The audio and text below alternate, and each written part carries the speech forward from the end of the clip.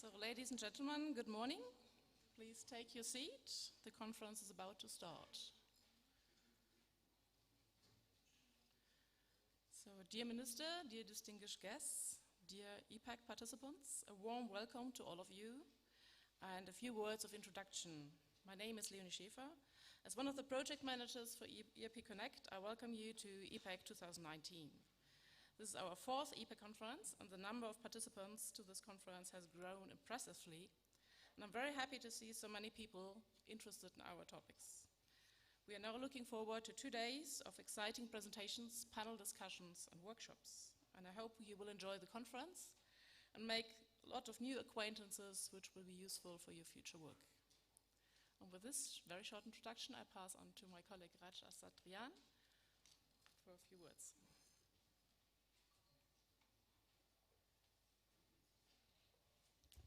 Բարեձեզ հարգարժան նախարար, հարգարժան հյուրեր, մասնակիցներ, մենք ուրախ ենք այսօր հյուրընկալելու 4-րդ Արևելյան գործընկերության էլեկտրոնային ենթակառուցվածքների գիտաժողովը, որի նպատակն է քննարկել առկա խնդիրները մեր տարածաշրջանում այդ ուղղությամբ, նաև հետագա հեռանկարները, եւ մենք ունենանք հետաքրքիր զեկուցումներ տարբեր ուղղություններով, ինչպիսիք են արհեստական բանականությունը, կիբերանվտանգությունը, արբանյակային նկարների գիտությունները եւ այլ ուղղություններով։ Մաղթում եմ հետաքրքիր գիտաժողով եւ մենք կփորձենք անել առավելագույնը, որպեսզի լավ հիշողություններով վերադառնանք Հայաստանից։ Շնորհակալություն։ Այժմ խոսքը կտամ հարգարժան նախարարին բացման խոսքով հանդես գալու համար։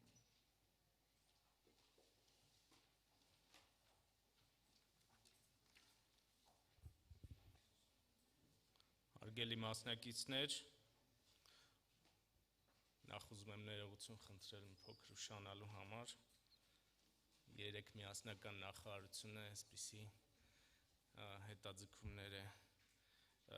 հետաձգումների պատճառ է դարձնում։ Ուրախ եմ ողջունել բոլորիդ Եվրամիության կողմից ֆինանսավորվող EaPEC2019 ծրագրի կազմակերպած Արևելյան գործընկերության էլեկտրոնային ենթակառուցվածքները 4-րդ միջազգային գիտաժողովի կապակցությամբ, որը հյուրընկալել է Հայաստանի Հանրապետության Գիտությունների ազգային ակադեմիայի ինֆորմատիկայի եւ ավտոմատացման խնդիրների ինստիտուտը, որպես ծրագրի տեղական գործընկեր։ Գիտաժողովին այսօր մասնակցում են Հայաստանում ոլորտի անվանի գիտնականներ, ինչպես նաեւ 23 երկրների շուրջ 170 մասնակիցներ։ Այս տարվա գիտաժողովի կարգախոսն է կապ մշակույթի միջոցով եւ այդ առումով խորհրդանշական է, որ այսօր այս գիտաժողովը տեղի է ունենում Հայաստանի Հանրապետության համար կարևորագույն կենտրոններից մեկում գիտամշակութային կենտրոն Մատենադարանում։ Ուզում եմ նաեւ առանձնացնել 3 Գիտությունների ազգային ակադեմիայում տեղի ունեցած համերգը, որին Երևանում մասնակցում էր Հովեր եւ երգչախումբը, իսկ Վենետիկում Կապելա Մարչյանան, համերգը կազմակերպվել էր տեխնոլոգիական նոր լուծումներով, կապի աննախադեպ միջոցներով, ինչը նորություն է կարծում եմ ոչ միայն Հայաստանում, այլ նաեւ աշխարհի շատ երկրներում։ Հայաստանը կարևորում է մեծ տվյալների փոխանցման հասանելիության եւ վերամշակման համար անհրաժեշտ բարձր արագությամբ կապուղիների ապահովումը, որը կխթանի տեղական հետազոտական հնարավորությունների հզորացումը եւ Հայաստանի ինտեգրումը եվրոպական գիտահետազոտական համայնքին։ Գիտաժողովը եզակի հնարավորություն է քննարկելու ցանցային եւ ժամանակակից հետազոտական ենթակառուցվածքների միտումները, թիրախավորելով արևելյան գործընկերության երկրները։ Նորից շնորհավորում եմ բոլորիս այս գիտաժողովի կազմակերպման կապակցությամբ, մաղթում եմ ձեզ արդյունավետ աշխատանք եւ հաճելի օրեր Հայաստանի Հանրապետությունում։ Շնորհակալություն։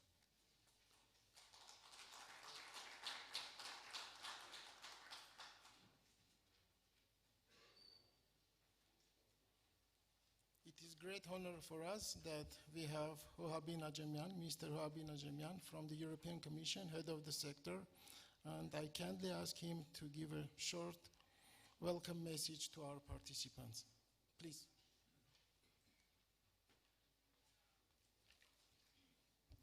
Mr. Ministers, ladies and gentlemen, friends, it's an honor, it's a pleasure, it's a deep pleasure to be here this morning. It's a pleasure because I love this place. It's a pleasure because we gathered here today around a project that makes sense. It's a pleasure also because we are here for the different anniversaries, and we'll cut a cake, and I also want to take this opportunity to recall that the Eastern Partnership has been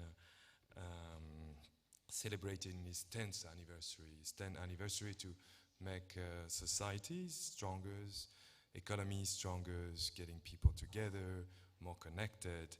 We, the EU, and the 6 countries of the Eastern Partnership have succeeded into getting a better society, and we engage, and this is also further important, we engage in what we call strategic consultation about how to shape a better future, a better partnership together. But today, this conference is embedded in an initiative that is EU initiative called EU for Digital. EU for Digital is supporting the harmonization of digital market and preparing tomorrow's societies with declining different subtopics, supporting startups, incubators, e-services, free roaming in the Eastern Partnership, broadband development, education in the field of digital, and a project that we call EaPEC2019. And in a nutshell, EaPEC2019 is a lot of services, and we'll talk about the services today, and that allows different research institutes, university to use what we can call digital highways. So EU is proud to have supported the infrastructure, the digital highways that connect Armenia, that connect Azerbaijan, that connect Belarus, that connect Georgia, that connect Moldova, and that connect Ukraine with Europe in a unified and integrated network of exchange of super high-speed connections. Thanks to this connection, we can develop services, and some services were like the opportunity, like the minister said, to have a live concert. Some services are linked to, and you'll talk about it, the whole conference. But let me also take this opportunity to announce that the EU will launch a second phase to the project, and we secure the funding and take the decision to continue for 5 years with a team implementing partner, Géant, that has done an amazing job, and that we continue doing our partner to implement this project in this part of the world. And in addition, we have secure funding for the next 10 to 15 years for Eastern Partnership countries to access and to be integrated through digital highways into the core of the EU networks of data exchange, research, ideas shared between research, development, university. It's a concrete result of the Eastern Partnership that makes us de facto feeling better together. To conclude, let me first thank the organizer, and for their dedication, the host country, and in particular under the leadership of the Minister of Armenia, and all of you who came here to exchange and to work to make this society stronger. Thank you.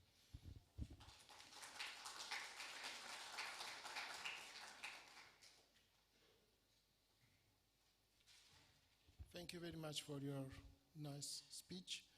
Այժմ խոսքը կտամ Գիտությունների ազգային ակադեմիայի փոխնախագահ ակադեմիկոս Յուրի Շուկուրյանին, ողջույնի խոսքով հանդես գալու համար Գիտությունների ազգային ակադեմիայի անունից։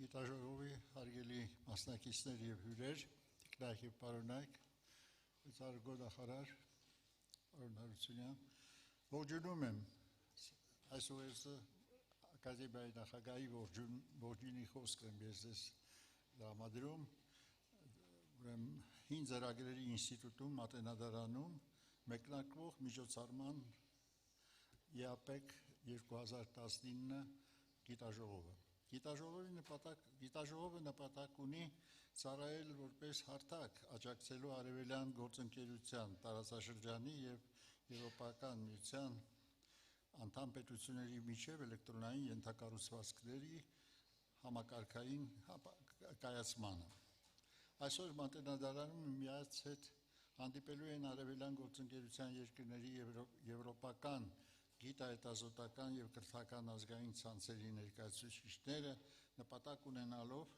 արևելյան գործընկերության երկրներում ստեղծել կայուն էլեկտրոնային ինֆրակառուցվածքներ, որոնք կներդաշնակվեն համաեվրոպական գիտակրթական ջիանտ ցանցին։ Հայաստանը ակտիվ մասնակցություն է ցուցաբերել ջիանտի հետ չափազանց անհրաժեշտ հուսալի կապի ստեղծման գործում եւ այսօր Հայաստանի գիտությունների ազգային ակադեմիան կարևորում է ASNET-AM ցանցի միջոցով Հայաստանում եվրոպական ցանցերի ռեսուրսների եւ ծառայությունների առավել տարածումը, որը էականորեն կխթանի գիտնականներին տրվող գիտնականներին եւ կրթության կազմակերպություններին տրվող ծառայությունների պորտոֆոլիոն։ Մենք համոզված ենք, որ Հայաստանի գիտական եւ կրթական հասարակություն համար էլեկտրոնային ինֆրակառուցվածքները հանդիսանում են ժամանակակից աննախադեպ մեծ տվյալների պեղման եւ բարձր արտադրողականությամբ հաշվարկների իրականացման համար անփոխարինելի գործիքներ։ Դրան են նպաստում բազմաթիվ համատեղ նախագծերը, որոնք իրականացվում են արևելյան գործընկերության տարածաշրջանի եւ Եվրոպական միության անդամ պետությունների միջև։ Մենք մեծ նշանակություն ենք տալիս այսօրվա ֆորումի կարգախոսին կապը մշակույթի հետ, որով քայլ է կատարվում հաղթահարել ժամանակակից թվային ժամանակաշրջանի մարտահրավերները, ընդլայնելով մշակույթի, գիտության, ճարտարագիտության եւ հումանիտար ոլորտի մասնագետների կարողությունները։ Ես ցանկանում եմ լավ, հետաքրքիր մտքերի փոխանակում եւ նաեւ հնարավորություն ունենաք ծանոթանալու Հայաստանի։ Շնորհակալություն։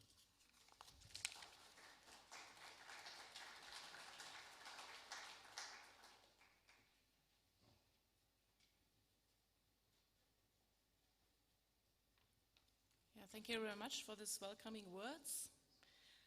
This year we have the pleasure to celebrate several anniversaries. So 3 ANREN celebrate anniversary is ASNET, but also anniversary RENAM, the Moldovan ANREN, and the Georgian ANREN GRENA, and finally also the European Eastern Partnership Program celebrates an anniversary, 10 years. So for this purpose we prepared a cake, and the next session will be a cake cutting ceremony. So we're waiting for the cake, there it comes. And I would like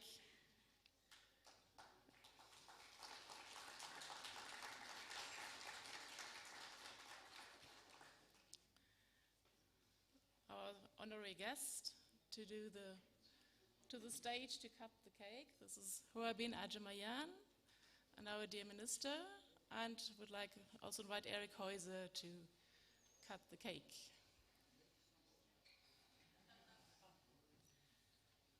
So, and of course, it's not only cake cutting, it's also eatable, this cake, so it's also you're entitled to get a piece of the cake and have a coffee break afterwards.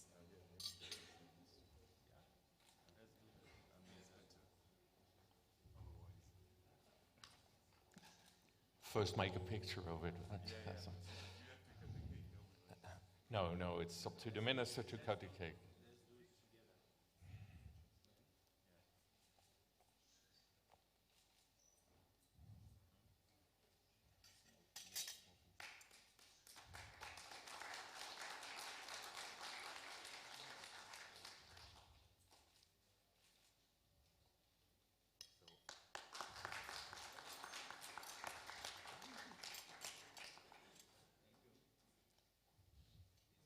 No. Yours is the first piece. So I think this is a really great opportunity, and it's as has been said, it's the birthday of a lot of involved organizations. But of course, I want to spend a little bit of special time on the birthday of the Armenian Science Network. So Raj, if you would come forward. We from Géant could not let this pass without a small gift to celebrate that one of our important members is celebrating its birthday. So, Veronica.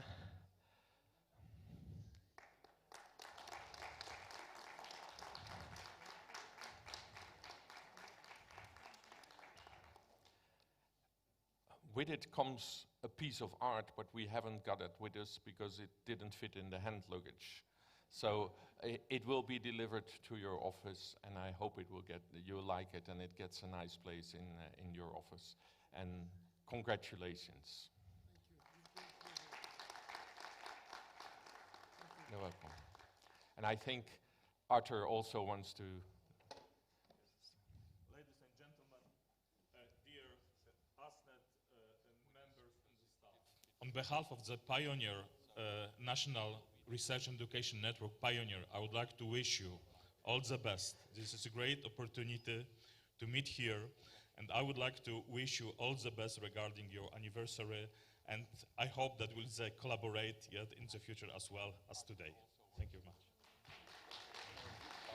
It's quite heavy. Careful. I hope you're good at heavy lifting.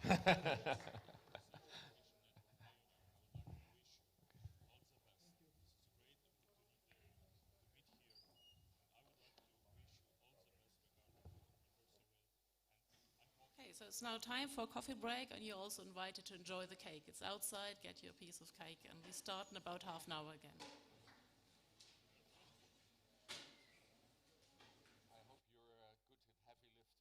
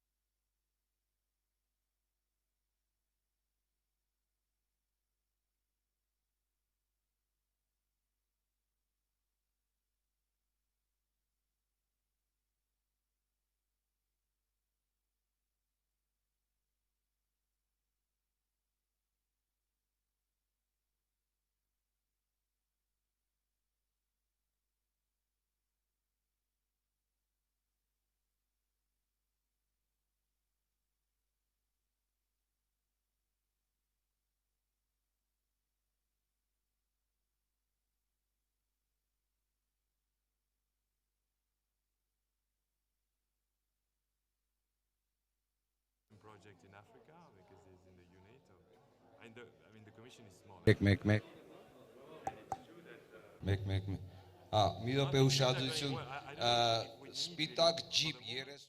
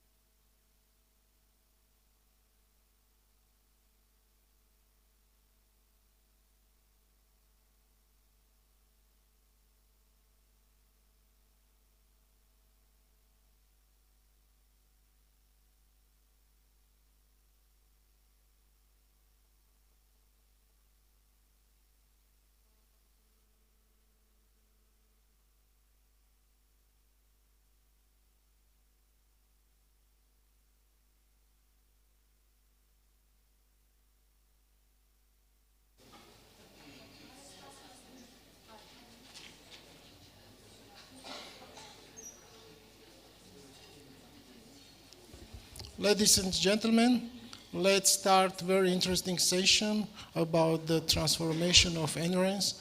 And it is great honor for us that the keynote speaker of this session is Mr. Eric Huser, the CEO of the GIANT, the Pan-European Research and Education Network. And we will try to understand the current status and the overview of the GIANT network and perhaps what is the role of the region in order to develop our facilities and infrastructures in the future. Please.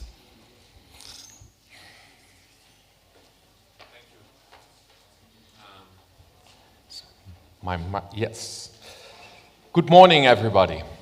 I want to talk to you about the transformational power of research and education networks. And this is not just about technology. This is about transforming culture, transforming economy. But frankly, I'm here to tell you that your job is crucial to the future of our world. We all sometimes wonder whether the work that we do in our daily lives is contributing anything useful to the world at large. Well, your job does. And the EAP Connect project is helping to accelerate that. So, humanity is facing many challenges, as you know. We have a climate challenge, a climate disaster, I would say. Just listen to the speech of Greta Thunberg yesterday in the United Nations. We have an energy crisis.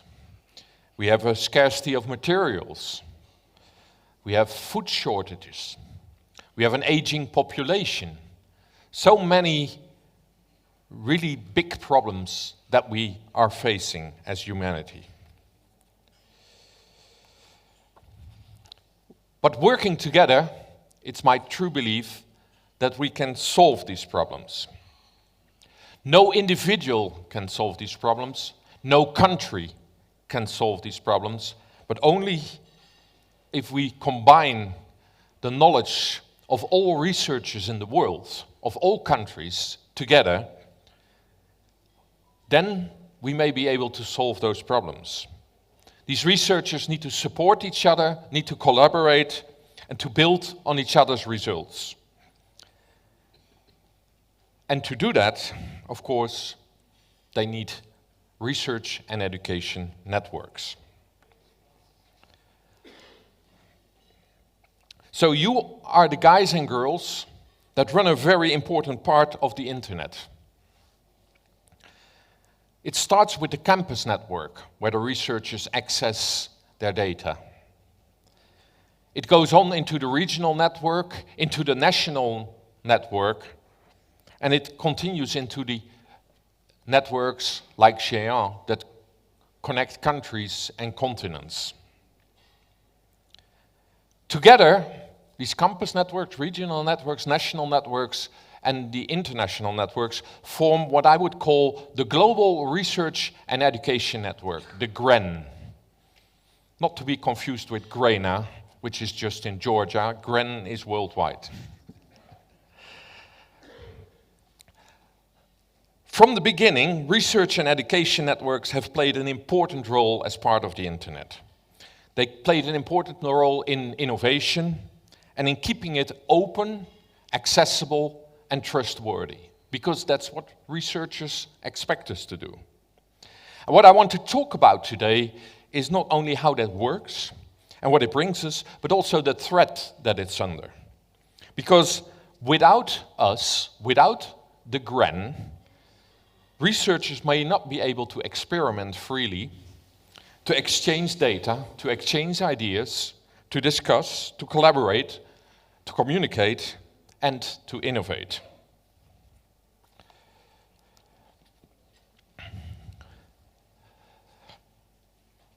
RENs, research and education networks, are essential for high-quality research and education, and to provide safe and secure connectivity. And rents offer much more than commercial networks. And to show you that, here is a nice example. What we did 2 years ago, we took a 100 terabit file, a data file from the LHC, the Large Hadron Collider in CERN, and we sent the file to Canberra in Australia, to the CSIRO Institute there to analyze it. And we did this over 3 different connections. We sent the file over commercial connection number 1, a 10 gigabit link we paid for. Commercial connection number 2, another 10 gigabit link we paid for. And over the NRAN network, also 10 gigabit. So all 3 connections at 10 gigabit. This is the result we got from the public internet, the commercial internet number 1. So this one shows that the average transfer we got was about 1 gigabit per second. So you get 1/10 of what you pay for. The second commercial network was even worse, gave us on average 1/100th of what you pay for. This is what the research networks, the GREN, delivered. 9.8 gigabits per second on average. 98% of what you pay for. So this gives you the difference. And to express that into some more numbers, the 100 terabit data transfer would take 1.4 days over the research networks, 8 days over commercial provider 1, and 120 days over commercial provider 2. By now, I am happy to say that 2 months ago, we operationalized a new connection to Australia at 100 gigabit, which means that the same file can now be transferred in 3 hours. And this is exactly why we need research networks. And by the way, 2 months ago there was another test, totally unintentional, done in France, where due to a cable cut, the data from a large research institute in France all of a sudden was no longer on the Renater, the REN in France, but it was going over the commercial network. And what do you think it happened? They immediately, the commercial network said, this is so much data, this must be a DDoS attack, so let's just dump the data. So this shows you you really need research and education networks because they add value to what researchers can do with data. Research networks connect people. They offer community-based support for people with services that researchers and educators need in the way that they need them. They foster and nurture innovation in research and education. And they have as a goal to be part of this global REN, the GREN, to make sure that researchers can work all over the world, with people all over the world. And I think all the RENs in the world, all the research and education networks strive to become better RENs every day, improve every day. That requires not just cables, that requires organizational structures, projects, funding, development, innovations in their own right. Something, for example, which EaPEC2019 is trying to achieve. And this is what we speak of when we mean the Global Research and Education Network. And this is also what Day1 stands for. Let me briefly give you a couple of examples to be less abstract. So, for example, here in Armenia, it is important to make sure that they can gain improvements on short-term weather forecasting, which will help to minimize damage by unexpected weather outbursts. And to do that, ASNET has established a new infrastructure as a service cloud solution that can be used to predict short-term weather forecasting pretty accurately. It's called nowcasting. Another example is the access to Earth observation data, which is important for many researchers. And ASNET has launched in 2018 a portal called DataCube to make sure that researchers here in Armenia have easy and quick access to the data from Sentinel-2 and Landsat-7, for example. Or take Belarus, where Dr. Kovalev and his team specialize in the use of biomedical image analysis and deep learning technologies. And they didn't have the computing power locally, so they needed to use HPC, high-performance computing, in other countries, but it's sensitive data. So how do you transfer sensitive data and put it through the HPC and get the results back? Again, this is where the combined research networks led by BASNet from Belarus provided the solution. Just 3 examples from this region, from the EAP countries, that show how important networks are to achieve results in research. So, what is the problem? As we see freedom reduced in many places around the world, the same is starting to happen on the internet. The internet is in danger. We are in danger. The open, trustworthy, and accessible internet is threatened, and by extension, the opportunities for research and education are threatened. And I really believe that research and education can only be done in an open and trustworthy way. 2 things are at stake. One is our privacy. There's a lot to say about privacy. I usually say, I've got nothing to hide, but that is none of your concern. Privacy is a difficult thing because privacy depends on context.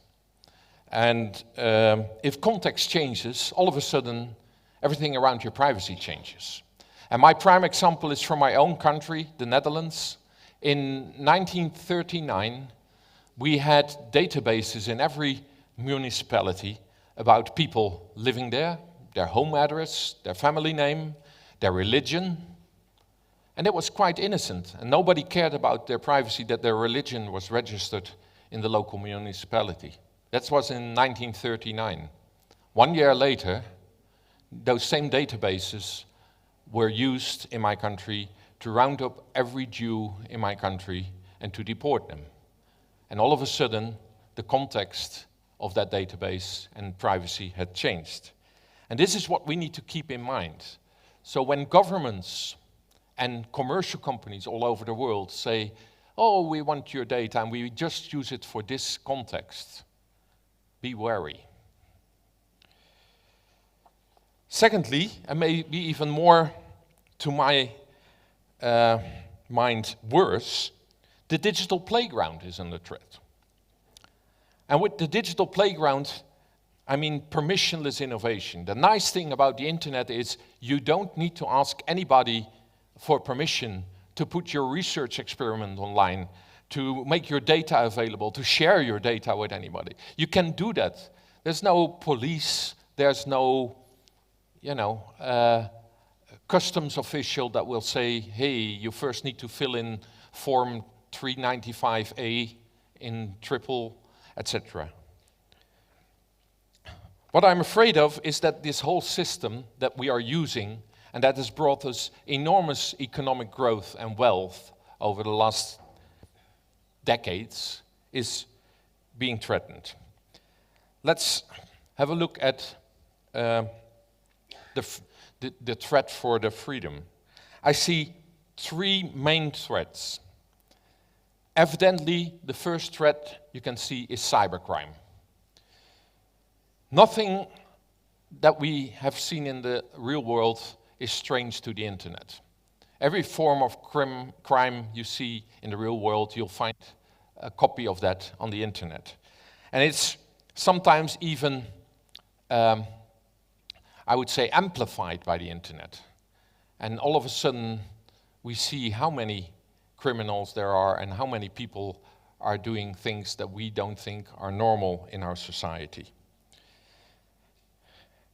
Cybercriminality has many forms and takes many forms of attack, DDoS attacks, identity theft, etc. And that also affects us, because it's an arms race. As research and education networks, we try to protect our researchers, our educators, our students from those attacks. And to do that, we need to invest continuously in DDoS washing streets, in better certificates, stronger encryption, stronger identities, etc. We also need to install firewalls. And that, by definition, is almost the opposite of what a university should be. A university, in my view, should by definition be open, welcoming. It should be accessible. It should be about sharing. And a firewall is about keeping people out and blocking stuff. And it's necessary, unfortunately, but it goes against the grain. The second threat are the global commercial platforms.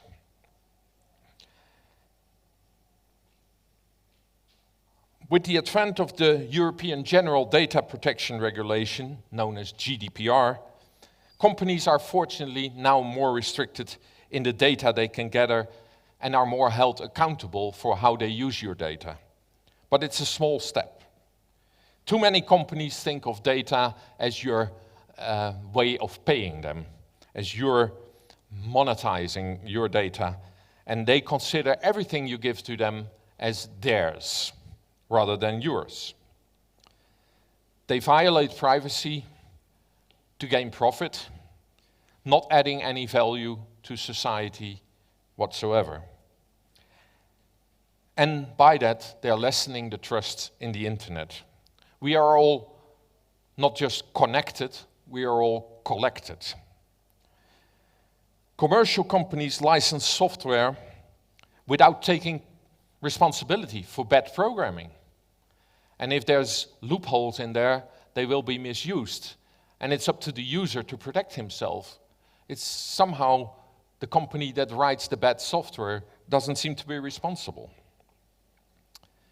I think if these commercial companies would think in the long term, they would see that it's in their interest to strengthen the internet and to keep the trust on the internet. And the key word here is social responsibility. The third threat is around governments. Of course, governments try to do the best for their citizens, but sometimes you wonder. Governments seem to think that to protect everything in the physical world, they need to put extra measures on the logical world, on the internet. So they start using the internet to do mass surveillance, to block and to filter, etc. All claiming that it will create a safer environment in the physical world. At the same time, they're weakening the internet, they're weakening our logical world. And they forget that our logical world now is an integral part of our physical world. And you can't separate that. There's just as much a need for security and safety online as there is offline.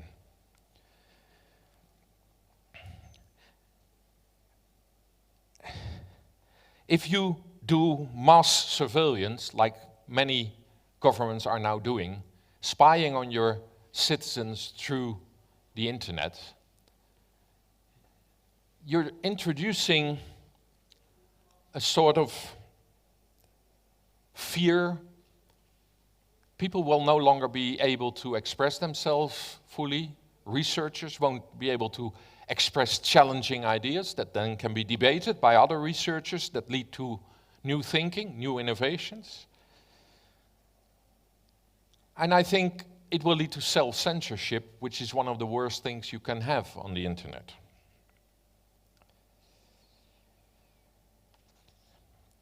beside mass surveillance, you see that governments are sometimes exploiting zero-day failures in software, like they did with WannaCry.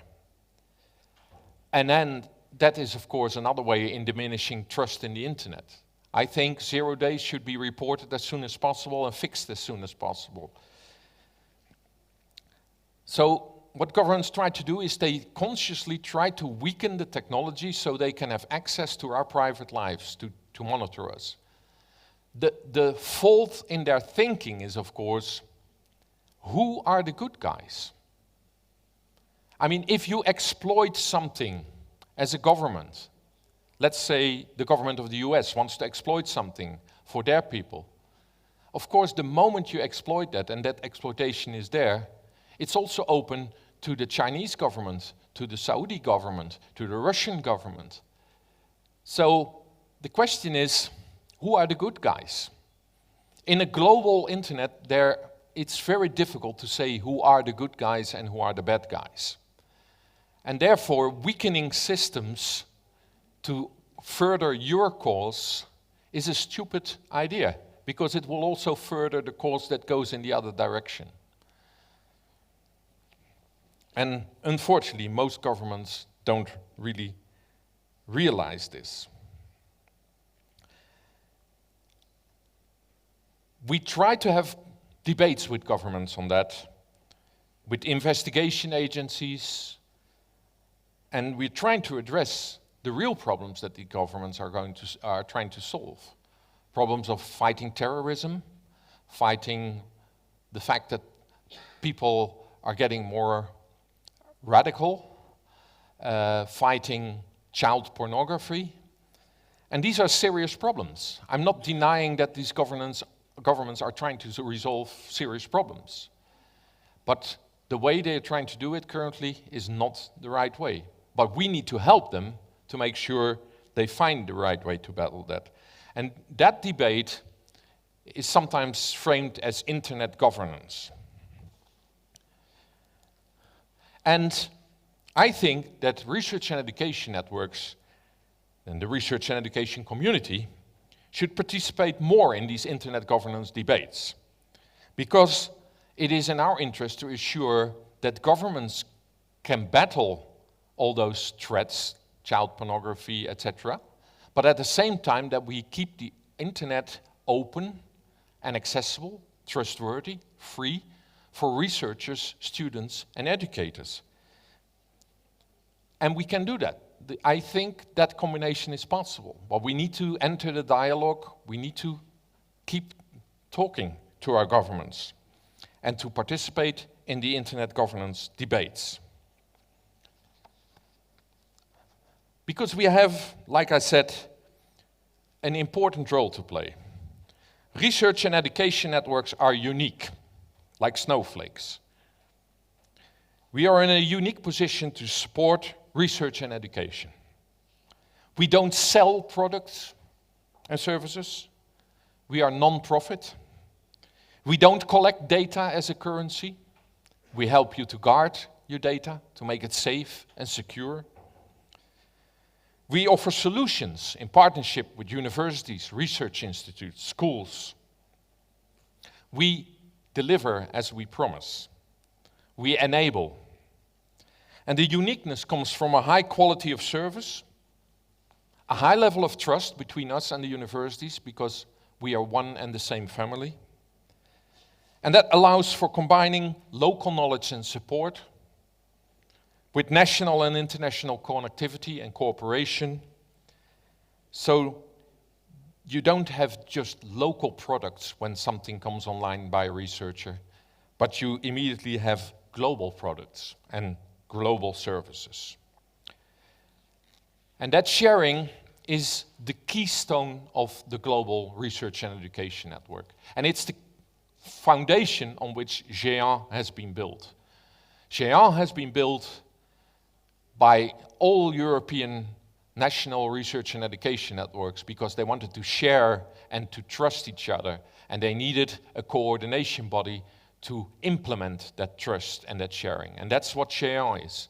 It's an implementation of the trust and the sharing of the European national research and education networks. And by sharing their resources, they become stronger, because if everybody in the research and education network world shares their resources, we have access to a whole pool of resources and everybody becomes stronger. So every small service that goes online in any NREN contributes to the global REN and makes the global REN stronger.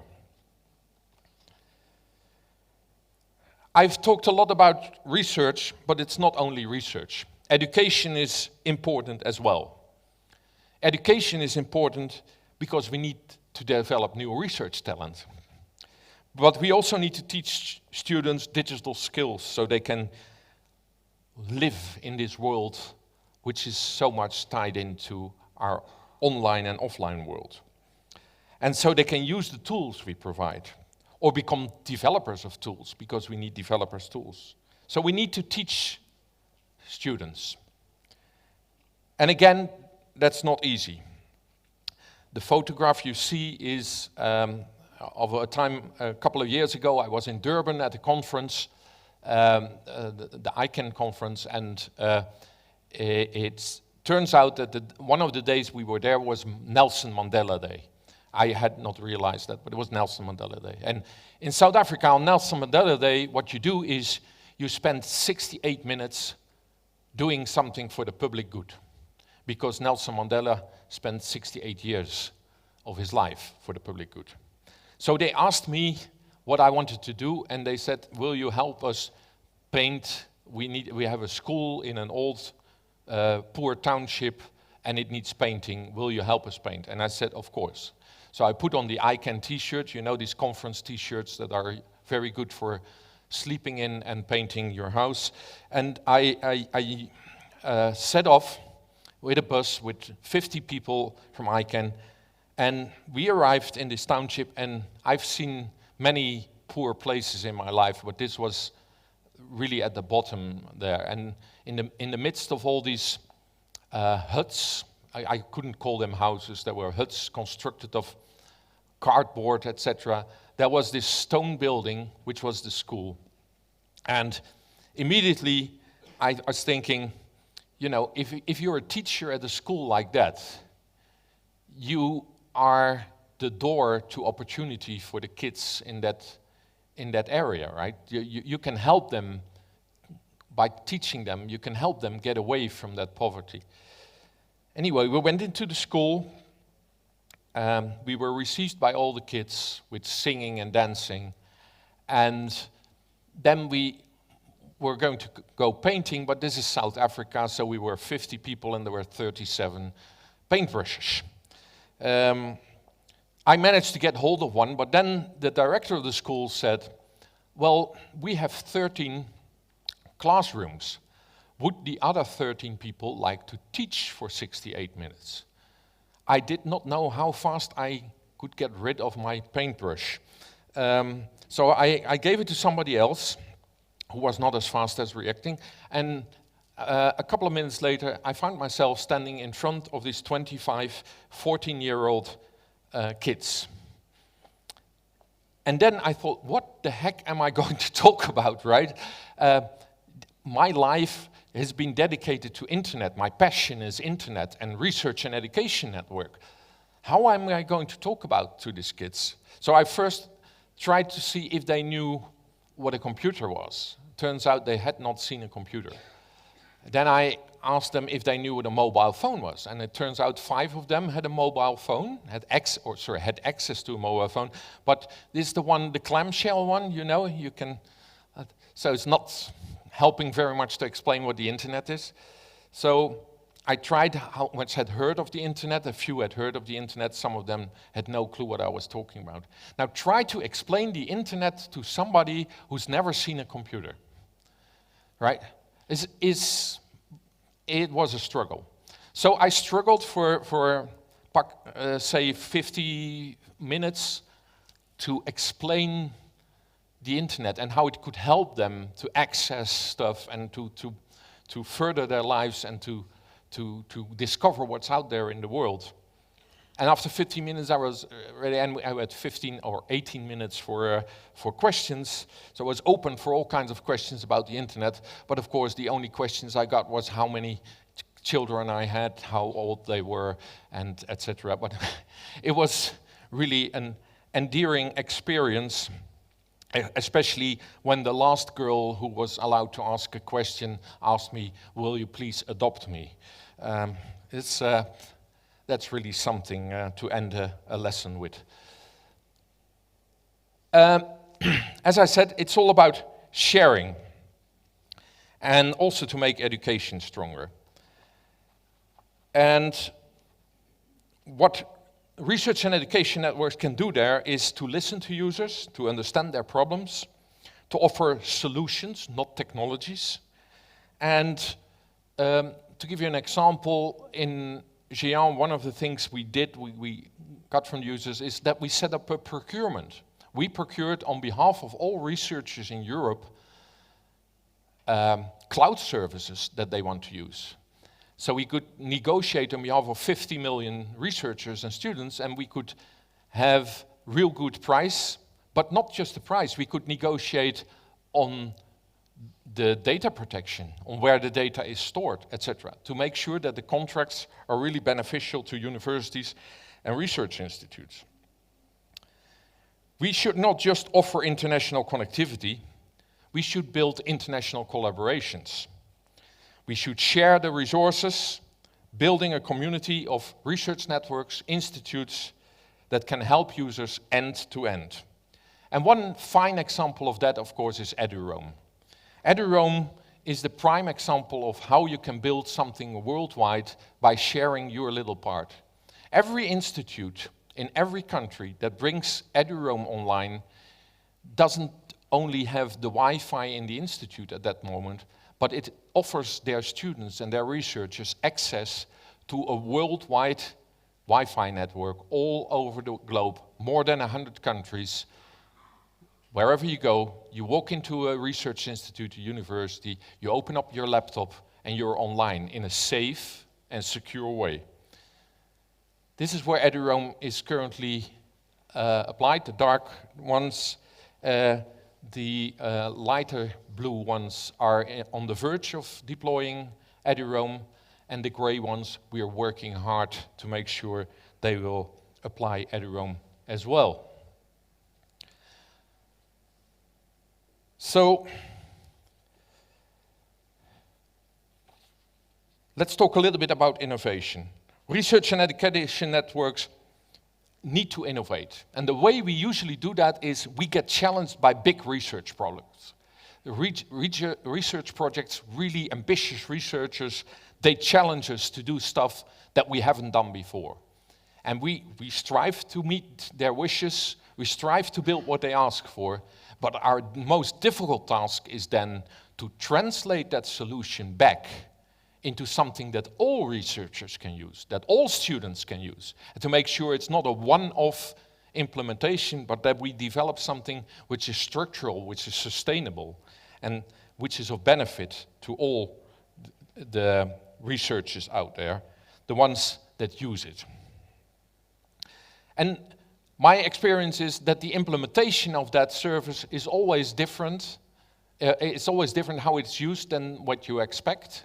I remember that when I was at SurfNet, the Dutch Academic and Research Network, we developed what we called light paths, so that a researcher could reserve a wavelength in a fiber to have a dedicated link for his research experiment or her research experiment, and not be disturbed by students watching cat videos on Facebook.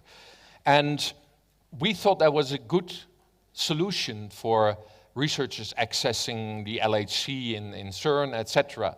Turns out most of the use is by universities who connect dislocations with that. So you see, you always get a different application than you can expect. But it's important that we connect our ideas and light up the ideas into a service. And we do that to connect people. We serve and support people with the services they need in the way that they need them. As I said, that may require some cables, but there's a lot more to it. We need to foster and nurture innovation in research and education. We need to make sure that all of us are part of this global research and education and networking community to enable and facilitate researchers and educators worldwide to collaborate and to solve the problems that they need to solve. This is also the reason why we have the EAP Connect project and why we want to embrace the EAP countries into the fold of the G1 community, because we think that strengthens us as G1 and it strengthens the EAP countries. It's a win-win. Research and education networks are the key to combining the knowledge of all the people in the world to solve the problems our society is facing. And that's my true, honest belief. Thank you for your attention.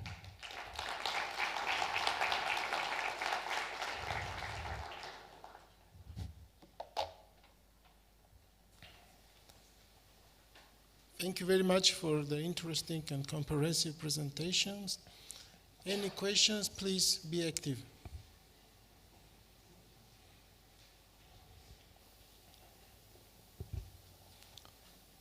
Okay. Just a moment. They will bring the mics.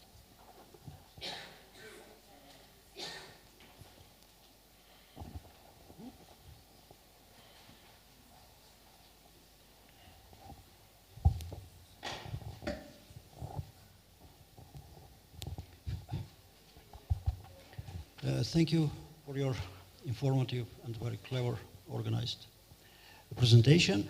My question is about cooperation in European research area with other projects.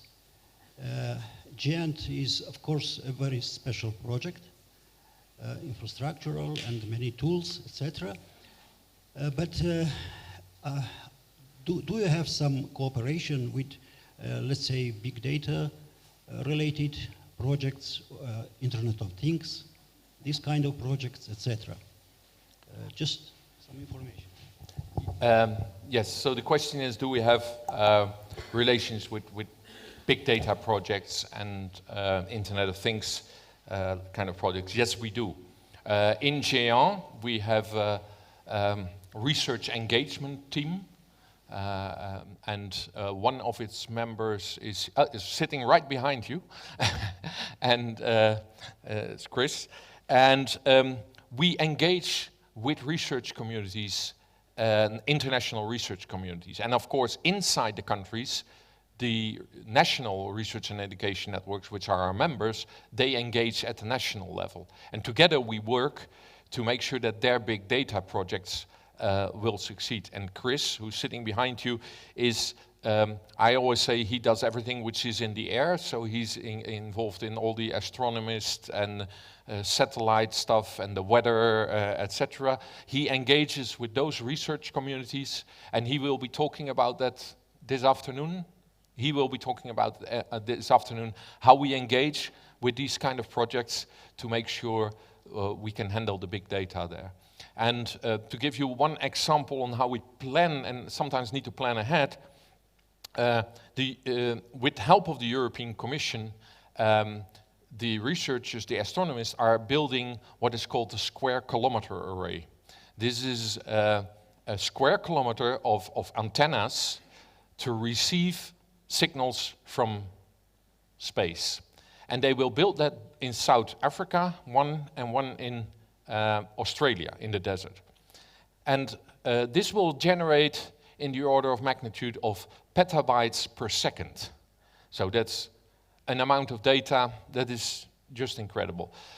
I hope they will be able to filter it down locally a little bit before they put it onto the network, but we are already preparing. This will be finished in 2023. And we are already working on it and preparing now connectivity to South Africa, to Australia, to be able to deal with those kinds of large data sets, because the scientists we engaged, they warned us in 2023 you need to be ready to handle those kinds of data. Thank you. Any more questions, please?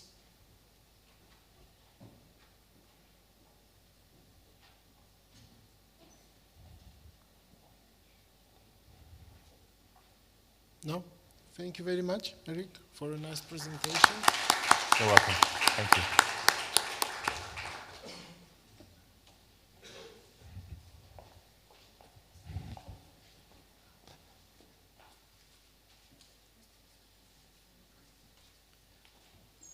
Well, our next session is setting the scene, so we will hear presentations about the EAP Connect project and about ASNET.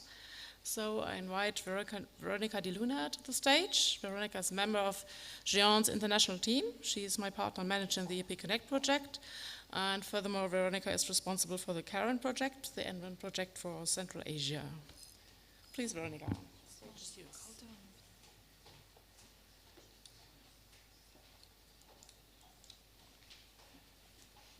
Thank you. Good morning, everyone. So now I will bring us down from the global perspective of Eric's presentation to the concrete actions that we do in this region. I'll explain you a bit about the project EAP Connect, about Géant, and also why we actually organized this conference. So just like any other country or region in the world, EAP region, and here, just to be clear, we talk about Armenia, Azerbaijan, Georgia, Belarus, Ukraine, and Moldova. So as any other region in the world, they face societal challenges. And this can be global or very local and permanent to this region. So for example, cybersecurity, digital economy, healthcare, brain drain. And we believe that one of the ways to solve these challenges is actually to put together researchers and scientists and those in academia to work and to find the solutions. And how they usually do it, they exchange data, they collaborate, and they want to do it in a secure and reliable and cost-effective way. They collaborate, so they sometimes want to physically see each other, but also we need to make sure that the distance is not a problem. And ultimately, we can't solve societal challenges if we only draw on the pool of talents in the capitals. We need to go wider. We need to reach every single corner of every country to find those talents and to make sure that they're able to contribute. So this is where we see that NRENs can fill this gap and provide those opportunities to them. And so with this in mind, European Commission have launched a project that was in 2015 with a funding of just over 13 million to really support this region, these particular 6 countries, to help bridge the digital divide between EU and EAP region and to support science research and education in the region. So the way we do it is that Géant is the coordinator, then we have 6 beneficiaries, the EAP countries, and we work together in very close collaboration with the other EU NRENs and global NRENs, and this is in the best spirit of the R&E networking community. So I'll explain you a bit more about Géant. So this is a membership association. It consists of over 40 NRENs across Europe. In that respect, we're much bigger than European Union because we talk about geographical Europe. And you can see it circled. This is the logo of Armenian NREN. In that respect, Armenia is us, part of Géant. And altogether, they connect and interconnect over 15 million users in over 10,000 institutions across the continent. And this is how it looks in physical terms, in terms of cables. So this is the Géant network infrastructure, and this is sort of perhaps the most famous part of Géant. But we also do other things, so we take care of our members, we coordinate the projects. There are a lot of EC-funded projects, but also other globally funded projects, and one of the main flagship projects is the Horizon 2020 Géant project. We operate the network and manage the international links. We manage a range of services, the service portfolio, and most importantly, we act as a community hub. This is where we provide the space for the experts from the specialists in the R&E networking environment to come together, to share ideas, to build on each other's ideas, and to develop and support the user needs. And we do that through organizing the largest European networking event, this TNC, and also through special interest groups and task forces. So this is just an overview of projects that GEANT is part of, and you can see EAP Connect is circled as part of network projects. There is a recognition that within Europe we have several sort of decades of experience of building this network, of bringing up NRANs, and so now we're sharing it all over the world, whether in Africa, Central Asia, Southeast Asia, and also in the EAP region. And what is more importantly, this is the map. As I would say, this is the map of what Eric was referring to before, of the GRAN, of the global RNE community. You can see all of the links go to GEANT. So if you connect to GEANT, you connect globally. In that respect, Armenia is part of GEANT, and researchers from Armenia can send their data through fast, reliable, secure networks, whether to the US or China or anywhere else in the world. So back to the project activities, we look into connectivity and services. We look into integration of these NRANs into the GEANT environment, enhancement of collaborations, cooperation between EU and EAP infrastructures. We work on human capacity, on the conference is one of our flagship activities, and also some user engagement. So thanks to the EC funding, we're now able to have 6 individual links to the GEANT backbone. You can see Armenia is connected at 2 gigabit per second. If you think at the start of the project, it was only 300 megabytes. At the same time, the price per megabit per second is gone about 3-5 times within the South Caucasus region. But we don't want to stop there. Our vision is actually to integrate this region into the GEANT backbone so that we can aggregate the traffic, so we can make it a lot more resilient, a lot faster. So we've already started in this phase of the project to do activities on connecting Moldova and Ukraine. And thanks to the funding for the next phase that was announced today, we will continue doing that and interconnect also this region. Our second most important activity is the provision of services, and here we can talk about different ways of tackling that. We need to bear in mind that we work with 6 different countries with 6 different user communities. So we start from identifying what is actually needed, educate it on the choice out there. Here we work a lot with our EU partners who have experience in this. We educate both the users and the NRAN staff of how to use it, how to implement the services. We procure hardware, software, licenses to actually physically make it possible for hardware to provide the services. And then we work on the promotional activities and the take-up of that. And by services, we mean EduRoam, the Wi-Fi for research and education purposes, EduGain, the Identity Federation, Cloud, File Sender, in order to be able to move large data files, services in cybersecurity, in cultural heritage, and audiovisual services. And thanks to these 2 activities, we can see a clear demand. Whenever I look at the stats, I can see that there is always a growth, and if I compare 2018 to 2017, we actually see a 30% increase of the traffic coming from the region to the EU, and backwards, coming from the EU to the region. And there is a potential to grow as we actually improve the services, the tools that help us put this data on the links. Equally important is the capacity building. We need to make sure that people, users, and also staff of NRANs, they understand the services, they know how to use them from technical perspective. So this is just a range of different workshops that we've done over the years. And we equally remember that NRANs are organizations and they need organizational support. So we work on not only on the technical aspect, but also on the business models, public relations, marketing, communications. All of this helps us make this community stronger.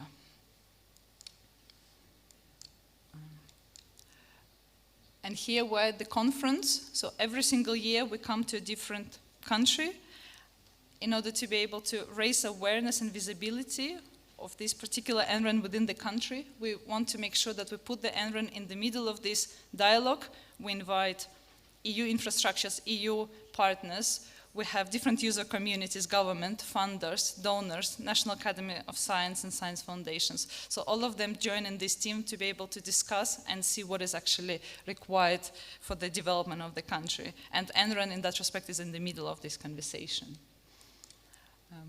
Enlighten Your Research is our user engagement activity. Through a dedicated budget line, we encourage every single NREN speak to their users, identify which kind of projects are running in the country, what is that they're missing, how else NREN can bridge the gap and enhance their research. And we identify some winners, and every single conference we award sort of some of this support, and I will be very happy to see that we'll have some more winners tomorrow. And ultimately, for all of these activities, all we strive to do is to put NRENs in the heart of the R&E ecosystem. We want to build a trusted partnership between NRENs and the surrounding environment. So actually, next time there is another project launched in the country, NREN is part of that, is straight away bridges the gap in terms of technical support, in terms of connectivity, in terms of trust and identity. So this is my final slide. I'm sure you have seen the posters in the corridor. These are the stories of the real benefit that we bring to the countries, and I'm pleased to see that we can identify them. And if you follow the link, you can read more about that. Eric has already mentioned the Armenian stories.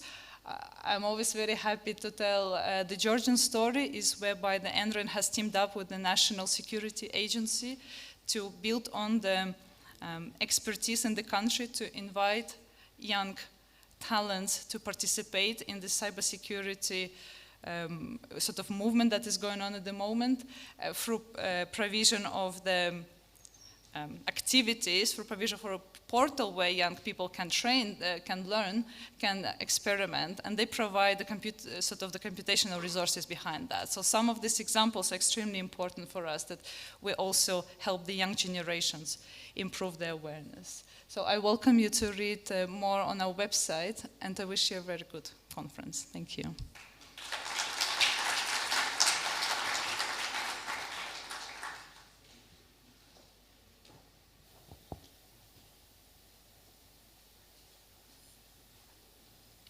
Thank you for this very nice presentations. Any questions to Veronica?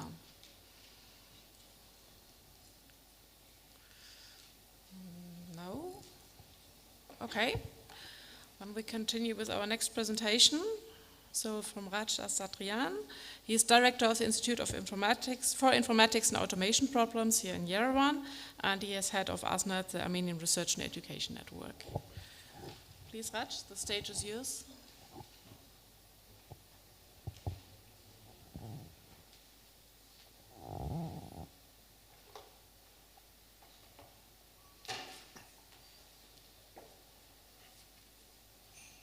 Good afternoon, everybody. Today I will try to present very briefly our activities concerning to the deployment of infrastructures in Armenia.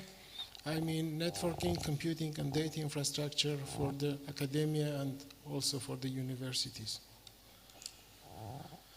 The outline of my presentation is to give some historical background of our activities in the NREN. Next, I will go to represent to give some information about the infrastructures which are available in Armenia. Then to give some examples of the services that we're already providing to our user communities, and also to finish by to give some use cases that different user communities already started to use these services and got some benefits by using different types of complex infrastructures. A few words about the NREN. So as we celebrated today, so the NREN, it was funded by the decision of the Presidium of the National Academy of Sciences in 1994. And at that time, after the foundation of the NREN, we created the first link between Yerevan and Daisy Frankfurt in Daisy Hamburg in Germany, which was located in the Yerevan Physics Institute, in order to provide some limited connectivity for the research community of Armenia. Then, after this, we started to extend the infrastructure of the NREN, and in 1998, we were somehow accepted or approved as an operator of the networking services and internet itself. And we started to provide in 1998 these kind of services to several universities which were located in the city of Yerevan. After that period, in 2002, we started a new project which was funded by the NATO Virtual Silk project in order to provide some satellite connectivity to our communities. And each time when we change the infrastructure and the connectivity, we also increase the bandwidth. Because if we speak about the bandwidth, which was in 1994, it's almost nothing that we have now. For instance, as it was mentioned before, 2 gigabit per second bandwidth direct connectivity between the GN and Armenia. And then in 2008, thanks to the European Commission, we started another project which was called Black Sea Interconnection Project. And through this project, we already had direct connectivity with the GEON, but without being a member of the GEON consortium. And then, thanks to the EaPEC project, we could not only increase the connectivity connectivity with the GEON, but also we increased dramatically the services and the services that we provide to our user communities. And this slide, it illustrates our history in terms of the developing of networking infrastructures in Armenia. The next slide, it's about the computational infrastructures that we started to deploy by using the networking infrastructure. And if we think now what we did before, maybe we were crazy, because in 1998 we started to use the resources of some servers which were available in the premises of the NREN to use for some computational things, because their servers, they were provided some services to the user communities which were used to the daytime, but we decided that it will be better to use also these facilities for the nighttime because they were not working so much. And in 1998, we started just to create some testbed infrastructure by using the resources which we already had in the NREN. And then we realized that it doesn't work because we have different speed of connectivities between these servers, and it's very difficult to forecast when we will finish these complex applications, because we have different speeds, different CPUs, and different platforms. And then after that, we realized that it will be better to create some cluster-based, small high-performance computing cluster in Yerevan. And then in 2004, we created the first high-performance computing cluster in Armenia. And at that time, which was very interesting, it was the fourth power computational resource in the post-Soviet countries, after the resources which were located in Russia and also Belarus one. So it was the fourth by its dimension high-performance computing cluster in 2004. And then we started to collaborate with different communities, especially with the collider community. And that's why we decided that it will be better to deploy additional computational clusters in different universities. And we started to create 2 clusters in the Yerevan State University and also in the State Engineering University of Armenia. And then to create another types of infrastructure, grid infrastructure, in order to use in a better way these computational facilities, but also in order to be able to provide these resources to the high energy physics community which we have in Armenia. So that's why each time we are shifting from one technology to another one in order to provide the services in a better way. Then, because of this grid infrastructure, we started to collaborate with the European grid infrastructure in 2007, because we realized that if we have this grid infrastructure, why not to be a part of this pan-European infrastructure? And then we started to be included in this European grid infrastructure, which was also very important for us, because if you are in this infrastructure, then you need to satisfy the requirements of this infrastructure, which means you need to increase the sustainability, availability of your resources, which is good if you want to provide some advanced services to your user communities. And then in 2016, we understood that okay, these types of communities, they can use these resources, but there was demand of the virtual resources. And we decided that it will be better to shift, to focus more on cloud infrastructures instead of the grid infrastructures. And in 2015, we started the Eastern Partnership Connectivity Project, and thanks to the project we got some resources, and then we started to deploy again the first cloud infrastructure in Armenia for the research community. And now we are in the stage also to shift from the cloud infrastructure to provide this cloud infrastructure, but also to focus on the supercomputing facilities. So as you see, there are some transformations of the infrastructures, and we are changing our vision year by year by focusing to satisfy the requirements of the user communities.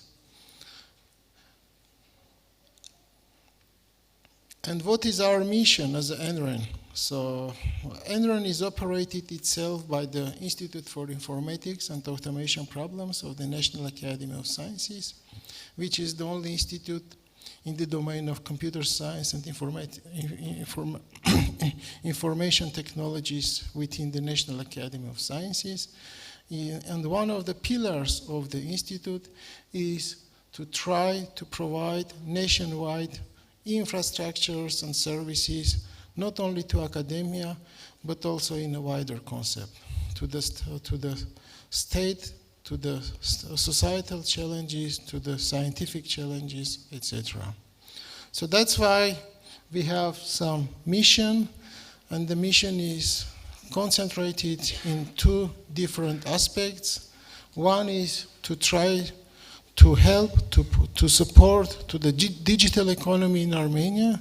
And in Armenia, we have a big transformation of the digital economy during the last decade, but also to try to support to the digital science.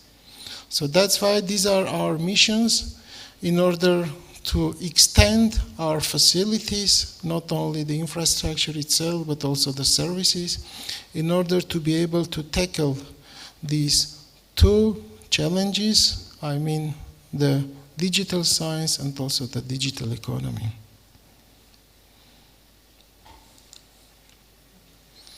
What is our vision? So our vision is to try to do 4 different activities in order to be able to support the digital science and to support the digital economy. The first activity is to try to provide advanced infrastructures, as I mentioned. This is networking, computing, and data infrastructures. And here we have very strong support from the GIANT and from the Eastern Partnership Connectivity in order to provide low latency infrastructure and high bandwidth infrastructure to our user communities. And on the top of this infrastructure, our next pillar is to provide some applications, to develop these applications, to customize these applications in order to tackle these challenges that we have in Armenia. And here we have very strong support from the Armenian government because we are carried out national project in order to tackle some societal challenges in the domain of weather forecast, climate change, etc., by using our facilities which is available in the NRN. But also we have some international projects that is funded by the European Commission, for instance, NEOS, which will be started from the beginning of October. The third one, in order to be able to develop these types of applications or services, we want to develop also the technologies. And in this aspect, we are working in two different directions. First of all, to adapt the technologies, the standards, the protocols which is available by the international communities. For instance, if we are thinking about the data, then it's better to provide the fair principles for our communities. So this is our first direction in order to adapt these standards, protocols, which are available for the international communities. Our next aim is to develop different technologies and to do different studies, because the NRN, as I mentioned, it is operated by the research organization, and we are also very much interested to do different investigations which is related to the networking, computing, and data. And also the fourth pillar is the education, because we also see that there is some gap with the education and with the available infrastructure, and we are thinking also to work on this direction, and we are quite actively participating in different educational programs like Erasmus in order to bring the European voice, to bring the European curriculums to Armenia, to our communities. And the new educational courses like machine learning, IoTs, etc., these are quite crucial to learn in our universities in a European level, and then they will be able to use these types of infrastructures which is already available. So all in all, as an NRN, so we operate not only the networking facilities, but our target is to operate and to provide data and computational facilities in Armenia. And we have some ambitious plans in order to be a national data center in Armenia by using the connectivity, by using the facilities, and by using the knowledge which is available in our community. What is our future?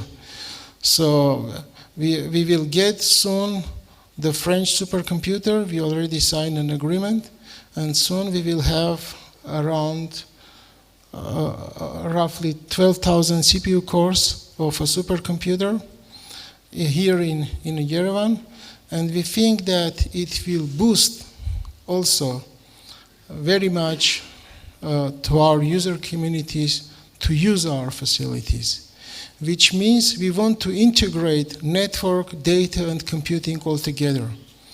Because if before we were thinking about the high-performance computing, now it's moving somehow to the high-performance data analytics, which means the computing and data somehow we are bringing together. And so that's why we want to integrate these three components as much as closer we can in Armenia. And in order to use this infrastructure, which is available in our country, we are providing 6 different types of services, digital services to our communities. The first one, this is the network management and monitoring services, for instance, the Personar, which enables not only to monitor your network, but also to create some domain-specific monitoring facilities in order to check if the target community has some problems to use the network. The second one is the trust, identity, and security services. And here we spoke a lot about, for instance, the EDROM service, which is used a lot by the universities and also research institutions. High-performance computing, cloud computing, data management, and also real-time communication services. This is the whole portfolio of the services that we are using or we are providing to our user communities in Armenia. And I would like to bring just a few examples of the services that we are providing in Armenia. We spoke a lot for the EDROM, but here you can see the growth of the service in Armenia. And just recently we had discussions with 2 rectors of the big universities in order to expand this service to the leading universities in Armenia. And we believe that future we will have much more users. So periodically we increase the number of the usage of this service in Armenia. Another very interesting example is the collaboration with the Poznan Supercomputing Center, and we are trying to create so-called Pan-Armenian Digital Library in order to integrate all the digital resources which are available in different organizations into the one place. And then by using this platform, in the next, we would like to share this information with the pan-European similar infrastructures, for instance, Europeana, etc., etc. And we already have a few, around 80,000 digital objects now. And later on, we want to also involve Matenadaran, where we are located, and other museums in order to have some single sign-on digital platform for the digital libraries and cultural heritage, the digitalized information. And thanks to the PSNC for the collaboration and support. Another example is to decrease the international traffic that we are using here in Armenia. And just recently we created the repositories of different software stacks and operating systems in order to be able to download all this information locally, and in the meantime, in order to decrease the international traffic and give this international traffic to the other user communities. And here you can see that we are a national operator as a mirror, archive mirror of Debian and other operating systems, which enables us to provide these repositories locally. Another example of our services, so it's quite diverse, it's a streaming. And yesterday we watched some performance between the Venice and Yerevan in order to be able to use this digital streaming with the locations. We are located very far to each other. And as a country which has a very strong diaspora and located in different countries, we are thinking that as a tool it can be very useful for us to try to implement for different cultural events that we organize regularly with the diaspora and with the country as well. Another example of our activities, this is the cloud infrastructure in order to provide virtual cloud resources to our user communities. And again, thanks to the international projects and funds from the European Commission, we can provide these resources free of charge, which is very important in order to boost the communities to start to use these types of infrastructures in my country. And I can bring a few challenges that we are trying to tackle by using these types of infrastructures, like the cloud infrastructures. And we are using these infrastructures for the air pollution, for the weather forecast, and for the other services. And we are working not only with the academia, but also with the different ministries in order to try to deploy some digital models which can be used by the decision makers in order to increase the accuracy of climate change, weather forecast, and other societal challenges. And here you can see a few examples about such activities of using different types of cloud infrastructures which are provided by the NRN. And another domain is to tackle some scientific challenges, and we are started to work with the scientific communities in order to attract them, to push them to use these complex infrastructures. And we work very much with the life science community, with the earth science community, with the engineers in order to provide these types of infrastructures. And as far as we go, as far as we see different challenges and problems related to the licenses, related to the usage of heterogeneous infrastructures, etc., etc. But as far as we go, as far it is interested in order to be able to overcome the challenges. And here you can see different examples of the communities that they are using our cloud infrastructures in order to solve very complex scientific problems in their laboratories. And mainly they are using some digital modeling, some analysis, some scientific analysis, and it's just a few real examples that they use these types of infrastructures in order to be able to overcome these kinds of scientific challenges. And also, I would like to say that, so we started from the societal challenges, now we move to the scientific challenges, and just recently we started also to have some collaboration with the private sector, with the big companies which are located in Armenia, like Mentor Graphics Siemens or Synopsys or other companies or National Instruments, because they have also very big problems. They are facing also very big problems, and I think soon we will also create some synergies with the private sector, which is also quite important for us.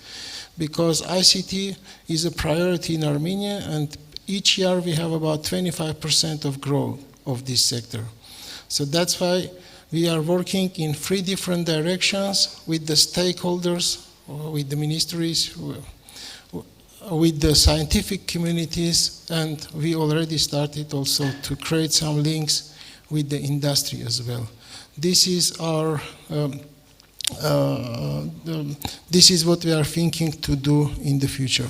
Thank you very much, and if you have any questions, please.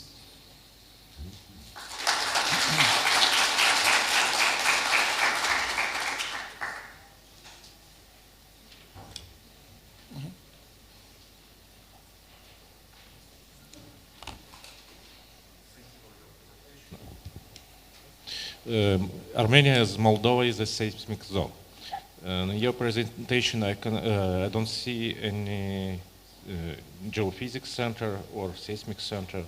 I ask because we have started some collaboration on the European level in the domain of seismology and machine learning. and I think we can start a collaboration, but I don't see any data center or don't exist. So in my presentation, I highlighted just a few use cases of our collaboration. It doesn't mean that we are working only with these a few communities. Concerning to the Institute of Geology, we just recently started to work together, and we are working with the team which they want to do some water analysis by using satellite images. So these are just use cases of our collaboration. It doesn't mean that we are working only with these target communities. But also we are working with the seismologists, with the Institute of Geology, because they want to collect all the information concerning to these geological stations and then to do some analysis. So we started to work with different diverse communities in order to be able to tackle their problems. Thank you for the question. Okay. Thank you for the interesting presentation. I have one question, Raj. I know that high energy physics community is a very strong community in Armenia. Do you have some kind of cooperation with them?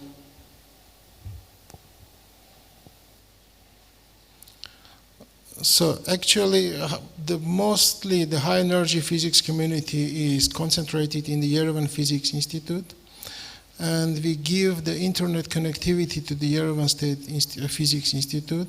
We also support the cluster which is located in the Yerevan Physics Institute, which is a part of LHC grid, in order to be able to do some analysis of Atlas CMS experiments. So we have this collaboration, but also just recently the Armenian government created some new synchrotrons in the premises of the Yerevan Physics Institute, and I think future we will also extend these types of collaboration.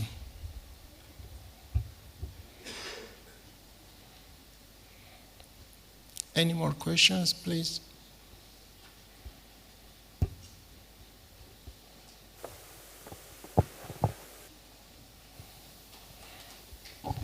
Yeah. Sorry. Quick question. You mentioned before that you recently signed an agreement to have 200,000 cores for your scientific communities. The question is, are you planning to share part of these resources with the European infrastructure? And if GPU resources will be also available in the future? Thanks. So first of all, we are not planning, because we want to start to solve the local problems, and because we will get some funding from the Armenian government in order to transfer to create the supercomputing center. But mostly we want to use these resources for the local needs, but also we have some plans to share some resources. So we will focus on the local challenges, but also we will share some part with the global community. Hi there, I've got a question. Hi. How do you see open science and fair data impacting the researchers in Armenia? Once more, please. What is the question? How do you see the advent or the rise of open science policy and fair data, findable, accessible, interoperable, reusable? How do you see that affecting the researchers in Armenia? So we started to realize the importance of this question because, for instance, as an example of the digital libraries and the cultural heritage digital data, because in these projects we will have different museums and different organizations, then we need to have the policies. How to share, how to use this data, and how to process this data. So that's why we started to realize, in order to implement the FAIR principles for this, which will be also useful for the partners that are participating in this complex applications. So because in these domains, you have different partners. And in order somehow to synchronize, you need to implement some principles. And I think and I believe that, for instance, the FAIR principles, it's a good one to start to implement for the communities.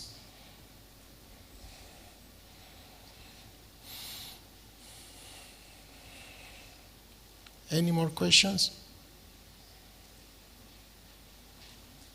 Thank you.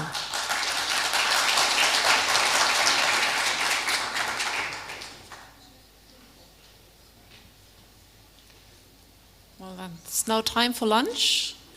So lunch is served outside here, but you're invited to not stay at the top floor. You're invited to circle down until the foyer. There's a lot to see in the windows, a lot of posters. And down there's also, I think, a photo booth to take pictures.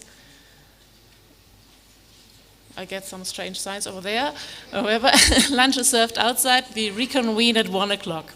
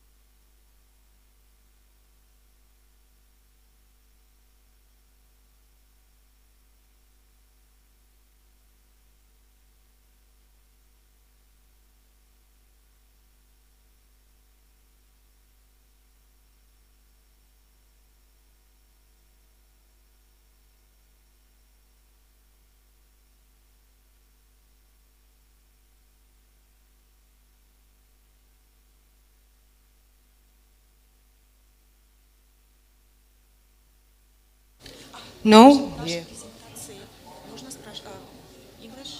Русский вообще отлично. Наши презентации готовы, то есть мы не должны беспокоиться. Для этого. Они сказали, вот эти ребята, Не передали наверх? Нужно с ними поговорить, чтобы мы не искали. Вы можете тут спросить у них, или кого мы пошлем паспорт?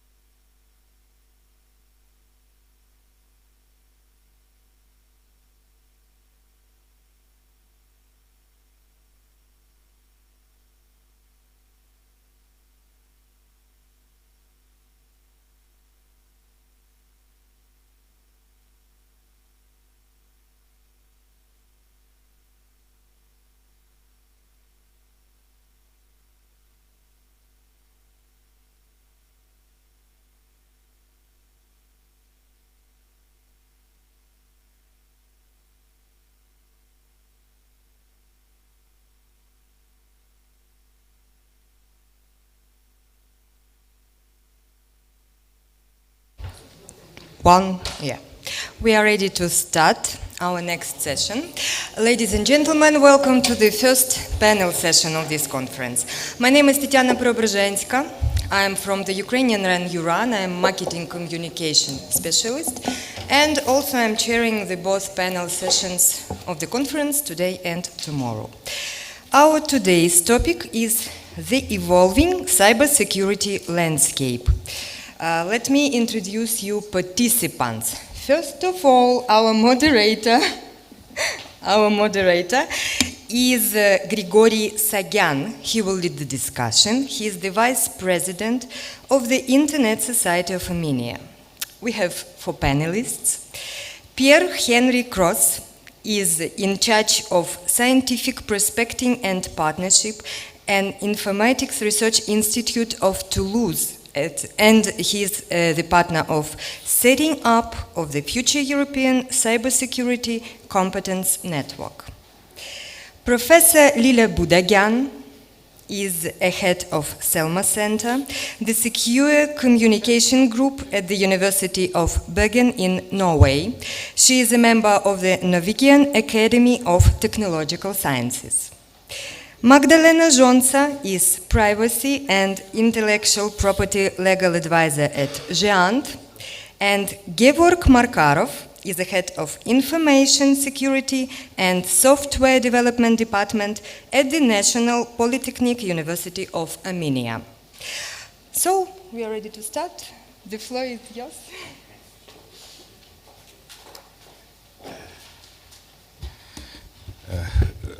Good afternoon. Good afternoon, ladies and gentlemen. Thank you for the invitation. It's our session, I think, is very important for EAP countries. Why? Because we have, as a former Soviet Union, a lot of problems which are common for us. One of these problems I want to underline is cybersecurity. We have a very large definition in our community, in some of Eastern European countries, we have very large definition for information security, but we don't have a definition for cybersecurity. And there are a lot of documents which were signed in frame of collective security treaty organization. And members of this organization, it's a military organization, the members of these organizations are Russia, Armenia, Belarus, Kazakhstan, Uzbekistan, Tajikistan, and Kyrgyzstan. And all of these documents which we have there are, they are using this concept, informational security, which means it's hard to translate, but I have translated it using Google Translator. Information security of Armenia is the protection of national interests in the field of information with interconnectedness of the interest of the individual, society, and state. As you see, this definition allows to cover everything, not only technical aspects of informational security, but also it's necessary to take care about content, about limitations, if it's necessary. We see in some countries there are very strong policy on content on information. Fortunately, in Armenia, we don't have special organization who is taking care for content. At the same time, I want to say that in 2017, at September 27, in Armenia was accepted a strategy of informational security of Armenia. Unfortunately, this document is confidential. It's not published. But we have some information about this document, but we don't have any rights to discuss. In this document, by the way, I can say there is a definition for cybersecurity, but unfortunately it is not a definition which is accepted in the world. As you know, in the world we have at least two definitions. One of them is ITU definition.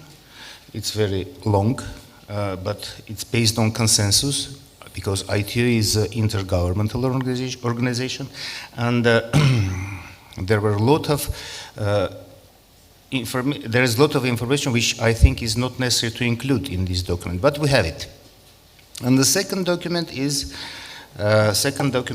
which is common for everybody, is cybersecurity or cyberspace security, which defined as the definition is provision of confidentiality, integrity, and availability of information in the cyberspace. Here we see another new term, cyberspace. And it's very hard to understand if we take Armenian or Russian definition, what it means, cyberspace. Do it has borders, or maybe does it have borders, or I don't know. So we don't have any real formal description of this.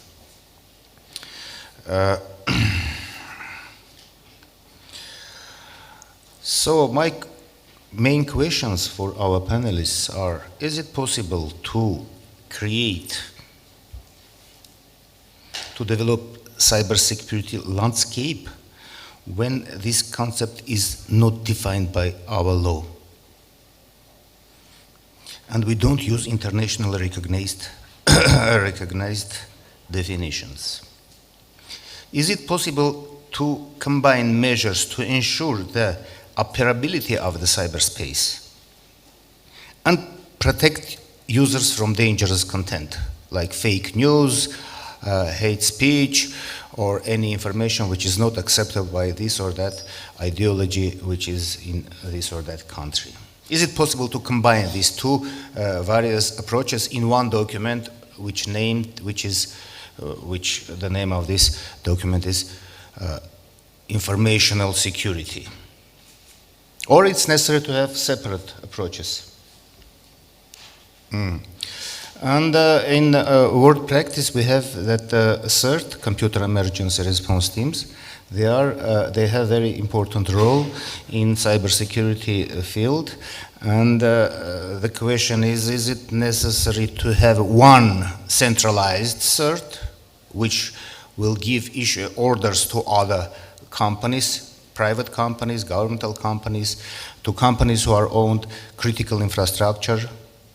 Or it's necessary to have horizontal CERTs who have their own jobs, and they can work independently but with coordination from any central body.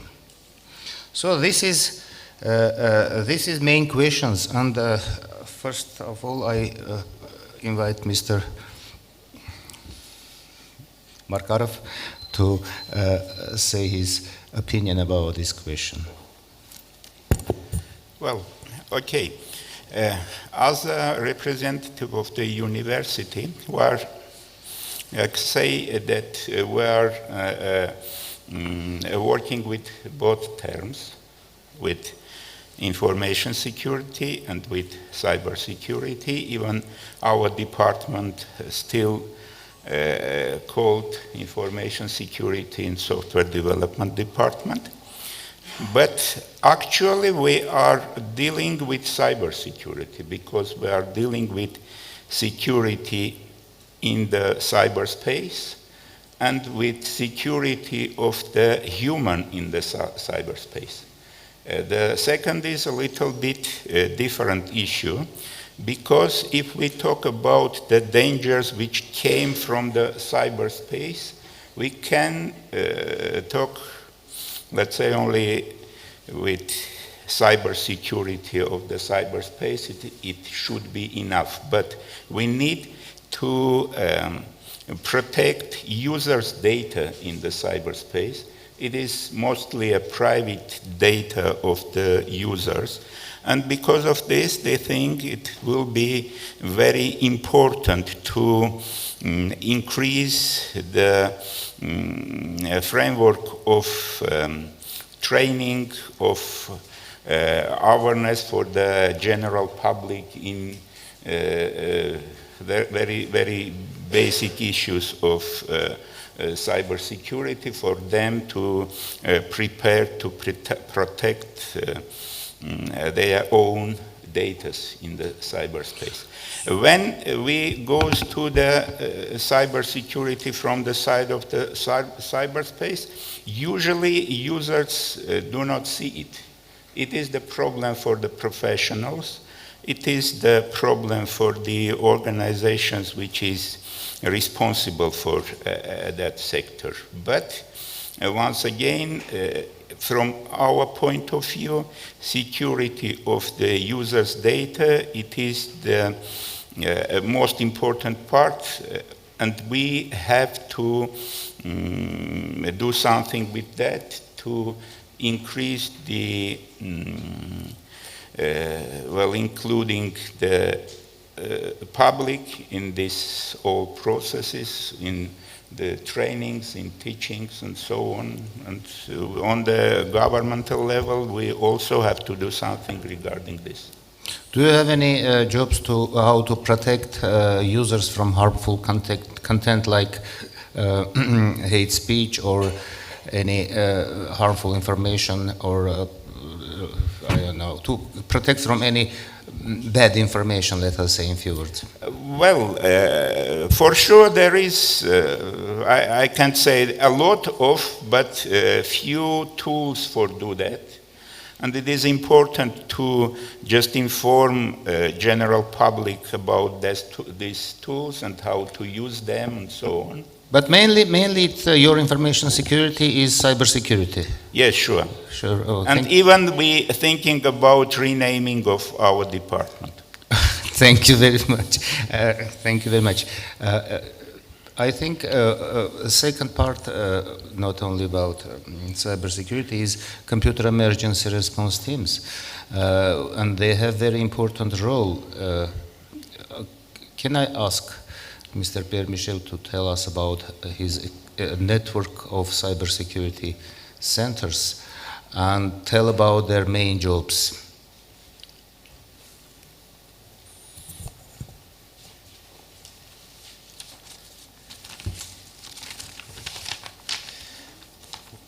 Okay. Good afternoon. First of all, I would like to thank the organizer, and more particularly Leonie and Rash for their kind invitation. So I'm pleased to make this short presentation.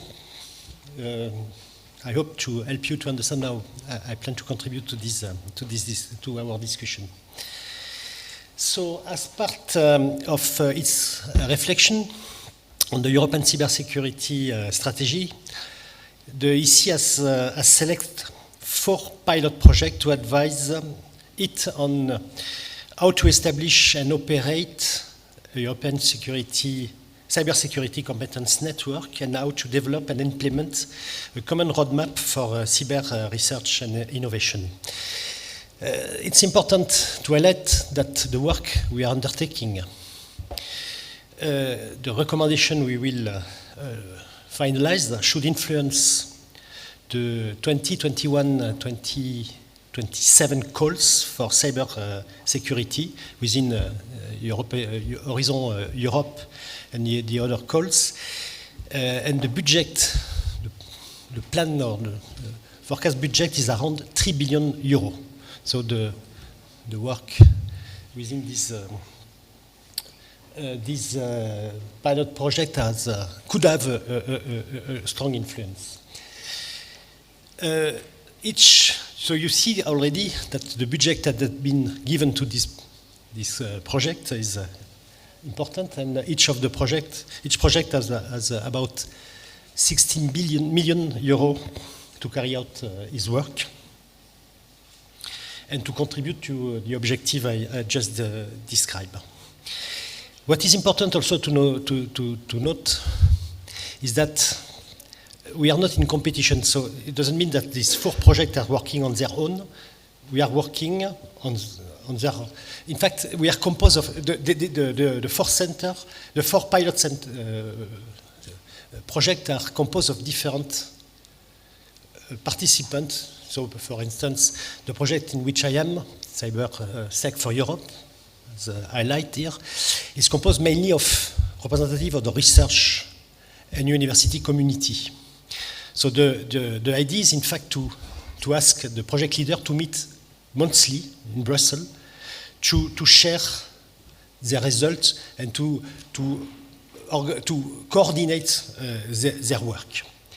And once a year, we are meeting, the 4 projects are meeting to exchange and explain how they are preparing the future. The first meeting is organized by us in Toulouse this November 2019, and if you are interested, you are welcome to join. You can, there is on the web more information about the agenda. So the CyberSec for Europe has also, even if we are all contributing to the world same objective, we have some particular objective, and for CyberSec, one main objective is governance. And even if it is not the only objective, I would like to, for my talk, to focus on this particular objective. And one of the reasons is because, as you can read,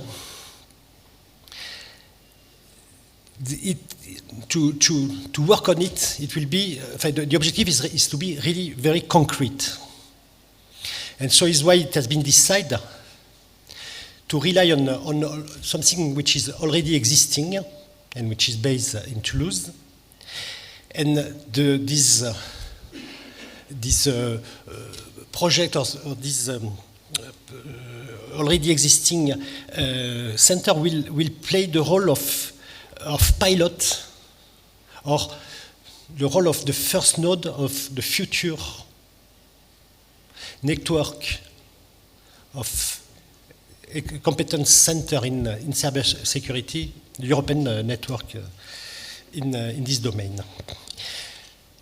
Just, it's not very easy to understand the picture, slide, but it's just to show you that already in Toulouse, the ecosystem we set up in Toulouse is composed of industry, is composed of supplier, is composed of university, is composed of local agency. So it's not something organized for a particular community, it's something which is open to all the stakeholders in cybersecurity. So based on this group of people, we have to understand or to better define the way the model of governance we will implement. We have been asked to work on real case. So a process has been established. I will not comment the process, but more insist on the way that on the left you can see that we are involving widely. I mean that along suppliers, retailer and research and development organization, we have effectively involved citizen, company and organization as end user. And we are back to what was said already this morning by Eric, but also you just highlight, is important to have everybody, all the actors being involved.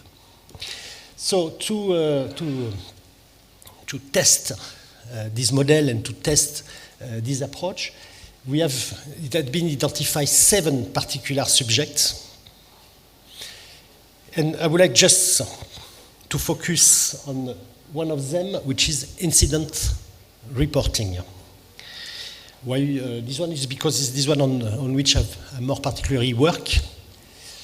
And to identify the main challenge, the main problem of this demonstration case, we have launched a survey within the 26 European countries based on a questionnaire sent by mail, telephone interview, and face-to-face meetings when one member of our consortium was in this country.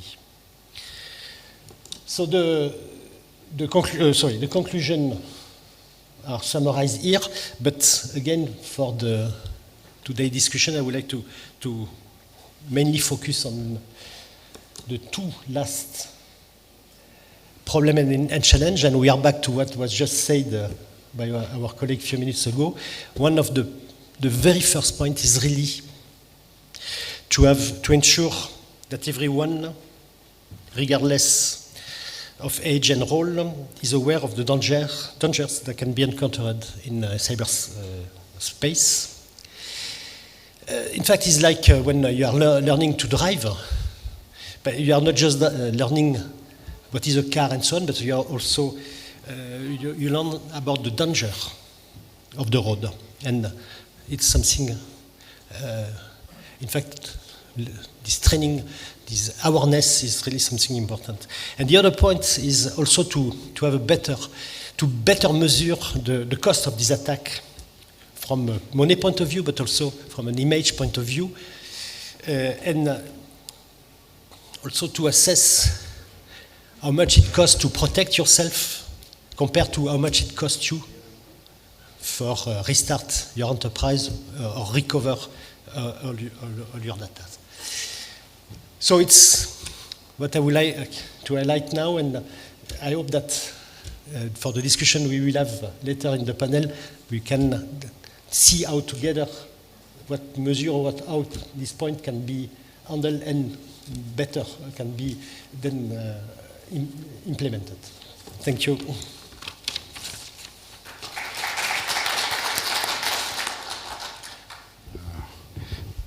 Pierre-Henrik, let me ask you one question. Do you have any centralized chief of your network? maybe you are, to whom you are reporting about your activity, or who is your supervisor? Alors, the supervisor was, I'm saying that was, because for the moment she's still in the loop, but we don't know exactly what will be his real final function, is the Commissary Gabriel. So we are the Commissary Gabriel, so it's really the top level, and she was in charge of cybersecurity in the previous, in the Juncker Commission. So I don't know for the next, if it is still her, or if it will be the French, Mrs. Goulard. So it's not clear. We are. And can I ask, do your recommendations are mandatory for people involved in your chain? No. They are no. It's recommendation, and the people. Just again, recommendations. It's recommendation. Yes, we are not. The objective is more than recommendation. Is really to finalize ideas together that then are the people live as owner of the proposal that has been finalized.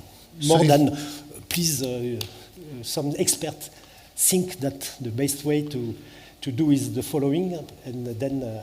So it's up to them. Follow to your recommendations or not to follow? It's really to have them again becoming owner of the recommendation we have finalized, more than oblige them to do like that. So we can say that it's an example of decentralized model. Yes. Yes. Thank you very much. It's a decentralized model, but again, it's a network. So the idea is to have the information circulating, and in every way, so that at the end is not just a different node, is a real consortium. Okay. I suggest to ask questions if you have, I mean our guests, if you have questions, let us ask them after presentation of Dr. Boudarian. She represents, she tell better.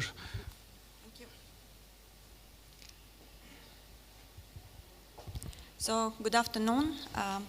I would like to thank the organizers for inviting me here.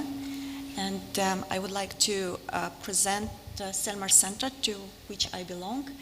So it's a secure communication group at the Department of Informatics of the University of Bergen in Norway. And we are involved in cryptography research, and cryptography is a fundamental part of information security. And it provides mathematical methods and techniques for information security. Our group also provides information security education at the University of Bergen. So primary research fields in our group are cryptography, coding theory, Boolean functions, and quantum information theory. So these are all different kind of topics, but what unifies all of them is that they are directly or indirectly connected to cryptography. And all these research directions are highly competitive, and in many of these directions we are considered to be one of the best in the world. In particular, we are one of only 2 ICT groups among 63 groups, ICT groups in Norway, which have always got the very best evaluation from Norwegian Research Council provided by international reviewers. And our group consists of 25 people, 5 professors, 5 adjunct professors, and the rest are postdocs and PhD students. And half of our group is supported by projects, so we are very active in getting and applying for projects. For the last 10 years, we had more than 12 million euro in projects, and currently we have more than 5 million euro in projects. And we're also very active internationally. Only the last 3 years we organized or served as program chairs of 13 international events in information security, cryptography, and related fields of mathematics and other topics. And we are also very active in international journals. Again, during the last 3 years, we served as guest editors for 7 special issues, again, different topics related to information security, cryptography, and other topics, related topics.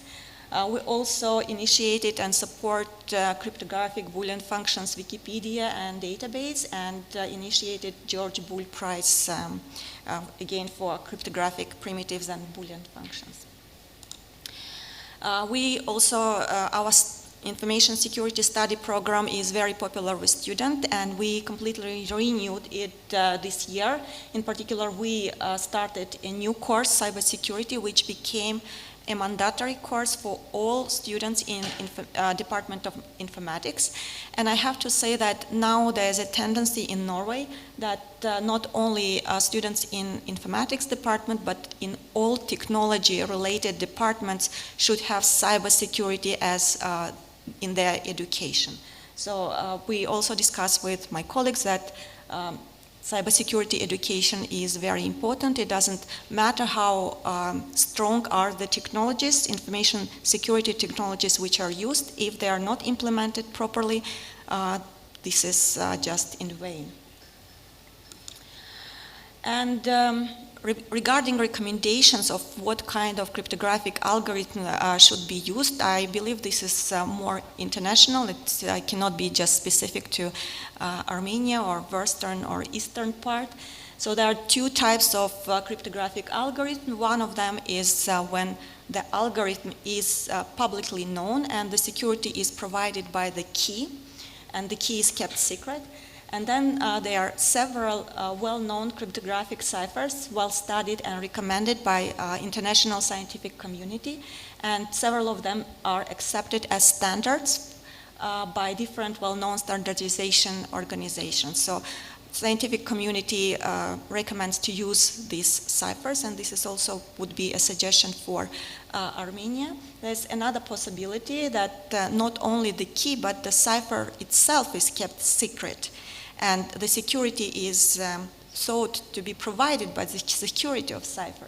But unfortunately, in this mode, very often the cipher can become known to secret agencies, and then since it wasn't tested for security, it may have faults unknown to the designers, and then it can and most probably will lead to very serious problems.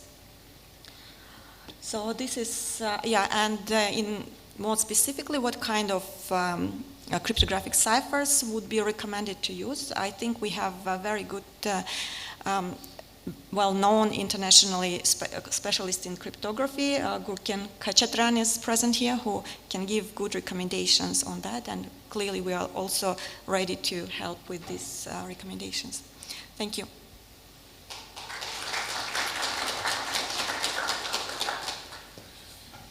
Thank you, Professor Udayan. Let me ask you one question.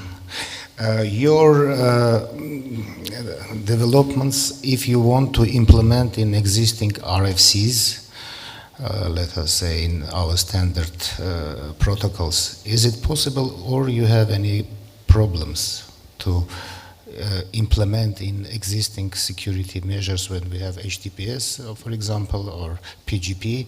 Can you put your development in these tools? The ciphers which I'm talking about, thank you. The ciphers which I'm talking about, they are more international standards, and they are developed in a way that they can be implemented and match with each other.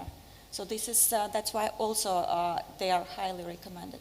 And one of the ciphers, advanced encryption standard, which is actually provides security for internet infrastructure and used in more than 2 billion devices. It's developed by one of the members of our group, Vincent Riemann. And this is one of the ciphers which is compatible to practically so all computers, and different softwares are developed in a way to match this cipher. So you have real practical results? Yes, not me, but your in group. my group. Yes. Yeah. Thank you. Thank you. So, and our last speaker, Magdalena, can I invite you? Thank you.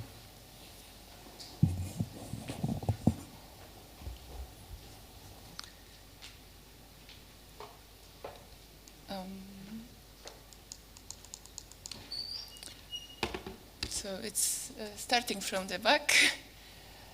We were talking today about a lot about cybersecurity, and I think what we are. My point is that wherever we have cybersecurity, we have criminals that are working without the borders. And when it comes to data protection, we have only national legislation that is limited to the country specific. So the point that was highlighted here before, that international cooperation is extremely important, because otherwise it's impossible. I think even 20 years ago, we couldn't imagine some of the technical developments. So without, and the other issue is that any definition of cybersecurity will never include everything that it's possible, it will be possible in the future. Additionally, now in Europe, there is this data breach requirement that was introduced in 2016. That the breaches are more reported, but I think no matter whether the breach is, there is this requirement to report a breach or not, we should, as a users, as the communities, we should demand that we will be informed whenever our data will be leaked. And I think there are also specific challenges for Eastern Partnership region, as Grigori mentioned about cybersecurity definition itself. There is also no data breach reporting requirement as far. Here it's very important role of the CERTs and research and education community to share the knowledge, to share the best practices. When we talk about the cybersecurity, it seems like a very far and not familiar concept. But the consequences of not having cybersecurity measures are very serious. And the global cost of data breach for 2019 is already $3.9 million of US dollars. And the cost is rising every year, because in 2018 it was just not much less, but it was $3.86 million of US dollars. And in 2017, it was a little bit less, $3.62 million of US dollars. So the tendency is increasing. And the consequence of data breach is not only the financial loss, it's not only the reputational loss and the loss of trust of the people, but also there are serious consequences, like it can be identity theft, it can be serious stress caused by, for example, nuance calls. So it has really huge impact on our daily life. And I think just a curious thing to check for anyone, if your email has been breached. I think it's a good idea to check whether our passwords are strong enough, or whether we signed with our passwords. So thank you very much.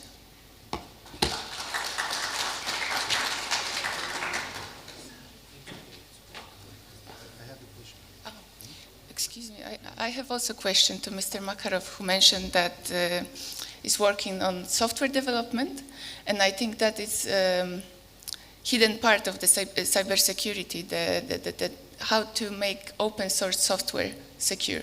Do you have any specific measures in place? For sure. There is some techniques to ensure the security of the software, and we are teaching these techniques, and our alumni can do it. Okay. Thank you. Magdalena, let me ask you, you don't speak about GDPR. I know that you have much more information about the development of this part of cybersecurity, if we can say. What do you think? What is your opinion? Can we can we say that there was a success after implementation of GDPR, or today we have some problems with the implementation and maybe the main idea? I would say that GDPR is a huge step forward, the security itself, because from one side we have privacy that is implemented in GDPR. From the other side we have cybersecurity and information security. So everything forms part of bigger picture. But I think for us, for people, for the communities, it's very important that now there is this requirement of report data breach in the first place, and if the consequence of data breach are serious, also data subject, which means normal people who were impacted by data breach will be informed. So I think it's happening. I would say that implementation is still happening, and it's like huge change of thinking, that it's still happening and it's requiring a lot of training. So I would say that it's very similar to cybersecurity, that training and awareness is the first step. Because if we will not verify certain things, that then we can simply be a victim of phishing attack. And I would say that research in academia sector is not the most targeted one, because it's the health industry, but still the phishing attacks and other malicious attempts are happening. Thank you. And then one more question.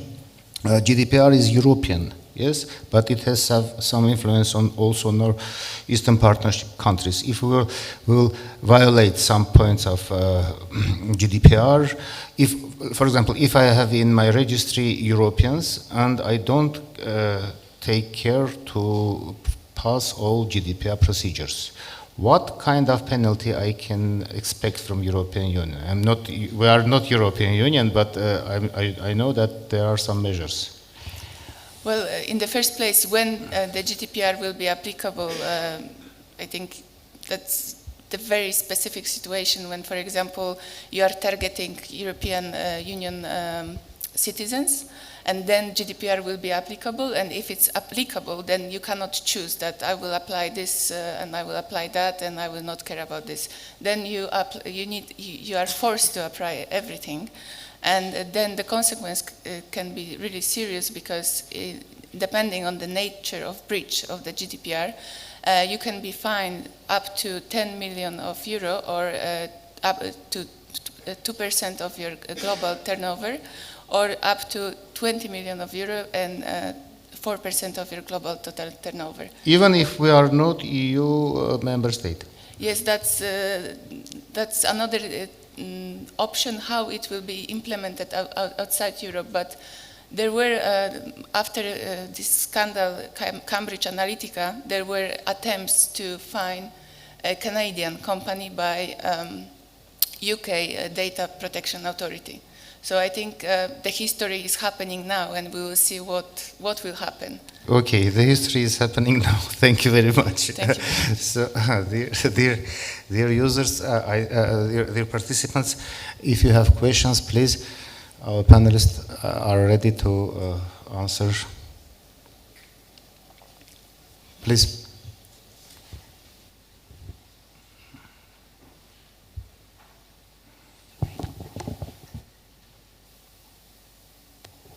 Thank you very much. I'm Afonso Ferreira from the French CNRS. I'm working in Toulouse as well. So just a quick comment on the GDPR. So it's a very good question, and I mean, it was important to mention it here. So I was in Brazil last week, and actually they have a law that's called the local law for general data protection, and it's very much based on GDPR. So it's not only that GDPR is applying as a law to other countries, but it's also shared as best practices to other countries. So this is extremely important. So my question is for Pierre-Henri. So we're working together in putting forward this center.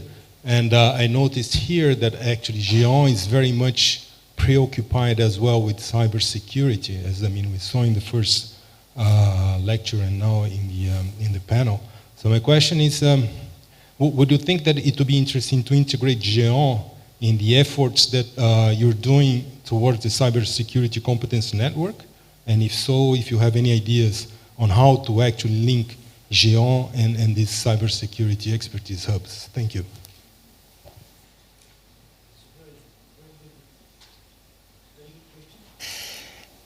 And so there is something interesting in cybersec for Europe is that usually when you obtain European contracts, the partners are defined from the beginning end to end. In cybersec for Europe, we have the possibility to welcome additional partners. They will have a special statute, but they are partners of the project. So if effectively, and maybe I let you answer to the question to have Géant joining, if really it's something relevant for you, you know that we have the possibility to manage something efficiently. All about the cooperation, and I think we should continue this conversation after with our CEO, Eric and Chris.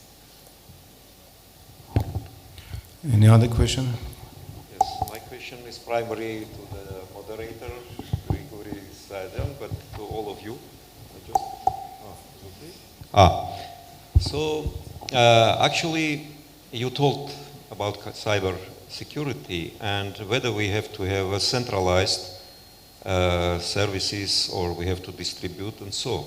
So if we have a centralized and they are owners of these centralized networks, whether it is similar to the one that we have a nuclear weapon when it is concentrated in some countries and they are governing actually and keep all the countries under the pressure of their power. The same thing is going on when these networks and the owners of networks are in particular countries and can dictate their own meaning, their own way of thinking and their own way to penetrate and manipulate with people. So can you just have some remedy against that, or what do you think, how we can avoid that? Just you said that distributed networks and each of country have to have its own one, but again we come to the situation when now we had a nuclear weapon, it was in United States, then in Soviet Union, now it's spread all the world, and we have a danger, don't manage this danger all over the world. Thank you. No, in this case, the difference is that both are in one country and these not enemy countries. You can say about competition between agencies, but you cannot say about war because these agencies inside one country. The problem is that if you will have any centralized cybersecurity center, the orders from this center can be mandatory only for governmental bodies. Because otherwise you have to change all your law, the system of your law. If you have governmental center can send orders to its structures. If you have central bank cert, it has right to send orders to all banks. But governmental center has not any right to send an order to central bank because it's independent bodies. Of course, they are not enemies, but they are independent bodies. Today we have only one document which is regulating cybersecurity. It was a governmental decision about protection of websites and local area networks of governmental organizations. This is our National Security Agency, responsible organization. That's it. All other organizations are ready to create their own information cybersecurity measures, or to be a part of any large chain of centers, or to have its own, like we have in central bank has its own let us say, computer emergency response team. But we don't have any policy about critical infrastructure. What we shall do with critical infra. For example, nuclear plant. It has its own network. Is it reasonable to third organization enter into the local area network of the nuclear plant? It's a question necessary to understand. So, and I think international experience in this case can give us any right ways to resolve the situation, how to do, because we are clear white list now. We don't have any structure, except of course National Security Service. But just European approach, ENISA, we don't have, we are not member of ENISA. We can learn ENISA's experience. We can learn our French friends' experience how to create this chain of trust, but necessary to do it. Thank you. Any other question?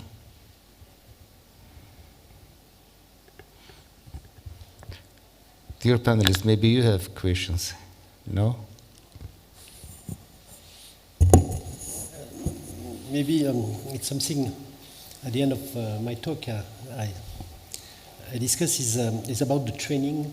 So Netherlands is known as a country where little kids are trained very soon on this, and it's the reason why your country, this country is not has less level of attack. Phishing, you were speaking about phishing. You know more about that, and maybe you have some idea of the type of, because I understood that in my presentation is not a cornerstone, but it's something important, this training. So some idea to develop, and if you think that it's a good idea, in fact, to start from the training. I think the issue is that the Netherlands is one of the most targeted country, and that's why there is the highlight on education. And I think that only targeting kids, starting from a very young age, you can achieve good results.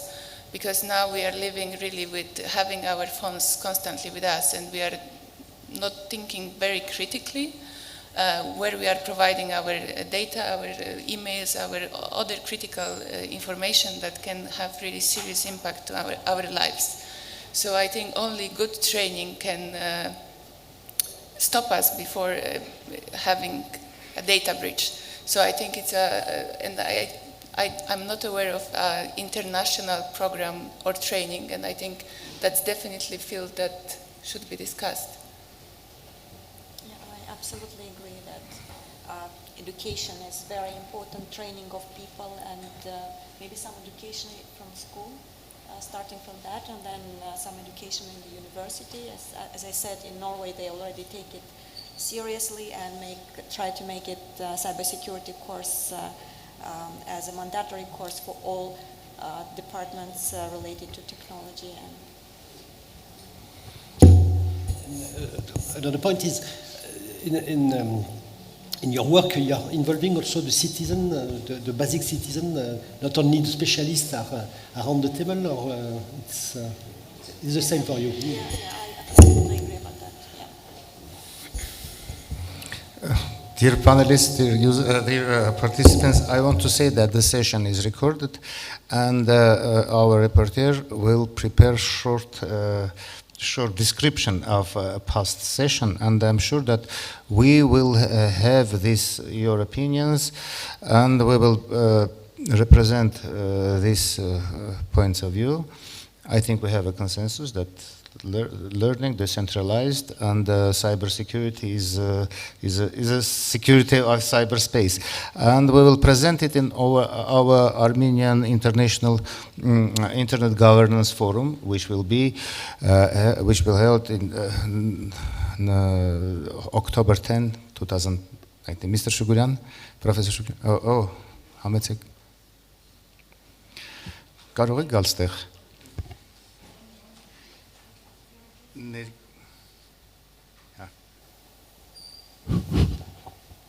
Hello? Okay. I would like to make some comments at the end. Of course, cybersecurity is a huge problem and a huge headache for the world. Okay, there is a cryptography which is somehow related to cybersecurity, but why people talking about cybersecurity, we have a good cryptography? Because the cryptographic algorithm, what Lilia mentioned, for example, advanced encryption standard, is a very good algorithm. If you encrypt something with that algorithm, it's computationally infeasible to guess the key or break the algorithm. Okay? If you, for some reason, could encrypt everything in this world, like all the packets, all the frames, traveling into everything, then cyber security problem will be solved. So what's the problem? Problem is that key management is a headache, is an Achilles heel for modern cryptography. Because you cannot handle this key management for billions of users, for billions of IoT devices, for all this world. So that's the real problem.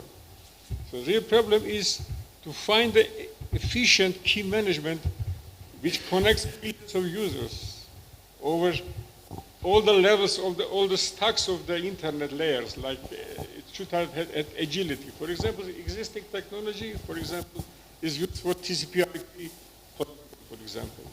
It has sessions, it has handshakes. With everything, you have to rekey over again all the time. So that's the huge problem. That's why people talking about cybersecurity. Of course, there are much policies also involved here.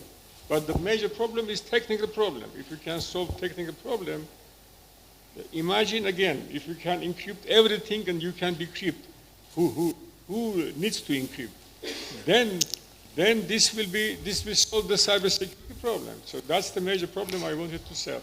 And then I know something about how to solve this problem, but I'm not. I cannot talk now about that.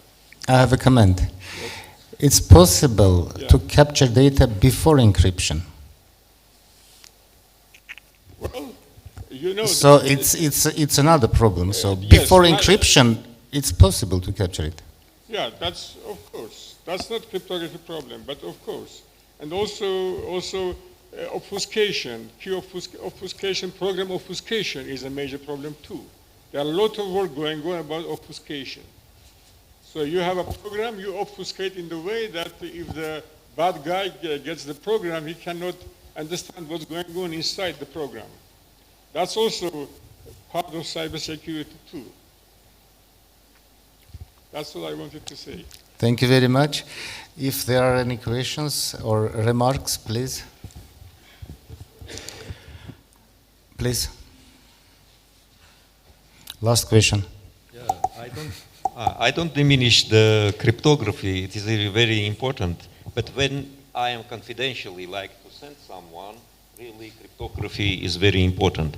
But how we can fight against Google, who is opening, sending to all of mind, and here's just personal data for each of us and sending information, primarily without any cryptography. It doesn't need cryptography, and we're reading, and our brains are changed.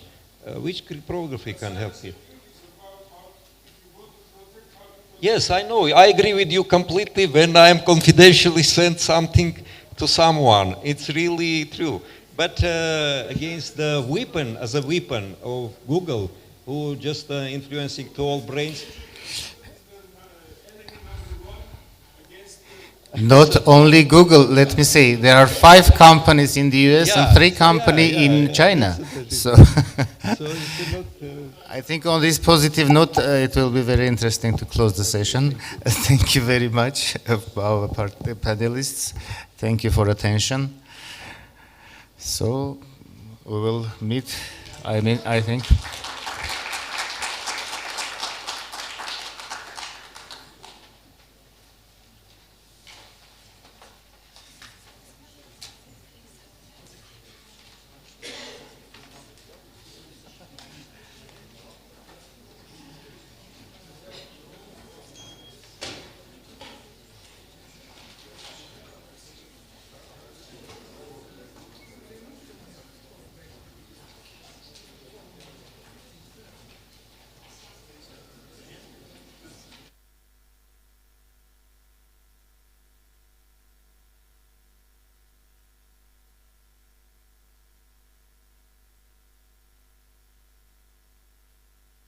We can continue straight away with our next session on, where are we? Satellite-based research in geoscience. Thomas?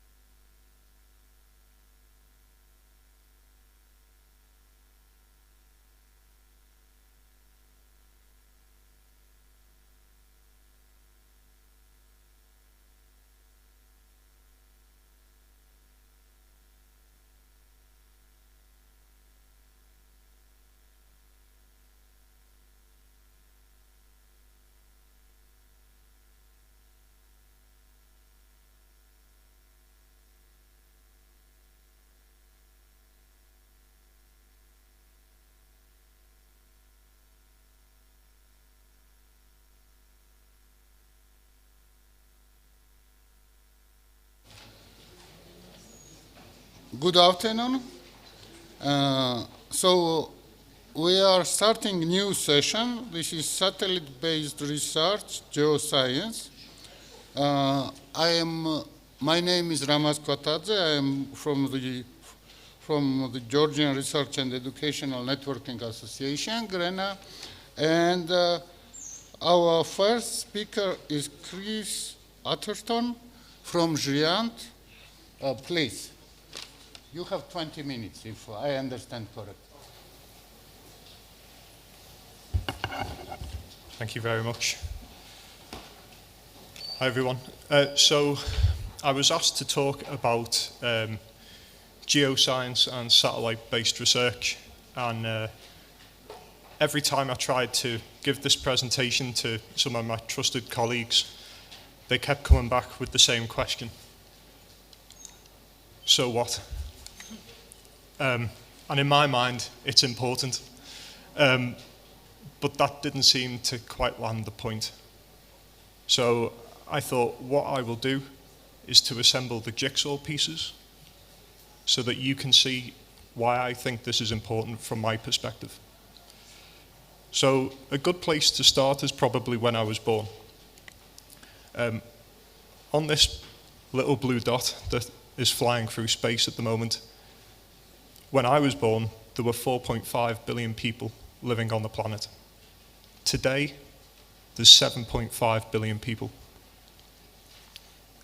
Every single person needs food and water.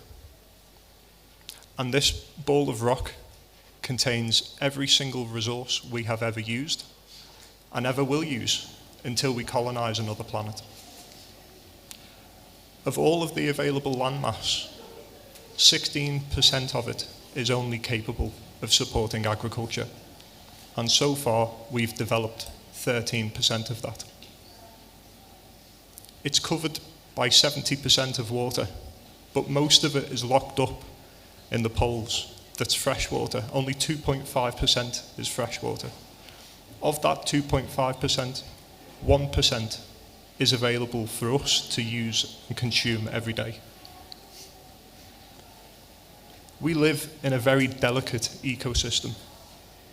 and humanity is having an effect on the balance of our planet. But that is unavoidable. And where humanity is concerned with politics and borders, animals, weather, nature does not respect borders. Earth observation allows us to see the world without borders. It allows us to see the change in the balance of nature over time. And there are many nations that are investing in Earth observation in order to tackle three big challenges.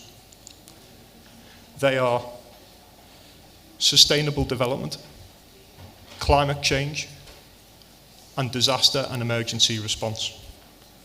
Now, sustainable development is easy to explain. It's what we leave for the future generations, the infrastructure that we build today that people will use in the future, and the resources that we leave them. And an example of this is with oil.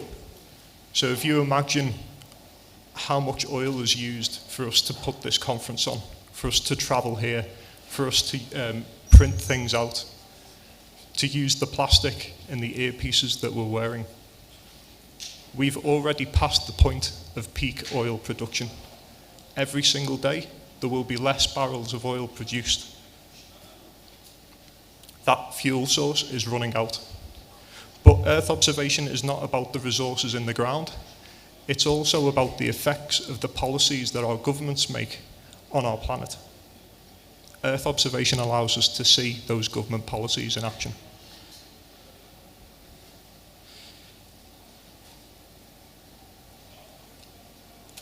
One of those policies can be shown here. This is the Aral Sea. It used to be the 4th largest lake in the world. And because of a policy to promote cotton production in the 1960s and, from the 1960s onwards, this once thriving inland lake is now more like a pond in comparison. It produced 1/6 of the Soviet Union's daily fish catch. 40,000 people have lost their jobs because of the shrinkage of this lake. There's massive amounts of pollution being caused because the phosphorus, which lied at the bottom of the lake, is now being churned up by the wind because it's exposed. A desert has now been created as a result of these government policies. Now, the government of Kazakhstan is working really hard to try and restore this lake. There are ongoing projects to try and fix this, but it will take generations to fix. Earth observation also allows us to see climate change, the long-term change in average weather patterns. This image is the change in average surface temperature from 1950 to 2013 as a result of man-made emissions. This has a direct impact on the shrinkage of the ice caps and the rise in sea levels. This threatens low-lying countries like the Maldives and the Netherlands, and the Maldives potentially could be flooded within the next 20 years' time. They could be gone. Earth observation is not just about climate change and that, it's also about disasters, not just natural but man-made disasters. This is a refugee camp in Kenya. There are 450,000 Somali refugees living in this camp. 2 years previous, this land was empty. Earth observation helps us to prioritize where we place resources to help the most people. And that's what it all comes down to. Earth observation is about one big sentence. Better information leads to better decision making. And the global response to the three big challenges has been accelerating over the last 30 years because we've become more aware of the effects of population growth on our planet. But Earth observation isn't a new concept. There was this chap, Herman Potternick, who first prophesied about Earth observation in 1928. He said that an object in space could look down upon the Earth and try and measure in minute detail things which would be beneficial for mapping, science, and for exploration. And at the time, he was widely lambasted. But one of his ideas did stick. And in 1957, it came into being, and that was Sputnik. Sputnik was the first man-made satellite to orbit the Earth. But it wasn't just any satellite, it was also an Earth observation satellite. The radio signals used, or that were sent out by Sputnik, were used by scientists to analyze the ionosphere. That was the first time we were able to see the world without a border from space. And it's been 62 years since Sputnik was launched. So far, there are over 8,000 satellites have been launched into space. There are about 5,000 that still remain up there. And of that figure, 710 of them are just devoted to Earth observation. That figure is growing by about 10% every year. That's a massive amount of data, a huge amount of data to try and spread around the planet. One of these Earth observation programs was called Landsat. So that started in the 1970s. And it was pretty revolutionary for the time. It had a resolution of about 1 pixel, which equaled about 100 square meters. But the data itself wasn't free. It was only until after the Kyoto Accord was signed, a year after the Kyoto Accord, sorry, in 2008, that the data became freely available. Before that, each image was worth $5,000 per scene. $5,000. The US government realized that all of the data that had been downloaded was actually worth more than building, launching, and operating the satellites for 20 years. They made it available freely, and the amount of downloads surged. It just goes to show the value of the data. And the main people that used this data were researchers and academics.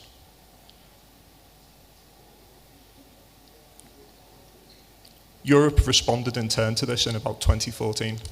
They developed a new satellite program. This program, the data doesn't just come from satellites, but also in situ data sensors. It's called Copernicus. It's Europe's eyes on the Earth. This program cost 6.7 billion euros, and it's estimated that it'll generate about 30 billion euros by 2030. All of the data is freely available. You can download it. And this whole presentation is an invitation to you to use this data, because it would be irresponsible not to use it when it's freely available. So I'll talk a little bit about where the data comes from. There's the in situ, which is, as you can imagine, on the ground, but you've also got the satellites. So Sentinel-1 is a synthetic aperture radar satellite. It measures the height of the ground. Sentinel-2 takes pictures of the Earth in different optical or spectra. There's about 13. So you can see how a plant is changing, or the photosynthesis that is taking place in a plant. And the other satellites do interesting things too, like monitor weather and also monitor pollution. So far this year, there's been about 65 petabytes worth of data downloaded from the Copernicus data center. And it's, as you can see, it's been increasing every year, and it will increase. But would it surprise you to know that none of the EAP countries feature in the top 100 destinations for this data? This is crucial data that's used by scientists for climate change research, for disaster response, to tackle those 3 big challenges, by governments to make the decisions that they need to make. Day1 with DFN provide that 100 gig link into the Copernicus data center. All of the data for Copernicus goes across that link. Day1 also disseminates the data via another service called Unicast. Unicast is a multicast service. It's only available to people who are connected to an NREN or who have a satellite link. You cannot get this information from a commercial provider, only through an NREN. The NREN community is at the heart of meeting the challenges that we all face. Now, the old way of doing things is to bring the data down to the scientist. And this is the way that the Earth observation community is mainly working at the moment, but there is a trend to move away from that. To move away from downloading the data and analyzing it locally on your laptop. Instead, we need to start to bring researchers to the data to analyze it together, with the data and the processing facilities and the data retention that goes with it. More data is being acquired that can be processed by one laptop alone. That's why we need to make this change.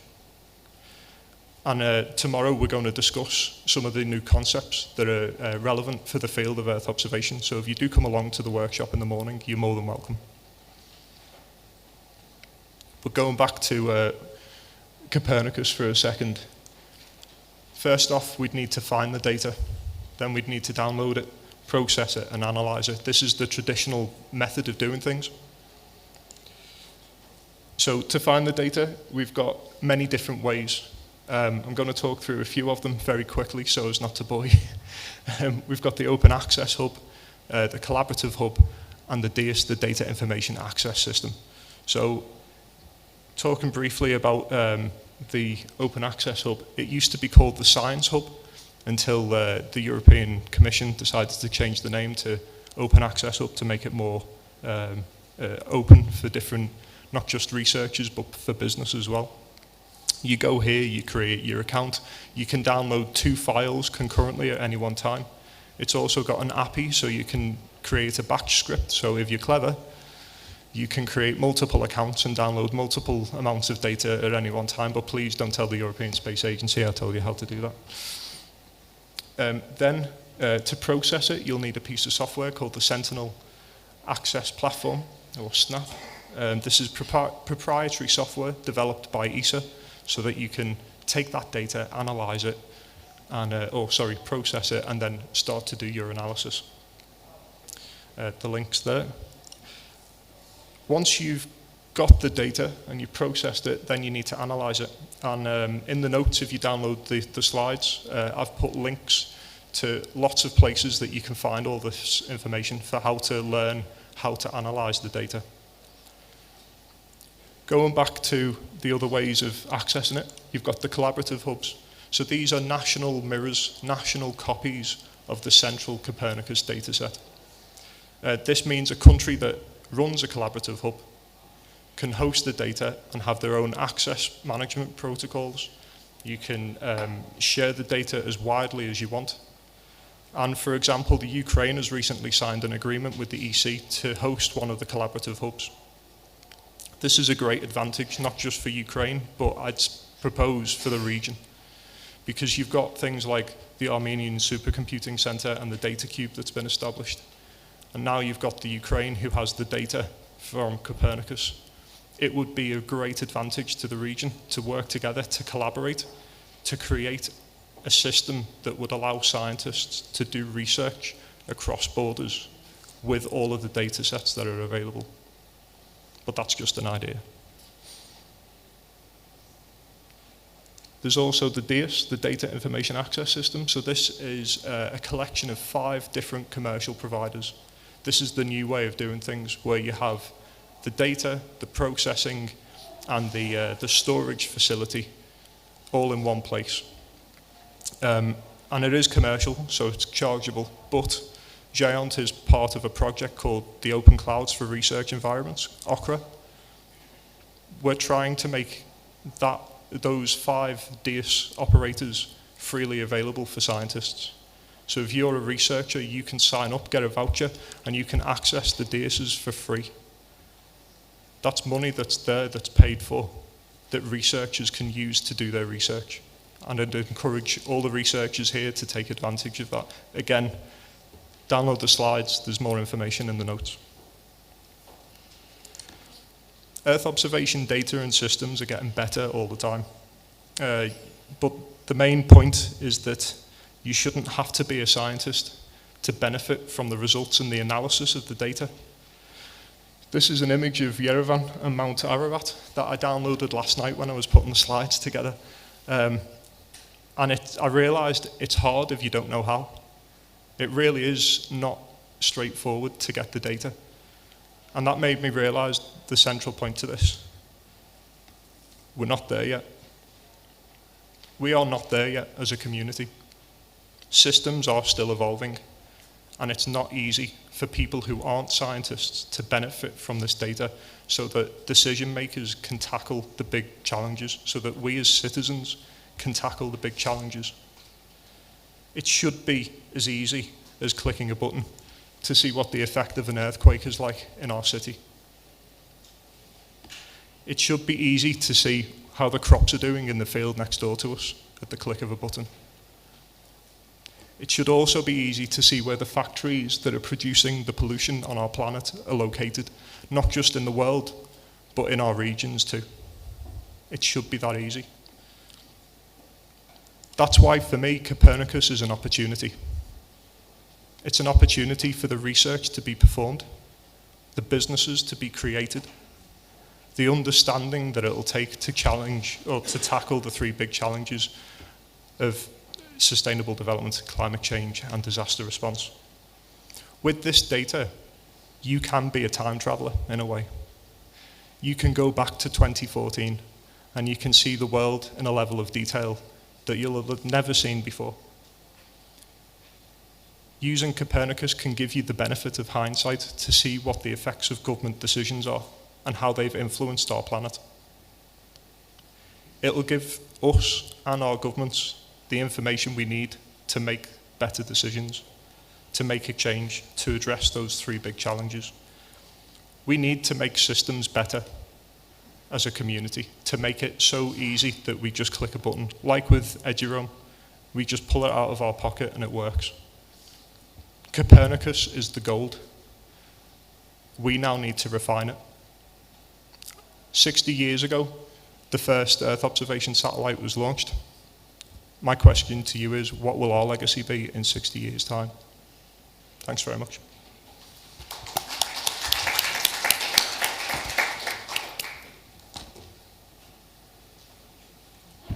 Thank you very much for interesting presentation. Questions, please. Please.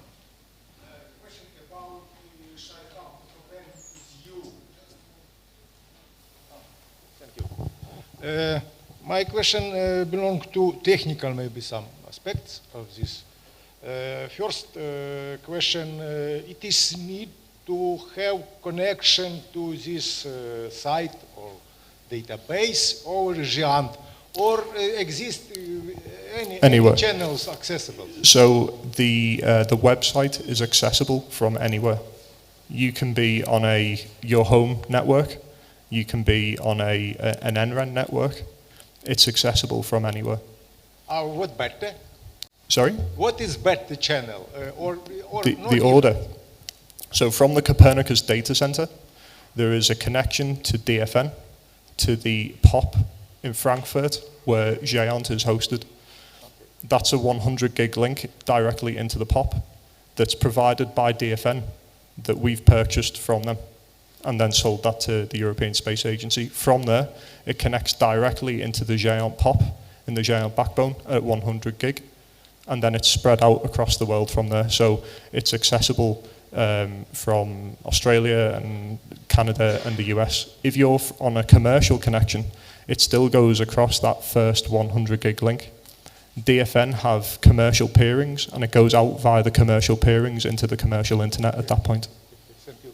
And second question about what volume of the data must to apply for this elaborating these data about. Sorry, could you repeat that? What bandwidth need to? What bandwidth? It depends how much data you want to download. If you wanted to download the whole data set, I think there's around 8 petabytes of data that's produced every year. So you'd need at least either a 1 or a 10 gig connection to be able to download the data.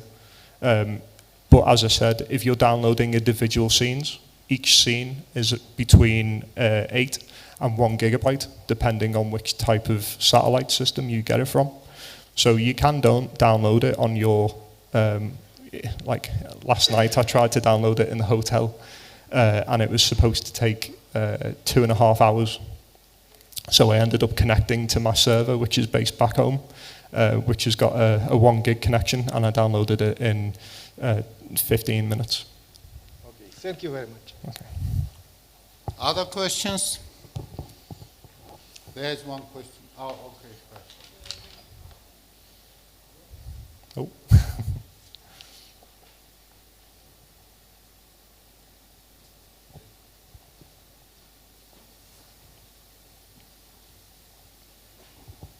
Hello. I can bring our examples. So in Armenia, just recently we have deployed so-called Armenian Data Cube, which was supported by the Swiss National Science Foundation. And this data cube covers the satellite images which are covering the territory of Armenia and the surrounding. And we are receiving daily satellite images both from the Copernicus and Landsat images. And in our case, as a small country, it's about, nowadays it's about 10 terabytes of information, but of course it is accumulated data. But my question is different. Do you have a team in the GIAN that they are tackling in the analysis problems? Because to download the data, to pre-process the data, it's one thing, and then to go to the real communities to solve these problems, it's another thing. So my question, do you have such teams? If yes, we will be happy to collaborate, because we have such problems in Armenia. At the moment, no, not that step, but that is something that I've had a discussion with a chap up there not too long ago, in fact, during the break, to try and do something about that gap between once you've got the data, moving it to the processing and the analysis type of phase. But I'm not an expert on that, so I can't really comment too much, but there is a person who will be able to answer that. If you speak to me after, I'll introduce you to him.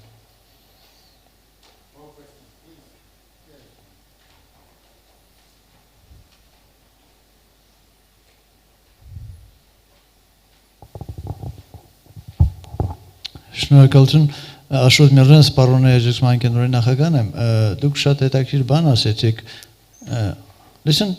Yeah, I couldn't understand, sorry. Խնդիրս որն է, Երևան քաղաքում ոչ մի բնապահպան Հայաստանում ու համոզված եմ ոչ մեկը չգիտի, քանի ծառ կա։ Ես խնդիր եմ դրել, որ մենք Երևանի ծառերը հաշվարկենք։ Thank you.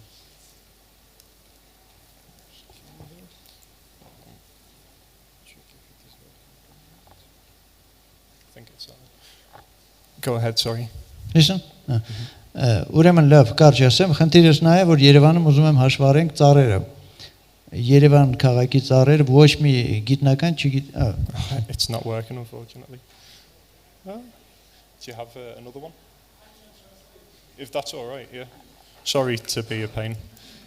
If you wouldn't mind translating. Դուք թարգմանեք թե ոնց է։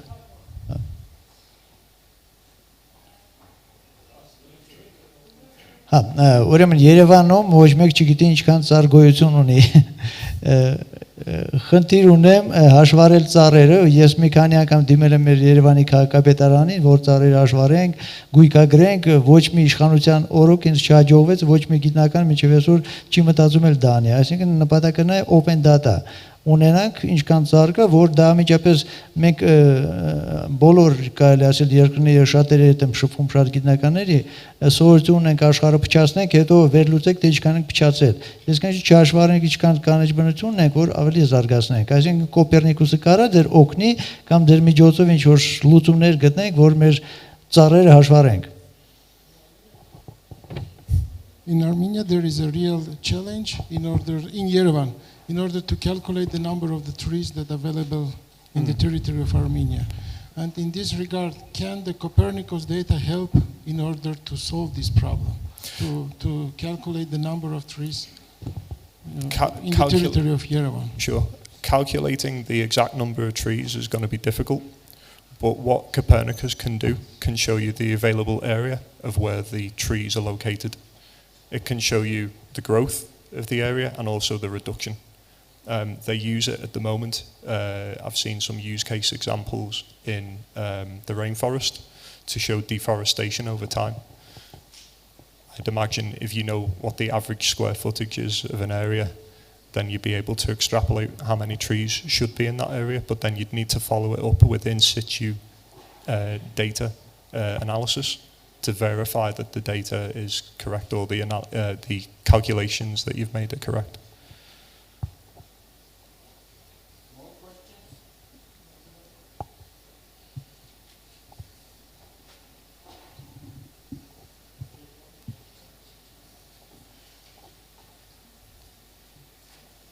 Is that one working? Okay, thank you. No, there's no more questions, so thank you once more. Thank you. Our next speaker is Javier Quanteros, probably. I am not sure about That was perfect. Thank you. You have 20 minutes. Okay, thank you. Good afternoon to everyone. Thanks to the organizers for the invitation. My name is Javier Quinteros, and I'm working in Germany, in Potsdam, at the GEFZ. It's a Geoforschungszentrum, that is an institute for the study of earth sciences. And particularly, I'm working in the working group of geophone, that it's related to seismology. Let me give you an overview of what we actually do some research at GEFZ and then focus on seismology and on some things that we've been doing, not directly the scientific results that we produce, good quality, but it's not the idea of the talk today. The idea is to see how can we establish collaborations with different Armenian institutions and how you can benefit also in the same way that we benefit already from collaboration with GEONT and other European initiatives. First of all, these are the different research fields that we are working on at GEFZ, from georesources to planet Earth monitoring in the plate boundaries, for instance, working on hazard risk, natural disasters, reduction strategies, climate dynamics. It's not the main focus, but it's important also. And the big topic is also continental dynamics for us.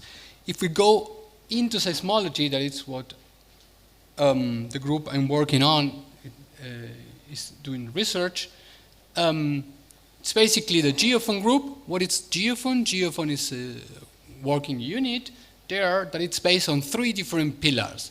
It consists of a pillar that it's a global seismic network, our data archive, and an earthquake monitoring. Then, apart from that, from these 3 pillars, crossing all the 3 pillars, we do a lot of software development for all this, and we provide training and outreach for different countries in the world, for a lot of students, but also researchers and technical people. And of course, we shouldn't forget on the right part, we provide a lot of data sets, open data, usually almost 95, 98%, to the users, to a big number of users. These are the people that are working there. You see the pictures below.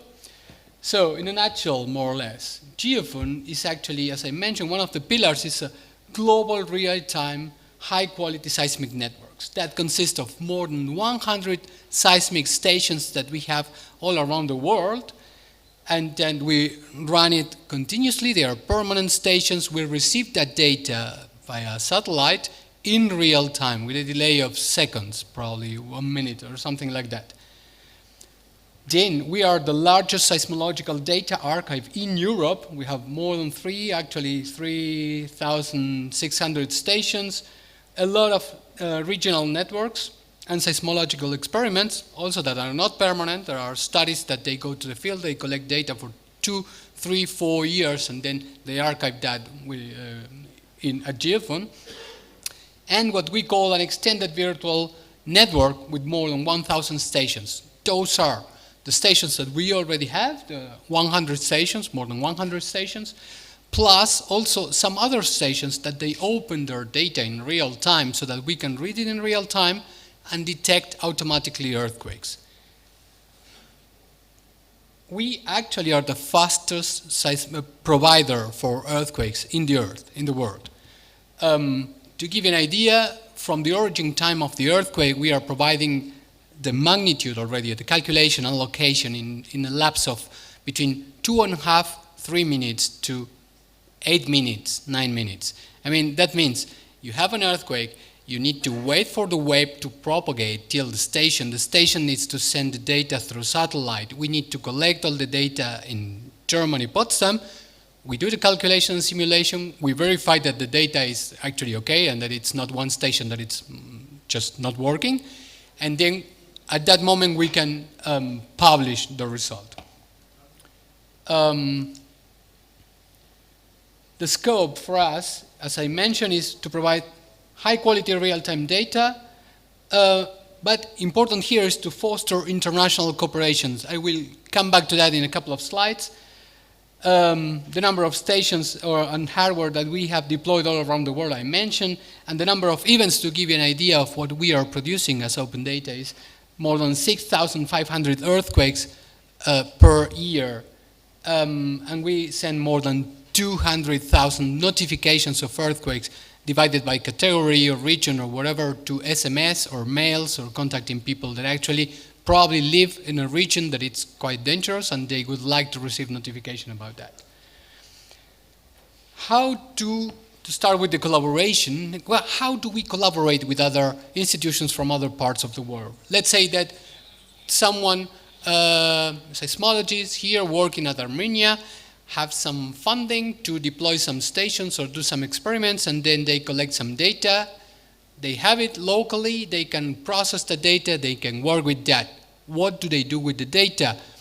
Usually, that's very 80s and 90s, they keep the data in a local hard drive in your computer, in your server for your group of work. That was okay a lot of decades ago. That actually is not that sure, not that safe today. What we do today usually is to go to a repository, an official repository, that it provides long-term archiving of the data. And instead of reading that locally, you can still do that, of course, but then that data could be available to the rest of the world if you pretend that. And that's actually quite good because then you advertise your data, you're being recognized in the scientific community, you receive attribution, and we do that part of the work. I mean, you only provide the data to us, and we just host and provide all the services on top of that so that you can make your data available to others and receive attribution for that. There was a study from Vines and collaborators in 2013 and 2014. It was published in Nature Communications. That for a couple of branches in science, that's what is happening with the data after a certain number of years. Let's say you do a publication. Of course, you did it usually based on a data set. Then after 10 years, research say, hey, I would like to get that data set because I would like probably to check that or to further investigate on that. After 10 years, only 70% of the data is still available. After 18 years, half of the data has been lost. So that's why it's not a good idea if you collect your data, paid usually or funded or supported by some government usually, some public money, and then it will be lost. I mean, no matter how good you are, how much goodwill you have, at a certain moment, someone will retire, someone will move to another institution, data will be lost. So we work on the data archival against that, of course. We facilitate the access of the data. The idea is long-term archival. That's what we do usually. To give you an idea, we have more than 100 terabytes. Usually that's not considered that much, but what you should consider is that we are providing data sets for users through web services. Do you know how many data sets we provide per year? 100 million data sets per year to users. But those are not just files that it's easy to provide, like, okay, give me that file, and that's it, that's one data set. No, the system doesn't work like that. The system, we have a very standard and strict system in seismology in the community. The user decides exactly how the data set should be formed. The user will say, I would like the region of Armenia consisting of this square.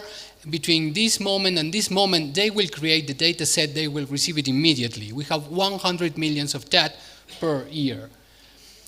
And we provide around of 2 170 gigabytes per day, and that most of that is in real time, that we receive from all around the world.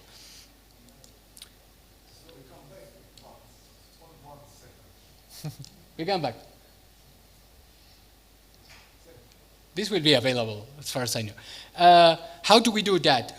During more than 13 years, we have been working on a software product called SysCom3, that it's freely available for everyone, that we opened that to the community, and today it's being run at more than 400 places, from people that they do in seismology as hobby, to the CTBTO, I mean the big war organization just to control that nuclear weapons are not being used. I mean, we have a broad spectrum. This is free, of course. We have a huge community that is supporting this, and we provide training on this. And that's also another point of collaboration. For any country that actually is willing to use this, we always find a way to collaborate with different countries all around the world. I mean, sometimes countries provide some data, we provide some hardware so that the countries can provide some data, and then we provide also training for scientists. That could be in Germany, it could be here. I will give you more details on that. Why did I mention that 100 terabytes that we have today? It's not a lot, because when we talk about big data, usually we think, oh, there's a big volume. We see a wonderful, actually a wonderful example in the previous talk by Chris of about 8 petabytes or 80 petabytes or whatever. I mean, we don't have that much data, definitely, and not at all. But when we go to the definition of big data, it's actually not only the volume, but it's what they call the 5 V's. It's the volume, but it's also the velocity. I mean, even if you have 8 petabytes or 10 petabytes, or even if you have 2 megabytes, whatever, I mean, for some applications, you really need the data fast. That's where usually John comes to help you, of course. We've seen that also during the morning in the talk, with good links, good communication, real-time communication, transferring a lot of data. But also on the veracity of the data and the variety of the data. But we work in particularly in a lot of real-time data. As I mentioned, 100 million data files created on the fly and received synchronously. Well, then you need a lot of velocity to process the data. But we do collect a lot of data. Usually we've experienced a revolution in seismology because the sensors became cheaper, really cheaper. I mean, if you compare the prices of the computer 30 years ago with a Raspberry Pi today, then you see the difference. The same thing we are experiencing in seismology, but not only that, well, that of course means that we receive a lot of more data, and you will also receive a lot of more data as users, or you will produce a lot of more data because the sensors are becoming cheap. But we have also another source of, let's say, big volumes of data, that it's fiber optic cable. Previously, until today, yesterday, 1 year ago, 2 years ago, usually you had to go to the field, deploy a seismic station there. That's what we do nowadays. And then you produce data at one point on the world. Today you can use normal fiber optic cable that actually we have in every single city, everywhere. And then installing some repeaters, they call it interrogators, that's a weird name, you must confess that, on the fiber optic cable, you could have the equivalent of a seismic station every 2 meters of the fiber optic. Just to give you an idea, this is the resolution that you would have in an experiment with broadband sensors, seismic stations. This is 100 times less of the resolution that you would have for a fiber optic, because actually we had to reuse that 100 times because we couldn't plot it here.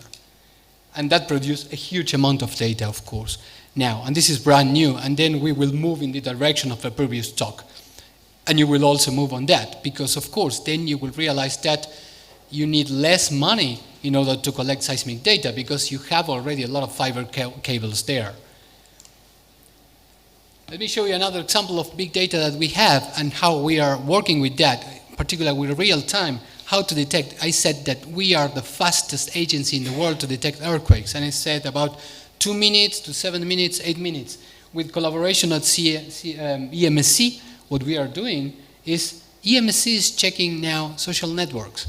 EMSC is checking Twitter, some hits in web pages, different things, usage of applications related to earthquakes. They're using the location there, and when they realize about some abnormal traffic, they contact us in real time, and they ask for unreliable, not still published earthquake information. Some earthquake information that we are still waiting for a couple of minutes to see if it's really worth to be published.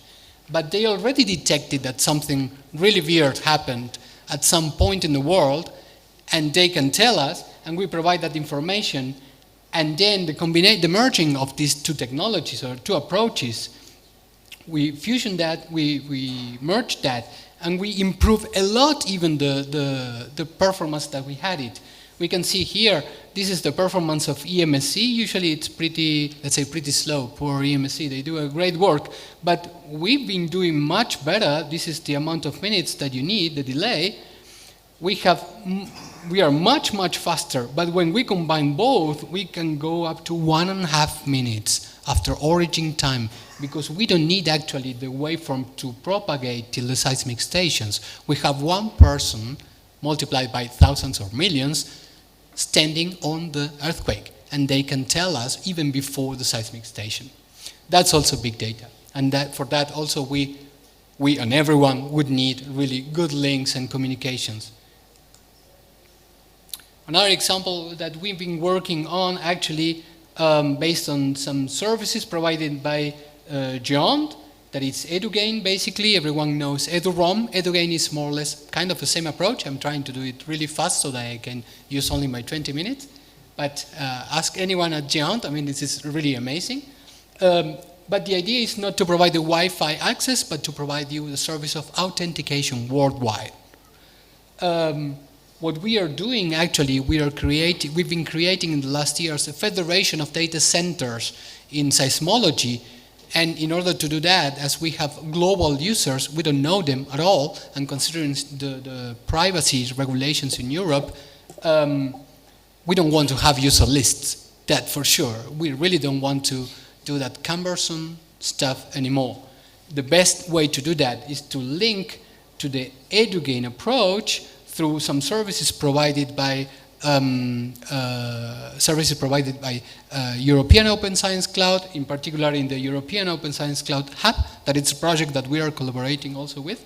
We did a first prototype at UDAT, and then we use that in order to authenticate and authorize global users that we don't actually need to know. We only need that EduGain knows them, and EduGain knows most of the scientists all around there.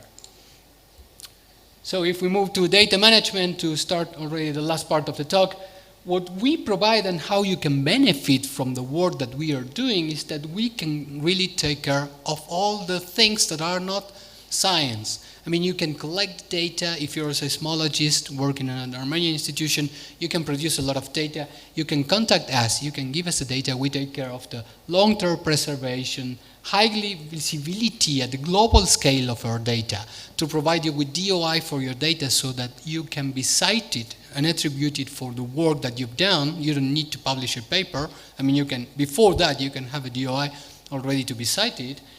We do the quality control, we do all the data management, we integrate into international initiatives, all with your data on your behalf. I mean, you're still the author, you still receive the credit, everything. And we put the data, of course, ready to be used for big data projects. I will skip this. Another way to have a successful collaboration usually with us at KFZ is the usage of the capacity building and outreach that we are providing. I mean, it's not that we are working just for us. I mean, we usually, everything that we do, we go and advertise it everywhere. We provide that for free. That's our way to do the things. Open data, open software, open services, and open training and capacity building. I mean, for instance, we have every year international training course on seismology, 4 weeks for students, completely paid.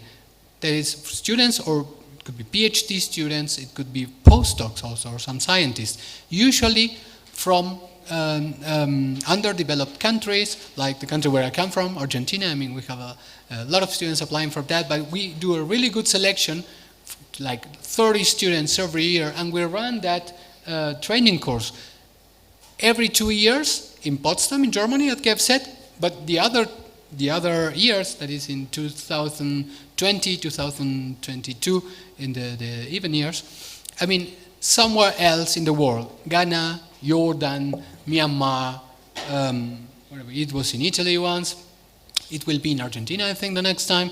So, if someone from Armenia is willing actually to host that, this is a really good initiative that actually creates a huge community and gives a lot of impulse to the activity. We've seen that in the last 15, 20 years, a huge push to the activity at the country hosting that.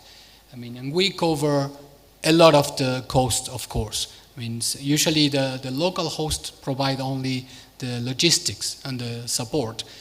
And of course, they receive a lot of students that can attend there, the course.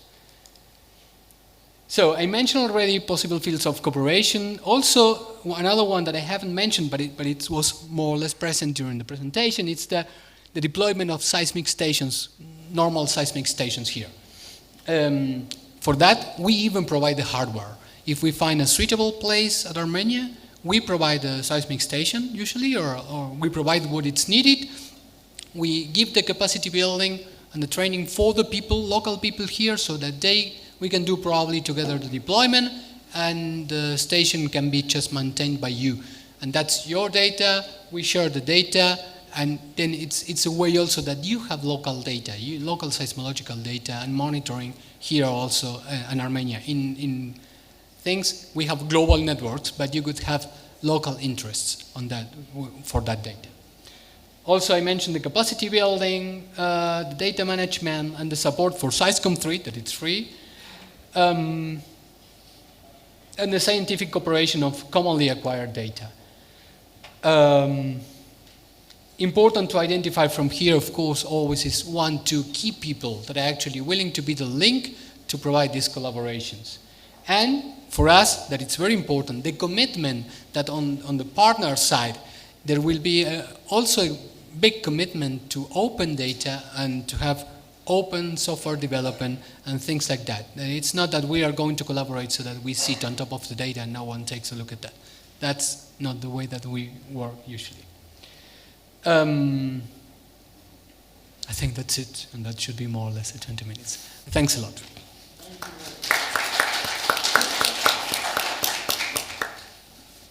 Questions, please.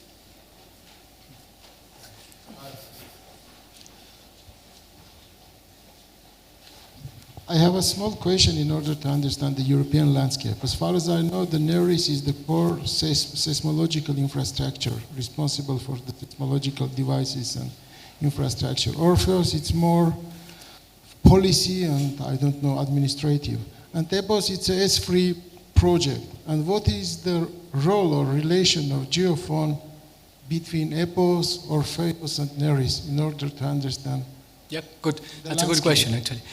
Orpheus, originally, it was the origin of Orpheus. It was like a federation of data centers from the political point of view in order to have common policies, common data quality procedures and things like this in order to homogenize more or less a seismological activity within Europe. But that was kind of formal or based on policies.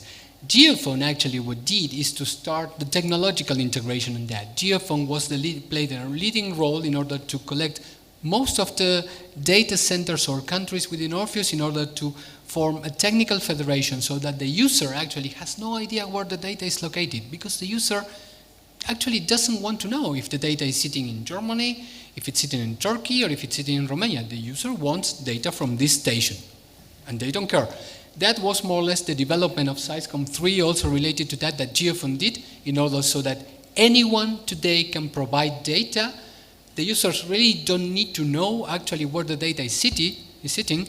They don't need to know that the data is sitting in Germany. They only need to know that the data, for instance, has been provided by Armenia. They don't really need to know us. They need to know the producer. And that's the role that Geophone had actually and has within Orpheus and EPOS is even on top of Orpheus. EPOS will try to merge Orpheus with other disciplines that are not seismology. But the thing is that EPOS is taking seismology as a the most advanced example of this type of integration. I've got a question. You mentioned the sensors that were located in the transceiver stations on the fiber optic. Are you working with commercial providers or anyone else in order to try and install those? Yeah, actually, that's a good question. As I mentioned, this is a disruptive technology. It's quite new, and the comparison with broadband sensors is impressive. It's really nice, but there are still some details. Even in a conference, I met one of the specialists in this field worldwide, and I mentioned exactly what are you measuring here, because you don't measure velocity of acceleration, you measure strain of the fiber optic, and he answered me, well, we have no idea still what we are measuring, but actually it's showing everything that we would like to see, and that's very impressive. And by the way, it's a lot of data, we don't know what to do with the data. Now, but that's why we established cooperations also with telecom and other companies, so that they provide also the engineers, and we are doing first tests on cities, but we provide the fiber cable, because of course the next step will be, okay, there are fiber cables everywhere, what about the privacy? Yeah. So we are trying to be really conservative on that. One of the reasons I ask is that Giant is in the process of redesigning the network and buying new fiber, and it might be worth having a conversation to see if we can try and help you with that. Exactly. Yeah. Exactly. Definitely. Cool. Thank you.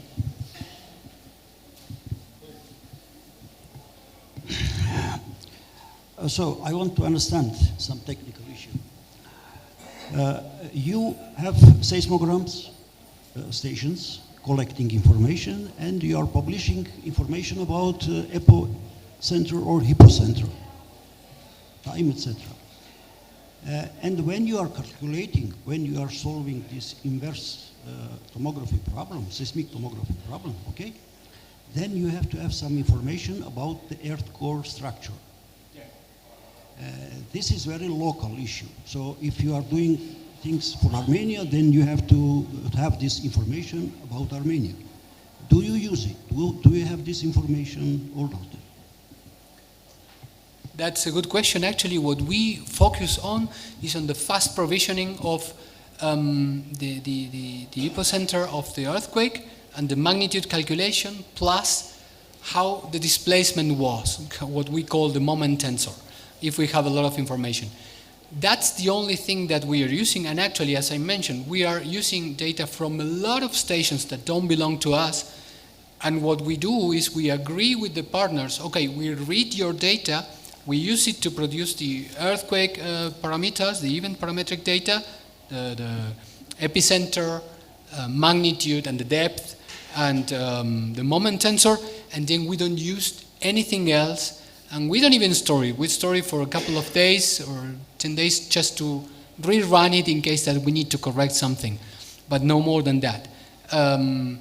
We only store or archive information from partners that they explicitly say, this is my data, take it, archive to the long-term preservation. Otherwise, we don't do that. The only thing that we share, and we also tell in advance to the people providing the data, instead of sharing with EMSC, for instance, that is the European initiative to concentrate the earthquake parametric data and the magnitudes and everything, we don't share the waveform, we just share the point where the primary wave, the P arrival and the secondary wave arrival. That it's basically, it's a minimum information that it's nothing almost. So we don't use, we have a lot of respect on the data that we collect. And we throw it away, actually, unless it's explicitly written in a manifest of understanding.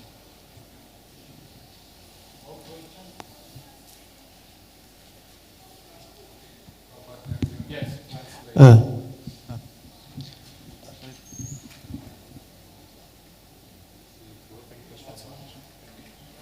think it does. Listen. Իսկ ինձ հետաքրքիր է դուք եթե ինչ ճիշտ են թարգմանել, ասեցիք մինչև 1.5 րոպե ճշտությամբ, այդ խնդիրները ինձ հետ են առաջանում են գրոտ,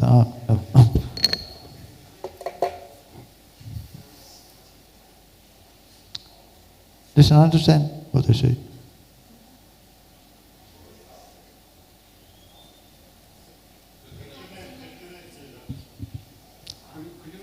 Repeat my question in Armenian or not? Listen what you say.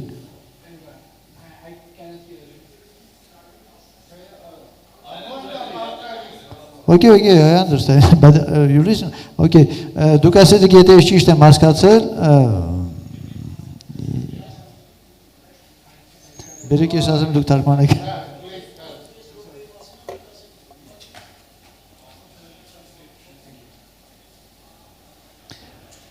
Դուք ձեր ելույթի մեջ ասեցիք, որ մինչև 1.5 ճշտությամբ real time, եթե ես ճիշտ եմ հասկացել թարգմանությունը, տալիս եք ինֆորմացիա։ Կամ լավ, դա այդքան է, կանչ 1.5 կամ վայել։ Դուք ո՞նց եք ստուգում ձեր գործընկերներից այդ ինֆորմացիան։ Ինչքանով է դա ճշգրիտ, որովհետև դուք ասում եք կարող է մինչև անհատը այդ ինֆորմացիան տրամադրել, մենք տարածենք, բայց կարող է այդ մարդը կեղծ ինֆորմացիա տալիս, տերորիստը ուզում է միտեղ վնասի, ո՞նց եք ստուգում։ Որովհետև գեո դա շատ վտանգավոր բան է։ Ո՞նց եք ճշտում ինֆորմացիան։ So you say that you can provide the information after 1 or 2 minutes to the end users, but there is a critical question how you check the information. Maybe it's a fake information, maybe it's not relevant information. How you check the information before to provide it to the end user. If you relate to the information that we receive from the stations, usually we have a direct satellite communication from the stations. I mean, that's something that we test, and we have private networks on that. It's not that the data is available, just it's flowing publicly through open channels. I mean, the communication to the station should be explicitly allowed. I mean, that's like kind of, it could be thing as an HTTPS connection, something like that, something that is secure end-to-end point. What we actually could have, and that's why we are kind of conservative usually, it's that there could be wrong information because the station is not working properly. That's why we check that with the rest of the stations around that. Yes, that we double check. That's why we improve in the case that I mentioned from the social media.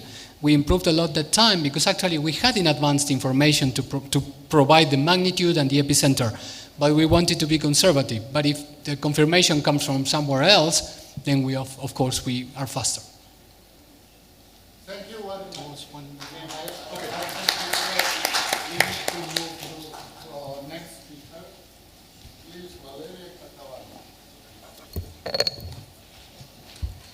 Good morning. My name is Valeria Catalano from GSA, that is the European GNSS Agency, and I'm working in the Market Development Department, where I am responsible for the timing and synchronization activities. And I will introduce my agency, the status of the Galileo and EGNOS programs, and the activities that we are performing on timing and synchronization. In particular, GNSA is the European GNSS Agency that is responsible for the market development and for the management of the European programs Galileo and EGNOS. We are located in Prague, where there is the headquarters.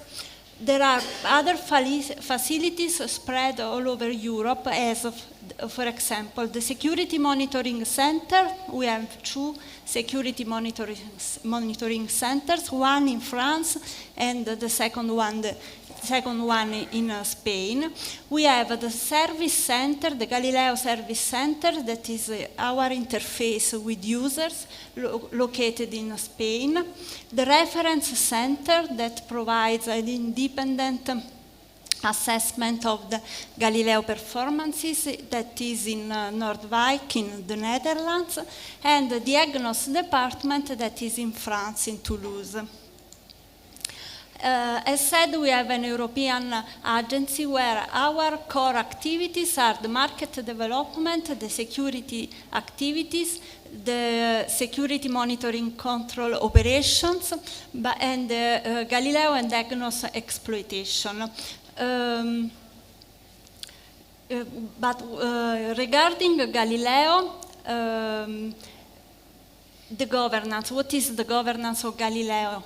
the European Commission has delegated to ESA, the European Space Agency, the space segment, while the GSA has in charge the service provision and the operations. Then, with a working arrangement between GSA and ESA, ESA is also responsible for the ground segments. Let's go on the slide. So the two programs that GSA is managing are EGNOS and Galileo. EGNOS is the augmentation system, the system that augments the GPS. We have EGNOS has one open service that is free to users, with provide an accuracy of around 1 meter. Then there is another service that is the safety of life, that is again with an accuracy of 1 meter, but it is compliant with the aviation standards and provide also corrections, data and information on the integrity of the signal. Then there is also an EGNOS data access service, EDAS, that is a network service that provides corrections via internet.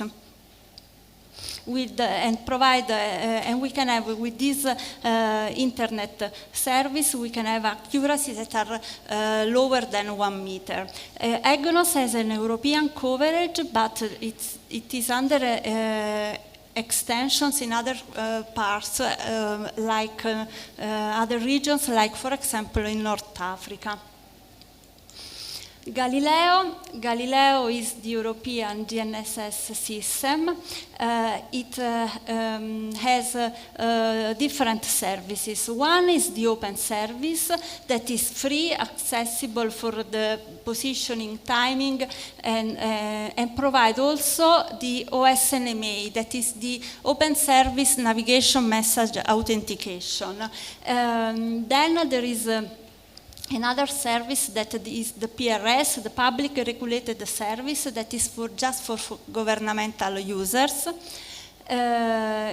We have the Search and Rescue, that is the service that assists people that are in distress and inform with a return link that the help is on the way. And we have the High Accuracy Service. Also High Accuracy Service is a free service that provides an accuracy that is lower than 1 meter, is around 30 centimeters. And another level of authentication, that is the Signal Authentication Service, that is based on the E6 signal code encryption. So is an authentication that for professional user. So Galileo is the European navigation system. This is important to repeat, and is under civilian control, not under military control, as for example the GPS, and is full compatible with other constellations. The open service, but also the high accuracy service, is free and provides the 3 different levels of authentication. I said are the open service navigation message authentication, the PRS, and the signal authentication service. And these are the important differentiators of Galileo when compared with other GNSS systems. The status of the program. 26 satellites have been launched. 4 are in production and will be launched by 2020. In 2016, we declared the initial services, and now in 2019 we are testing the Search and Rescue, the PRS, but also the OSNMA, and we will start testing also the high accuracy service. While the full operational capability that will be operative from 2021, where 30 satellites will be in operations. And this is another slide just to highlight that 26 satellites are in orbit, but 22 are operational. The other one are under commissioning. And in this slide, you can see that we have the ground that is spread all over the world. But in Europe, apart from the GSA facilities, we have also 2 control centers, one located in Italy and the other one in Germany.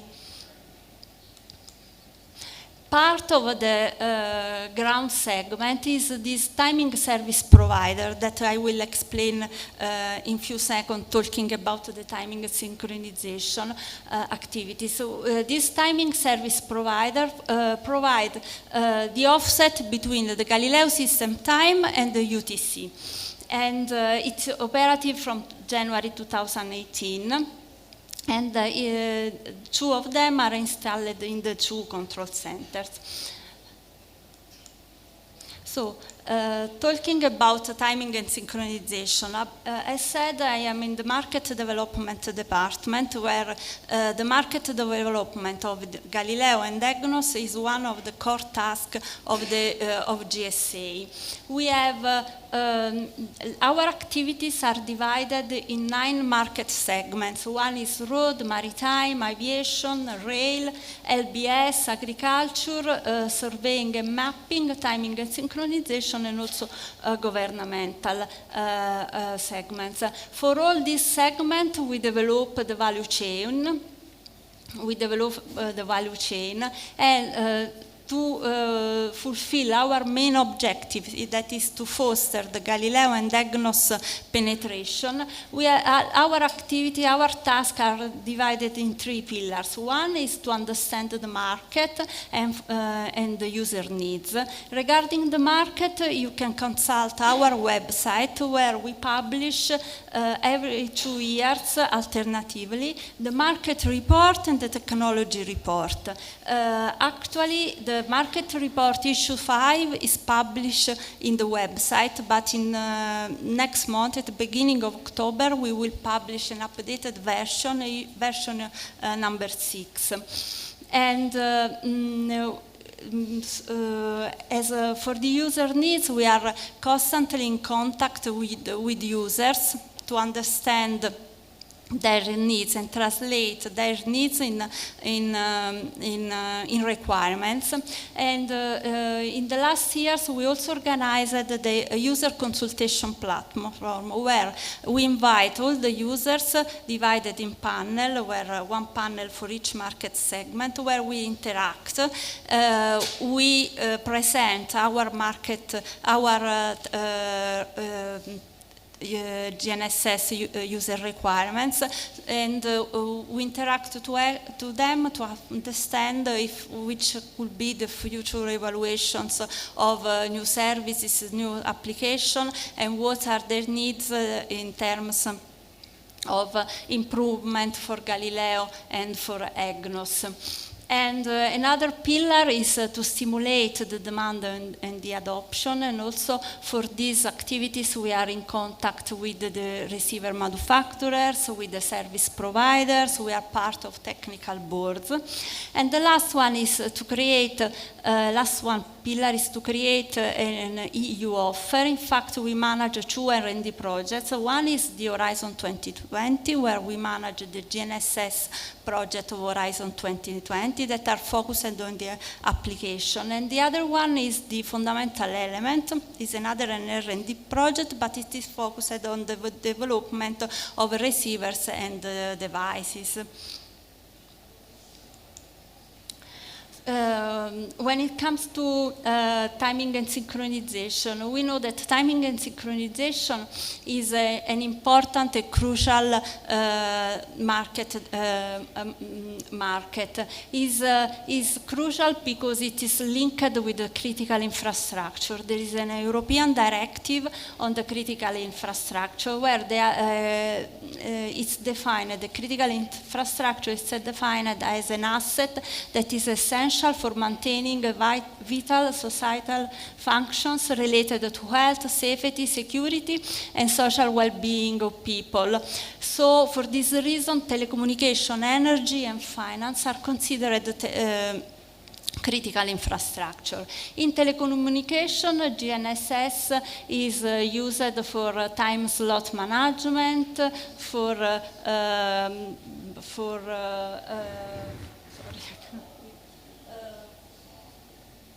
event logging, and the main application are the SATCOM, are the PMR, the digital cellular network, and the public switched telephone networks.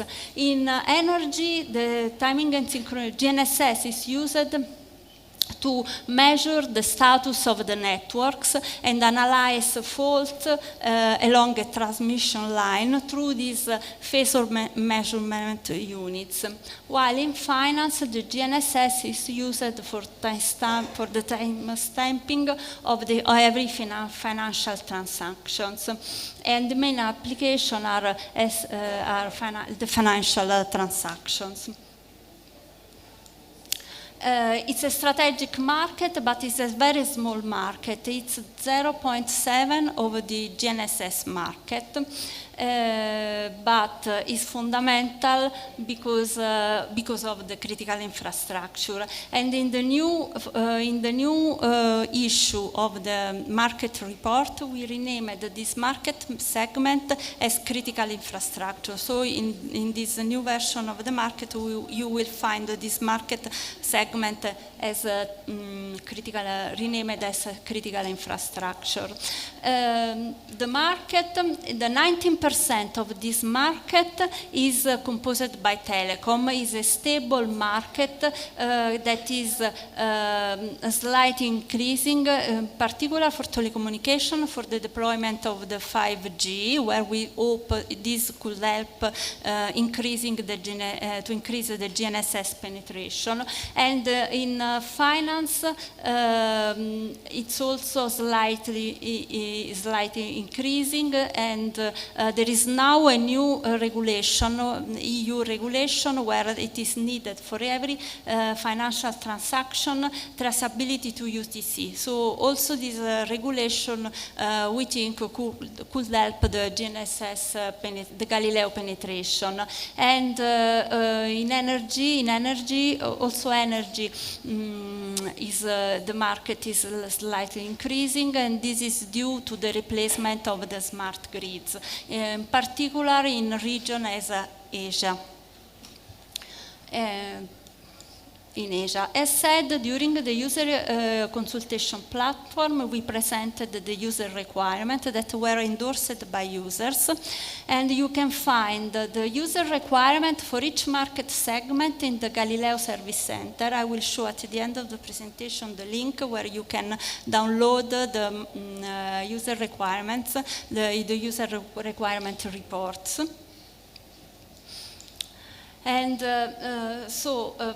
we have worked a lot in the last years to foster the Galileo penetration, because in timing and synchronization we faced the two criticalities. The first one is that GNSS is mainly used as backup for the timing and synchronization, backup to terrestrial network. And then another problem is that the GPS is the main supported and used constellation, while analyzing all the timing and synchronization technology, we have seen that Galileo is the fourth supported constellation. So we had to work a lot to foster the market. We think that with the deployment of these authentication services, this will help us, because during the user consultation platform, we have seen that there is a great expectation on these authentication services by users, but the authentication will help to increase the market, but it's not enough. We have also worked on the application side. We have worked to develop some added value services that we renamed in a creative way application offerings, just to not create confusion with the Galileo services, but in reality they are added value services that we would like to implement in the TSP, in the timing service provider, and we would like to provide through the Galileo Service Center, implemented in the TSP and provided through the service center. We have defined 4 application offerings. The first one is a time integrity that gives information on the validation of the performance of the Galileo signal, and we have seen that this application offering could be interesting for all kind of users, but mainly the users from power grids and from finance. Then we have the application number 2, that is NTP distribution via remote audit, that is dissemination via NTP with an assessment on the client clock synchronization, providing audits and reports. And this one could be interesting for the financial operators, since now there is this new directive where the traceability to UTC is requested. Then we have another application offering that is named Certified Time Steering and Monitoring, that is at receiver level and provide info on the offset between the Galileo systems time and the user terminal. This one could be interesting for the power grids operators. And the last application offering is a synchro service that we named the Robust Accurate Time service, that could be important for the telecom operators. So we have a plan to develop these application offerings that is based on a short term, for the short term on the open service, while for the long term we would like to provide this through the OSNMA or the commercial service authentication or the signal authentication service. Then on receiver side, we also launched a program that for the development of timing receiver. We awarded 2 projects in parallel, and these projects are ongoing. So this was my presentation. I hope I gave a clear vision of our activities, but as a last slide, if you want to know if your any device is Galileo enabled, please consult this usegalileo.eu, where you can find all the devices per market segment in the GSC website that is written there. Okay.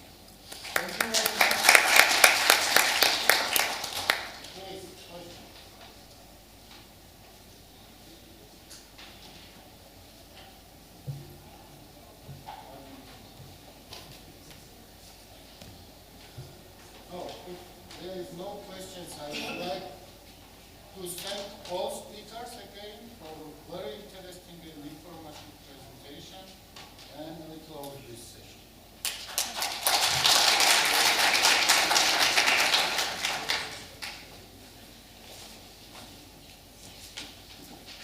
And with this, we have catched up with our original schedule, which means now it's coffee break, and we reconvene at 4 o'clock.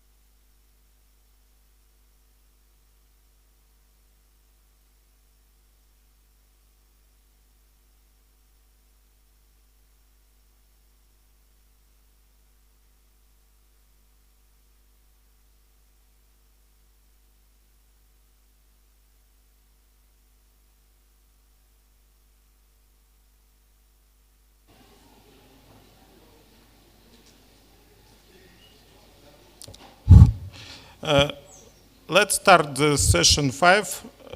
You can see the name on this poster. It's the name of our conference, connecting with the culture.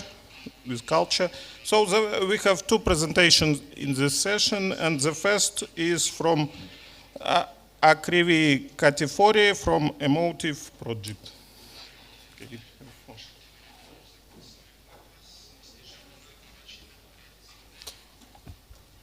Hi.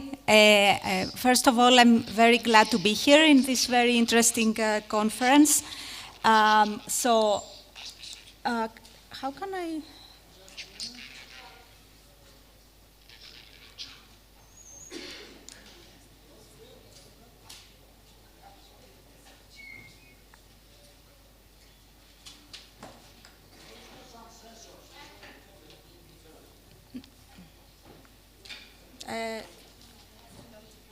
Okay.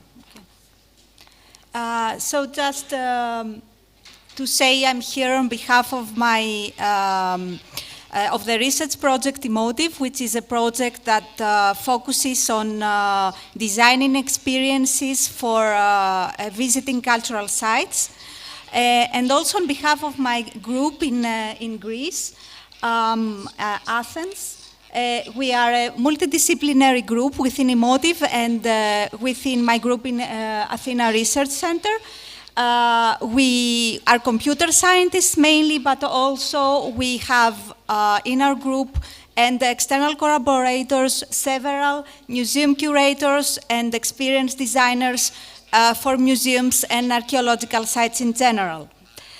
So I'm here to bring in this conference a somewhat different perspective than the talks we heard so far, trying to approach the connecting with culture theme. I'm going to talk, to present our perspective for the past around 9 to 10 years in 3 different research, let's say, projects. Starting with CHESS, which was another EU-funded project on digital storytelling. Then our work with NARALive tools, which is our work within the Athena Research Center, and now with a project Emotive that is finishing. So I will present the work in digital storytelling for museums within this project from the perspective of web connectivity, and how it affected our design and technology so far. So starting with CHESS. CHESS was a 3-year project starting 2011. It was our first connection and approach with digital storytelling cultural heritage. We approach digital storytelling as a story-centric experience for the visitor. The exhibits are not mere objects. They are placed in the context they were used and presented through the people that use them. Within the project, we developed branching narratives which were personalized. This means that we identified different visitor personas. This means user archetypes with different needs in terms of the content they would like in the museum.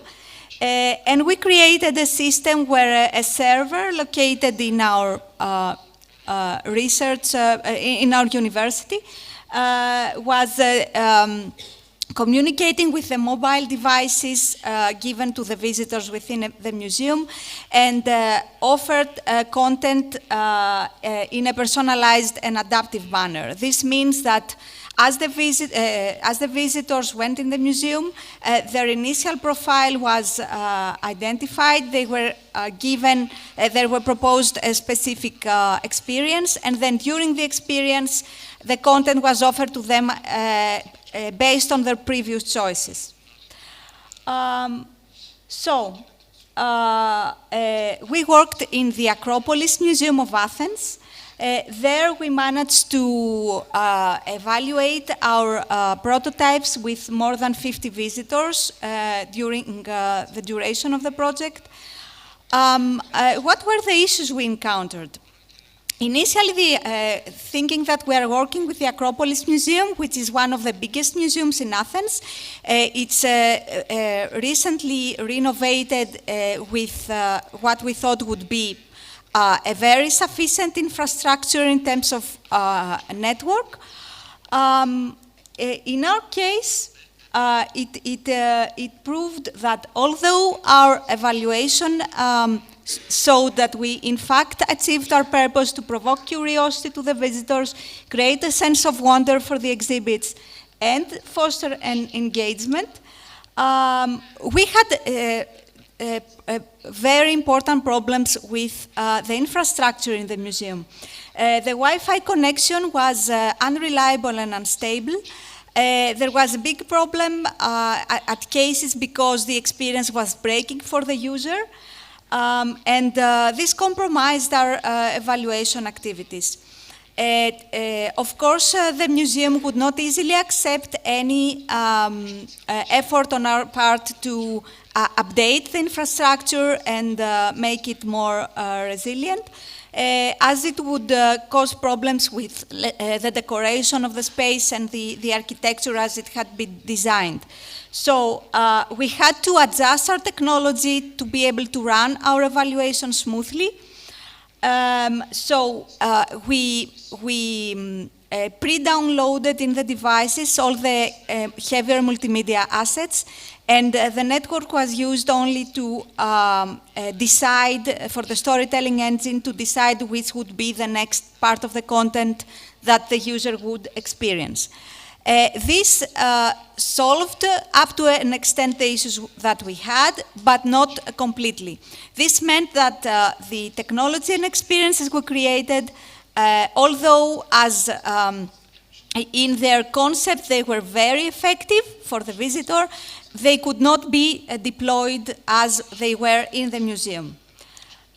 So the project finished, and we were thinking what we could do about it. We felt that since this museum and others we visited, which were supposedly the most advanced in infrastructure, were not working with our approach, we completely redesigned our approach. We created a lightweight web-based authoring tool which produces native Android experiences which can be pre-downloaded on the visitor mobile devices. In this case, the Wi-Fi is only needed to download the experience in the visitor phone, and then the visitor can use the experience without any interruptions coming from the network. Using this technology, we ran several experiments at the beginning of the Emotive project in the ancient Agora of Athens, which is a big archaeological site, and we managed to create an experience which is now available to download at Play Store in English and Greek. For another museum in Athens, in the Plaka area, the History Museum of the University of Athens. What was our conclusion in terms of our technology and the network needs? We created a stable solution, seamless visitor experience. We used it to create several digital storytelling experiences in many different sites. Most of them are working prototypes, let's say in beta version. Some of them can be further updated a little bit in terms of production and content and actually be deployed on the sites. The main issue we face in these cases is how the visitors can download this content in their devices, because they would either use Wi-Fi, which in the case of the Agora is not available at the whole archaeological site, only in the museum, or they would have to use their mobile 4G connections, which for tourists is sometimes prohibitive, because they would have to pay a lot of money to actually be able to download the app. And in this case, we're talking about simple, let's say, experiences. We dropped the adaptation, we dropped personalization. There are single user experiences, one phone working by itself. So what happens if we want to do more complex things? And what happens if we want to do more complex things in a remote site like the Çatalhöyük Neolithic site in Turkey? This is a very a big site, archaeological site. It's still an active excavation. It's a 9,000-year-old Neolithic site. It has been excavated for more than 60 years, and it has been found that in the past it occupied, it had more than 8,000 people living in this town, this Neolithic town. With a very interesting social hierarchy and organization. So this site at the moment is not, it's accessible by tourists. It has a visitor center, but the infrastructure there, even for the archaeologists, is less than basic. There is some Wi-Fi, but it's not working even for the experts who are working there when the excavation is open. So we couldn't really hope to be able to do something complex with the network there for the visitors. So what was the experience we designed and tested there within Emotive? We worked towards their collaborative experiences, meaning bringing visitors together to explore the digital storytelling concept and have them talk to each other, engage in a meaningful dialogue on the site, based on specific pre-designed interaction points, as we call them. So the visitors follow the experience themselves in the app, as we did before, but at specific points they are asked to exchange information and discuss based on what they have heard so far. An example of an experience we deployed and tested on site was a multi-component group experience for 2 or 3 visitors visiting together. The first step is for the visitors to create a role through a personality quiz. They are assigned a role like storyteller, hunter, or such other role in the Neolithic site.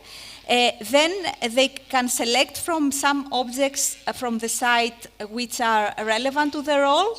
They get a 3D printed artifact which they can personalize in different ways and make it their own. And then they proceed in the site, walking through reconstructed houses that have been built in the site to show how the houses were. And they are involved in an experience where they are asked to trade these objects between them and understand a little bit how this community worked in terms of sharing. Once they finish with this mobile experience on site, they have the possibility to have like a post experience where they can engage in discussion between them, which is facilitated by a chatbot. So what is the actual requirements of this experience in terms of network infrastructure? The first, the second, and the first part, the personality quiz, then the object selection, and then the part where they converse with the bot, they require at the moment network connection to work, a good stable connection. So in this case, we cannot really deploy this experience on site, although it is otherwise mature enough to be deployed there. So when we ran the evaluation, we used a 4G connection and the unstable Wi-Fi connection for these parts which needed the Wi-Fi. And in this particular experience, we used one mobile phone per group, because this is the way the experience was designed. But what happens in cases where people have their own device? How can we handle this synchronization if there is no reliable network infrastructure?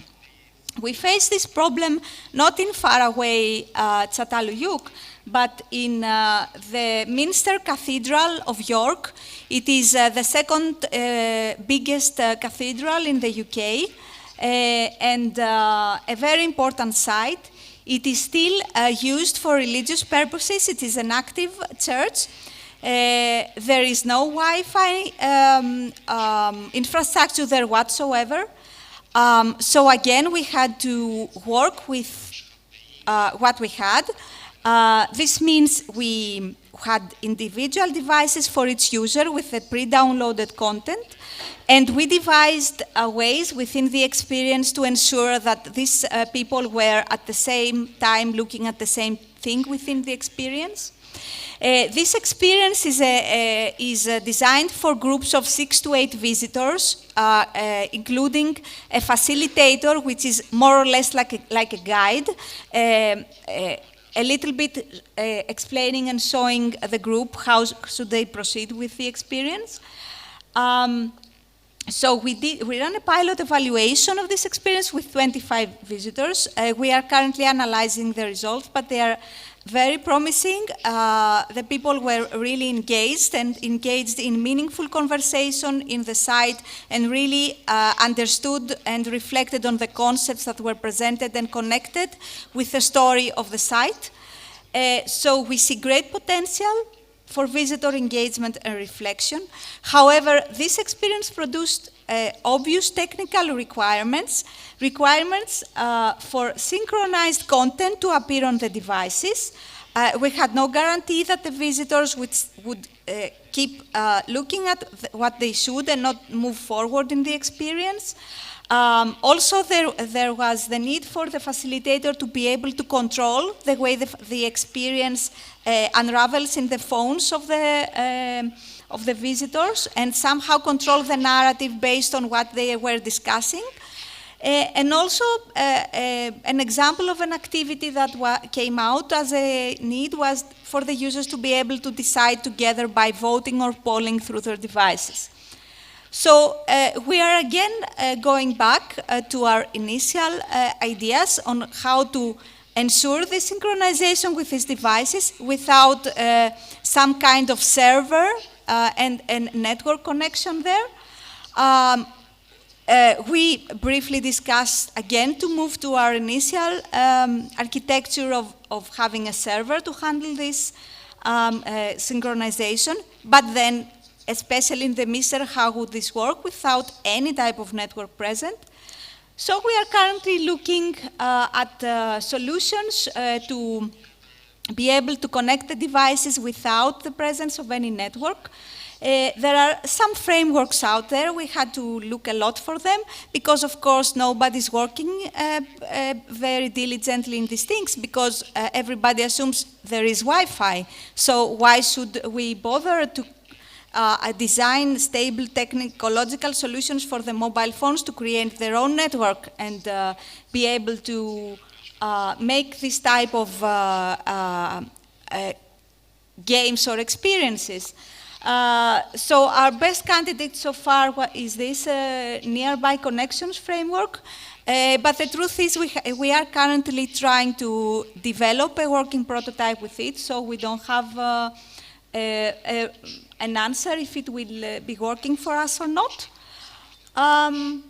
So my conclusion from this almost 10-year experience is that we cannot really rely on the Wi-Fi if we want to create stable visitor experiences with mobile devices in cultural heritage sites.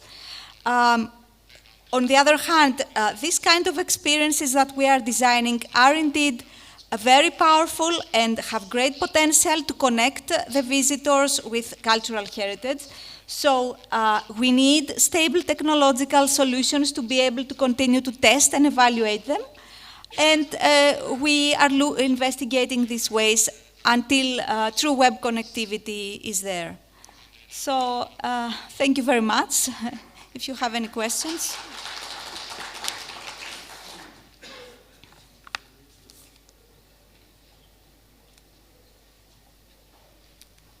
Okay. Any questions to our speaker?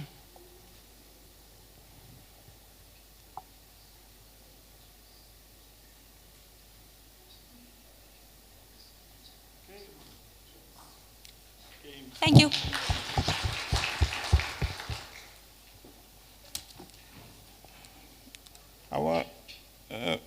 Now I give the floor to Stephen Crowder from Clarin project, working with speech and language processing tools. Okay, thank you. Well, after this very fascinating talk, you will see that mine is much more down to earth, because it's about an infrastructure and not about the exciting things that you could do with it. But still, I think it's worthwhile presenting this infrastructure, which is called Clarin, which stands for the Language, Resources and Technology Infrastructure. My home base, my name is Steven Krauw, my home base is Utrecht University in the Netherlands, and I work for Clarin ERIC, which is the organization that is in charge of Clarin. Okay, now I'll describe you very, very briefly Clarin in, well, here it says 8, but actually it's 9 bullets. Because it's not because I had too much Armenian cognac to drink, but just because I added a bullet without changing the title. Clarin is, as I said, the Common Language Resource and Technology Infrastructure. We have a formal status in ESFRI, which is the European Strategy Forum for Research Infrastructures, since 2012. We've been appointed landmark, which is some special let's say, title for well-established infrastructures that have been around for a while. We provide easy and sustainable access for scholars in the humanities and social sciences to digital language data in all sorts of forms, written data, spoken data, video, or multimodal, or whatever. And in addition, advanced tools to discover, explore, exploit, annotate, analyze, or whatever, do with them what you want. And we want to make sure that you can use both the data and the tools independent of the place where the data, the tools, and yourself are located. So you can use everything from everywhere. We want to offer single sign-on access, which is very similar to let's say, EduRoam, where you just sign in with your institution credentials. And this Clarin should serve not only as a repository of data, but also as an ecosystem for knowledge sharing between researchers, between the infrastructure and the customers. And we are strongly committed to the FAIR principles. They've already been mentioned today several times, I think. And we are ready for integration in the EOSC, the European Open Science Hub. And now FAIR, well, most of you will, maybe all of you will know that FAIR stands for findable, accessible, interoperable, and reusable. And I'm sure that even if you have never heard of them before, you will probably agree with me that these are very important requirements if you want to store data and if you want to make it accessible and usable in the long run. The second thing is the European Open Science Cloud, which is one of, let's say, a vision developed by the European Union about the creation of one single space for researchers where they can collaborate, where they can share the data. But fortunately, I saw that the next talk will be about the EOS Hub, so I will not tell you more about it. I'm sure that the next talk will reveal everything. Now, if you look at Clarin ERIC, as I said, the ERIC is the organizing body. The Clarin ERIC is a consortium of 20 member countries. And, well, I've listed them here. And you can see them in the picture. We have 4 observer countries, that are countries that want to join but are not there yet. And altogether, sorry, we have some 50 centers subdivided into, well, centers that provide data and tools, centers that provide metadata, and knowledge centers that provide knowledge and support. As you will see, we have expanded to the west. We have one center in the US. To the south, we have a center in South Africa. But as you see, our horizon towards the east is very, very close. I mean, Armenia is not even on the map yet. And I hope that we can make it happen that this will change, that on our next map, both Armenia and maybe other countries from this area will be included. Now, What do we provide? Well, this is you probably can't even read it, but this is a very global overview of the sort of things that we provide. We have the Clarion portal. That's our main access point to the whole infrastructure. We offer depositing services where you can deposit for your data for a longer term. We have the what we call the Virtual Language Observatory, which is basically a catalog giving you access to I think around 1 million data items spread all over Europe and the world. We give you easy access to protected resources because very often the resources are not, let's say, publicly accessible because they are protected, for example, because they contain private data or data that can not be shared for ethical reasons. So, but through Clarion you can get access to those data. We offer the Language Resource Switchboard, which is a facility whereby you can really combine data from one center with tools from another center, and then with yet other data from yet another center to make them work together. We have virtual collections, which is a way to, if you have collected a number of data items from several parts of the world, you can, let's say, save the whole query so that you can use it in one go next time you want to get access to all these data, and so that you can share this with your colleagues who might want to work further on the data you worked on, or who might want to replicate your experiments in case they don't really trust you. We offer the Language Resources Inventory. It's for people can deposit or submit descriptions of pieces of data and also data themselves that they have come across. We have content search, which is the Virtual Language Conservatory gives you access to all the metadata, and from there maybe with links to the data. The content search allows you to do search in the data, so that you because the content search, let's say the metadata search will allow you to, let's say, retrieve all items that were in the description Armenia is mentioned, but the content search will give you access to all documents that are in the collections where Armenia appears as inside the document. It's a prototype because not all centers are connected to this yet, but it's something under development. And the last thing is just sort of help desk. If you have questions, you can ask, and you can approach us and ask them to us. Now, examples, just a few examples of data types in Clarion. What sort of things you find? Well, we have newspaper archives, literary text, social media data, parliamentary records, historical documents, manuscript, oral history data, disciplinary libraries, institutional archival data, speech and video recordings, sign language recordings, broadcast archives, etc., etc. A lot. This is just to give you an idea, because many people think when you talk about data just about old manuscripts or so, but it's a lot of different things. Now, language is very important. Language plays many roles in our lives, in our daily lives. And here I've just listed a number of roles that you can think of. Carrier of cultural content, record of the past, main communication instrument within and across societies, preserving and disseminating our knowledge, instrument to formulate rules for society, carrier of information, means of human expression, focus of cognitive processes, the component of our national or cultural identity, object of study, and object of computer processing. And now, for each of these roles, we see corresponding audiences, people who might want to use, or groups or communities who might want to make use of the Clarion facilities for their own purposes. And I'm not going to enumerate them all, because as you see, all of the roles that I mentioned on the previous slide have now one or two communities connected to that would like to, or that we hope would like to make use of our services. Now the link with culture. Because out of these bullets, there are a few that are directly connected to culture, because that's where I would like to make the link between, let's say, Clarion and this event, because one of the topics of this event is culture. Because the carrier of cultural content, much of our cultural heritage is encoded or described in language. It's a record of the past. It's carrier of information and entertainment, let's say movies, media, and journalism, means of human expression. Well, think of literary studies, poetry, art, psychology, and component of our national or cultural identity, which is, I think, a very important thing in, let's say, new emerging countries.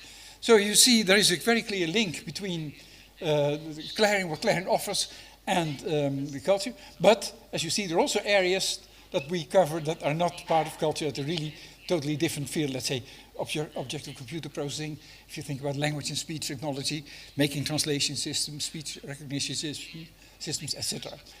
Now, why I'm here? And by here, I do not mean on this earth. I mean here in Yerevan today.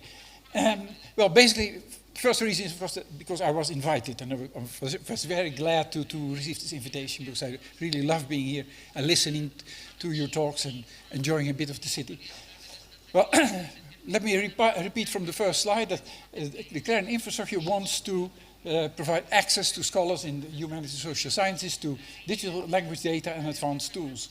Now, and if you think about this, I think the fact that we are here in the Matena Daran, I don't know how you pronounce it. I asked the taxi driver, but I couldn't figure it out. But I'm sure you know what I mean. This provides an excellent example of the sort of services that Clarion would very much like to offer. Because I read on the website of this institute that it's the world's largest repository of Armenian manuscripts. Part of it has been or is being digitized. And we know that Armenians and scholars interested in Armenian language and culture are spread all over the world. And then wouldn't it be great if this growing digital collection could be accessible for all scholars, together with the tools to work with that? And I think that this is a point where I would say, well, if this is what people want, if people here want, Clarion would be very, very happy to collaborate to make this happen. And I know that it's not just the data that is collected here, and the correspondence, Raj told me that his institute is working on the collection of yet another type of data, and I'm sure there is more. I checked the Clarion catalog. Well, you can't read it, but I found only 64 Armenian items in the catalog that we have that contains 1 million items. This is a bit modest, and I think we should really try to improve that. And I'm sure it can be improved. So I hope that in, let's say, 1 to 2 years' time, it will not be 64, but 64,000 or so. Some nice number. Now, more generally about collaboration, I said we would very much like to collaborate with this institute and other institutes both in Armenia, but also in the neighboring countries, because I'm sure they are very much in the same situation. They're not yet on the radar of Clarion, and I think they deserve to be there.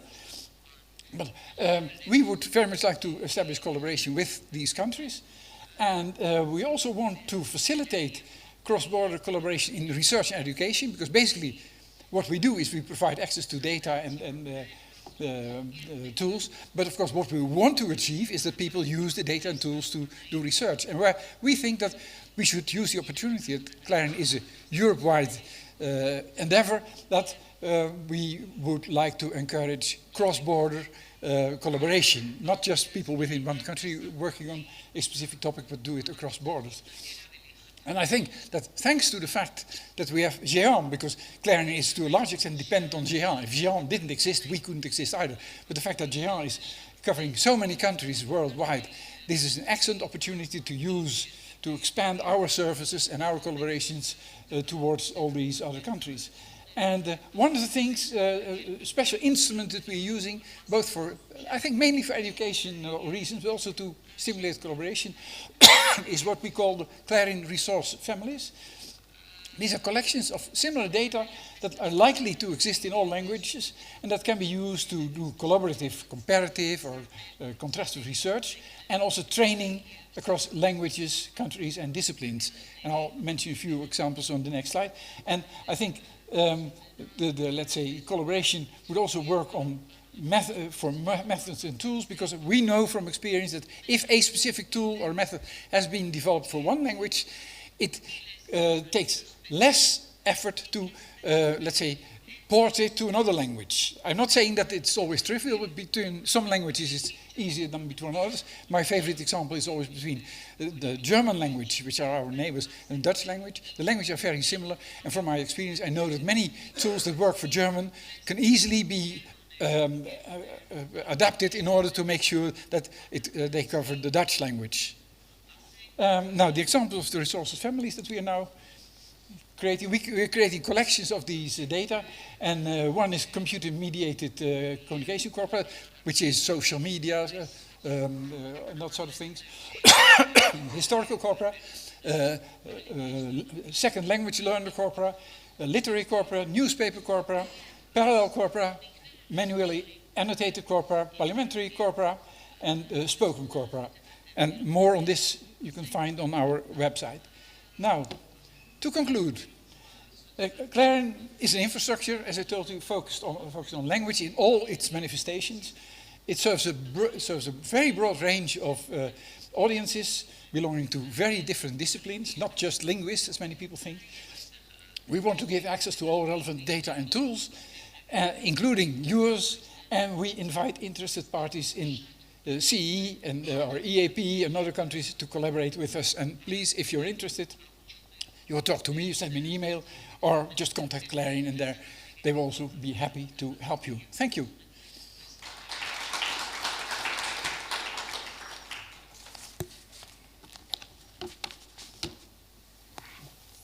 Any questions?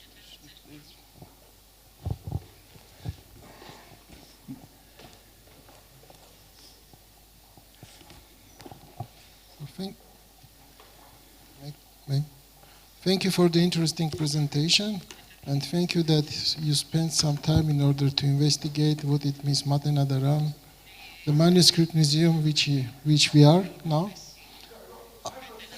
So thank you very much for the interesting presentation, and thank you very much that you spent some time in order to investigate what it means Matenadaran, what kind of manuscripts do we have. But also we prepared for your visit. We had several meetings with different organizations, and we prepared small proposal in order to be involved later on in the Clarion activities. And we will give it to you, and perhaps we may have some small meeting tomorrow in order to prepare some discussions, and to prepare some actions plan. So we are also a lot interested to be a part of the Clarion family. And it is the draft proposal. I'm very, very glad to hear this. It's very good to have a success 2 minutes after you finish your talk.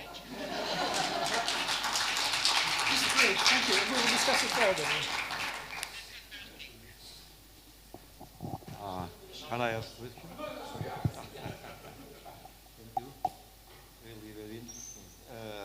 Sure, we will look the site and know more about Clarion. But could you say about principles of organization? It is a language which is using forms, text. What are input? What are output of this language? Okay, for example, if someone like to bring into the computer some data, for example, in some languages, what have to be the form of this? Because language is a very complicated thing. So say a few words before. Okay, thank you. Yeah, well, basically I think we are interested in data in all possible formats. But of course, we cannot guarantee that for all the formats in which people deliver their data, we will have tools to process them. And that's the reason why we are very much focusing on, let's say, adoption of standards. Not formal standards, not like ISO standards, but de facto standards in communities, so that we can be sure that if people all, let's say, use the same standards, of course, for their specific area, that the data and the tools are interoperable.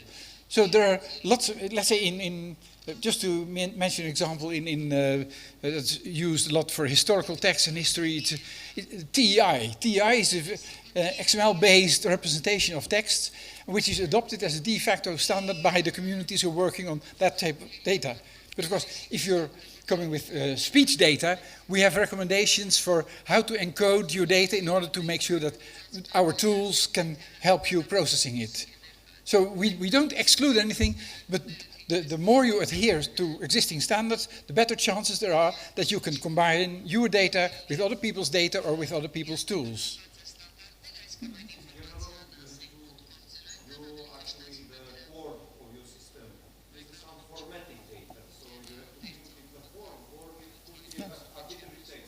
No, we don't have a system. We are let's say more comparable with a library. You know, a library of all sorts of types of data. They're all stored in the Clarion repositories. And we have also large collections of tools that can be used to process the data. But there is no single Clarion system. That doesn't exist. There's the Clarion technical infrastructure that connects all let's say, all the repositories. But basically, I think that's making use of all the facilities offered by organizations like Géant, but that's not a Clarion-specific thing. So it's not. No, I know that in let's say in language and speech technology, there are people who have developed their own systems that do things. Let's say speech recognizes, and there are very strong requirements on how you input your data, and you will be told what your output is. But that's not the case in Clarion. Clarion is open and free. You can do whatever you want. But as I said, we try to comply with the FAIR principle. So if you would like to deposit a tool or a system or an application in Clarion, we would ask you to make sure that it's interoperable and that it adheres to standards, let's say common standards.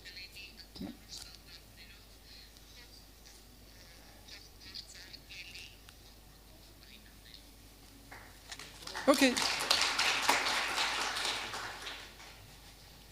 So session 5 is closed.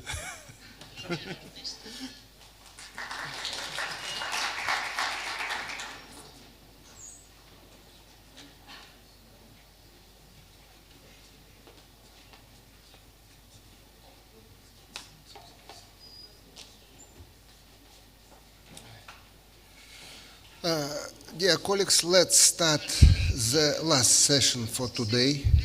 This session is European Open Science Cloud. Is it beneficial for Eastern Partnership countries? We have one presenter today. It is Annabelle Grant. She is responsible for research engagement activity management in GIANT and also participating and contributing to European Open Science related projects like Infrastructure Central and EOSC Secretariat. So, Annabelle, the floor is yours.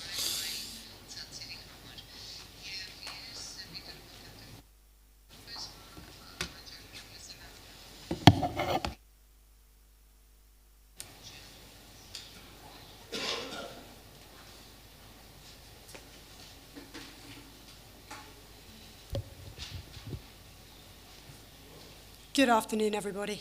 I know it's been a really long day, and just this morning when I was listening to our CEO, Eric, I realized that I should have given this presentation a slightly different name. I think I should have potentially called it The Transformational Power of EOSC, because I really do believe that the European Open Science Cloud really can have a very strong transformational benefit on research and education across Europe, and most importantly, that includes EAP countries.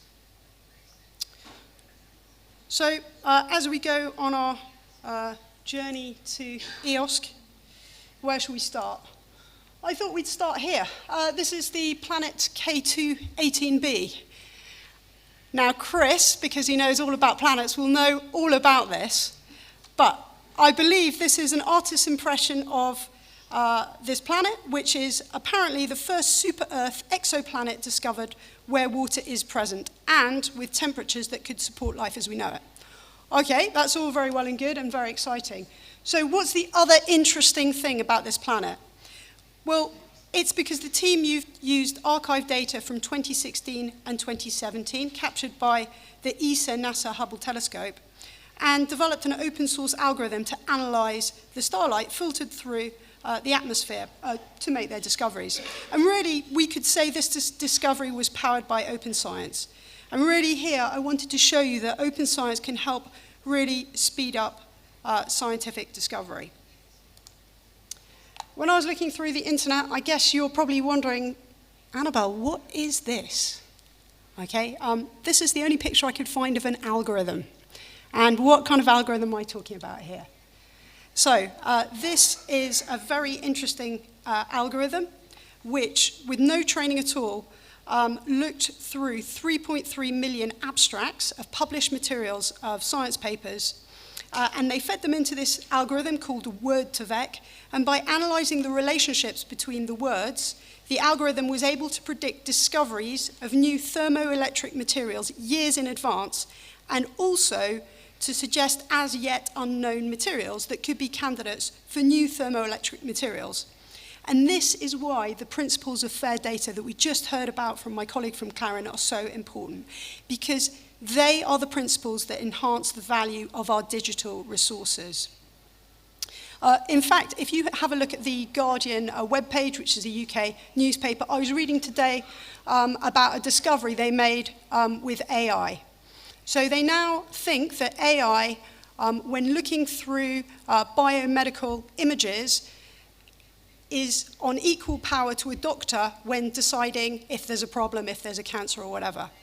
Now, what was most worrying to me is that they had 20,000 studies to look through, but only 14 of these could actually be used by the AI system because the data was not good enough.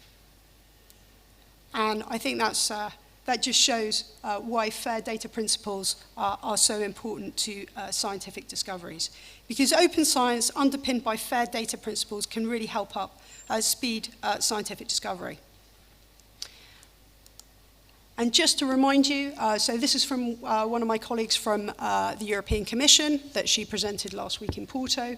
Really, the whole of Horizon Europe is completely based on open science.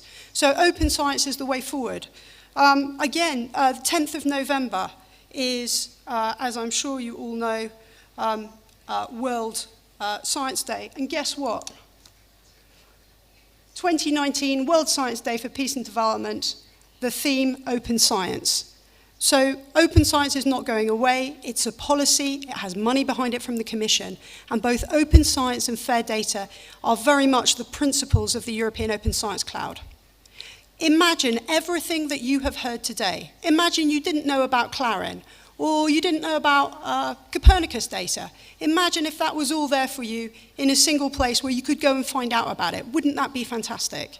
And really, that's what we're looking forward to with the European Open Science Cloud. But really, there's still a way to go. And I just wanted to share with you, just to show that openness is not yet embedded into the scientific process. So this is quite shocking to me. So you can actually find this at the European Data Monitor. But if we look at this, researchers working on the same research project who share their data with people they don't know personally, 11%. So this whole process of sharing data is just not part of the research process, and we really need to make that a fundamental driver. So we've produced a nice video, which I'm desperately hoping is going to work, embargoed as of today and shown for the first time at Research and Innovation Days, which should have some sound on it. Anyway, there's some nice music behind there, but as you can see, it's all about how EOSC will support science across Europe and the EAP countries, accelerating open science and using fair principles.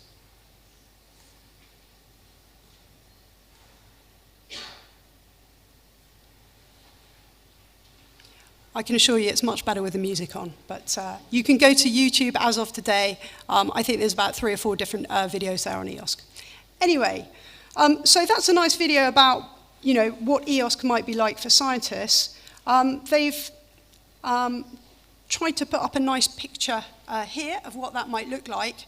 Apparently, we don't have 1.7 million researchers. As of the last count, it's now actually 2 million researchers, and again, that should include all EAP countries.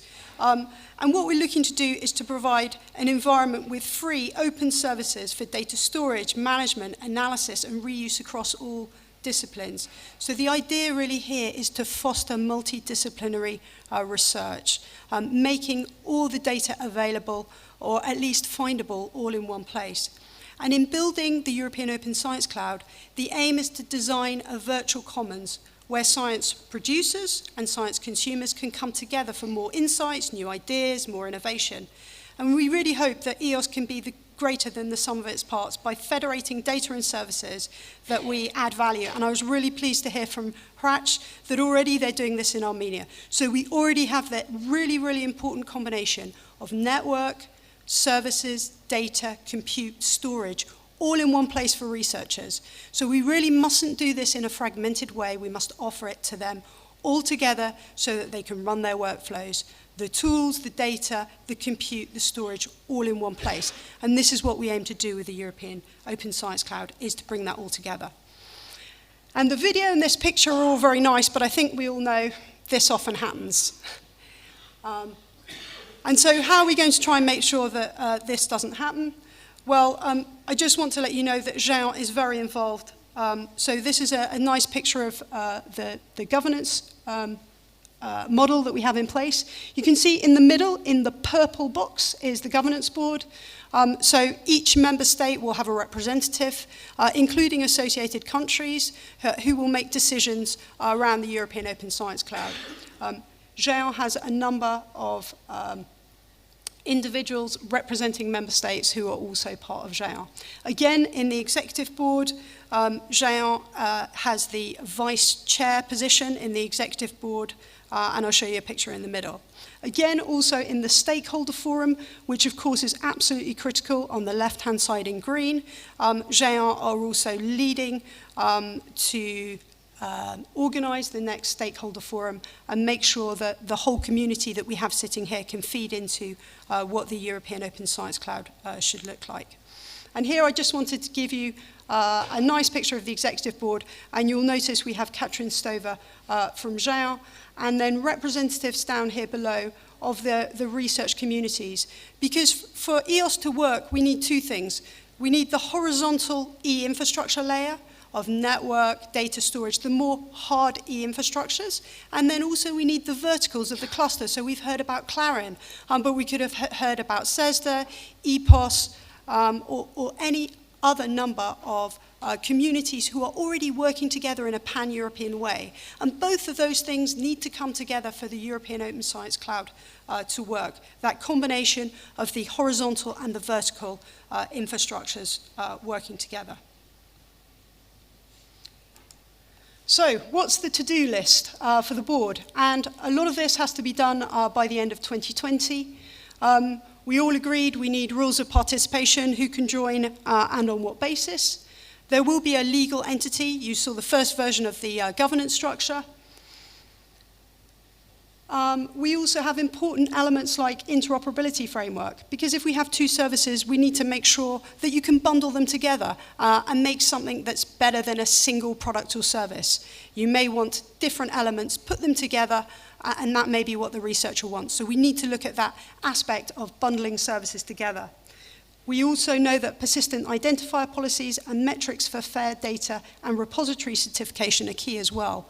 We have thousands of repositories across Europe, and they all need to work together to make this happen and also be available. So you're probably sitting here saying, what's in it for me? And what's in it for you is that once we have a European Open Science Cloud that's up and working, it will work for all researchers, including those in EAP countries, and it will facilitate your research. So you'll see these are Jean slides, and these are very much talking about here. One of the new projects, this is the NEFOS project. Currently, you can see the countries that it's going to be offering its services to, and unfortunately, at the moment, that excludes some of the EAP countries.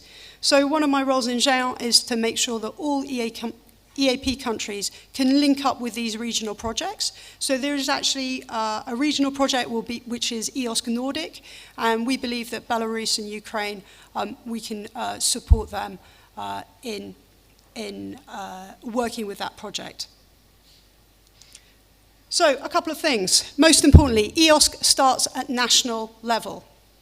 At a national level, everybody needs to be talking to each other and collaborating. All the e-infrastructures, research infrastructures, open science providers, repositories, we all need to be working together, knowing what each other's doing. And in fact, for these regional projects, one of the first things they will be doing is a landscaping exercise, so that we know what's happening on a national basis and what are the building blocks for what a national open science cloud could look like for researchers. So really, that's really important, the first thing, that we all work together in country. And really, my view is that EAP countries must be within this new EOSC ecosystem, because really, it's really going to bring a lot of benefit to researchers. So it's really important that all the EAP countries benefit from this. It's absolutely critical. And I was presenting on European Open Science Cloud with me, and they said, "Oh, it's really difficult for me. Annabelle, can you tell me what a European Open Science Cloud, what does success look like?" And this is all I could come up with. So for me, success looks like this. Essentially, 250 million authentications from over 100 countries around the world. So EduRoam is now truly global. It's widely adopted. It allows researchers to pursue their activities more effectively. Remember that researchers will only use EOSC if it makes their research practices simpler by providing services that interoperate to support all phases of their research lifecycle. And as I said, adoption at national level will be key. This is how EduRoam started. Started off in the institutions, started off nationally, and then European, and then globally. So this, to me, is what success looks like. So how are we going to get there? The good news is that Jean's also working in the EOS Secretariat project, which supports that rather complicated and pretty governance slide that you saw there. There are some funding opportunities which I will be talking directly with EAP directors about, certainly in terms of co-creation, because the most important thing is to make sure that all countries are involved in this landscaping work, so that we can bring together all the pieces of the jigsaw and that we get a view of where all the infrastructures are across Europe, so we can make them work together. So this is important. Finally, just a couple of events that I'd like to tell you about. This is one in Helsinki where we have a one-day on EOSC, and also EOS Symposium will be the focal point, and that's going to be at the end of November in Hungary. So what can you do? We have a very nice liaison platform. You can go to the EOS Secretariat website. The liaison platform's on there. You can feedback. You can find out more about EOSC. Really, from my perspective, if there's only one take-home message, is that EOSC is coming, and it's going to be beneficial to researchers in all EAP countries, and we must work together to make sure that happens. Thank you very much.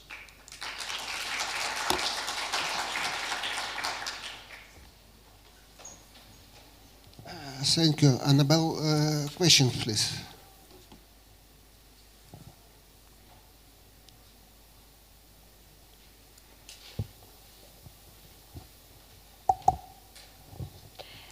So I have a question on how you envision the actual end users of the platform to be involved in EOSC. Have you done any analysis of people accessing it so far, what they need, how the platform co-evaluated as it progresses? Yes, we have. So we just finished the first iteration of a project to build Portal version 1, shall we call it? You'll be pleased to know the University of Athens and Athena Research Centre were involved in there. And actually, one of the things that we looked at was the user journey. And actually, I was working in that project, and that's something that I thought was very, very important. So what will the user journey look like? So we know that if you already know about Clarin, you're already going to know about the Clarin portal and all the great services that are on there. If they already know about your project, they'll be using your stuff. But what about if they don't? How can the user then easily find out about Clarin or your project or any other. And so we've already started looking at the user journey. We have a second project which will probably start in about 4 months. And then we have a very large project that will start, I believe, in 2021, once the legal entity is set up, who will really be in charge of the portal.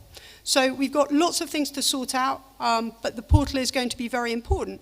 Because remember, the first thing they'll see is they will open the door. What do they want to see when they open the door? They're going to want Copernicus data. They're going to want Clarin data. They're going to want all the data that is going to be useful to them. So really, it's our job to make sure that when they open the door, there are services, tools, data, storage, compute, and everything that a researcher will need behind that door. And yes, that's going to be a very challenging task, but I can assure you we are already working with user groups to make sure that user journey is the right one. Thank you. Any other questions? If there is no questions, then this session is closed. Okay, thanks very much. And this is the last questions for the first day of our conference. Yeah, you might have thought that's the last, that was all for today, but no, there's more to come. There's still some announcements to be made for concerning this evening and tomorrow morning.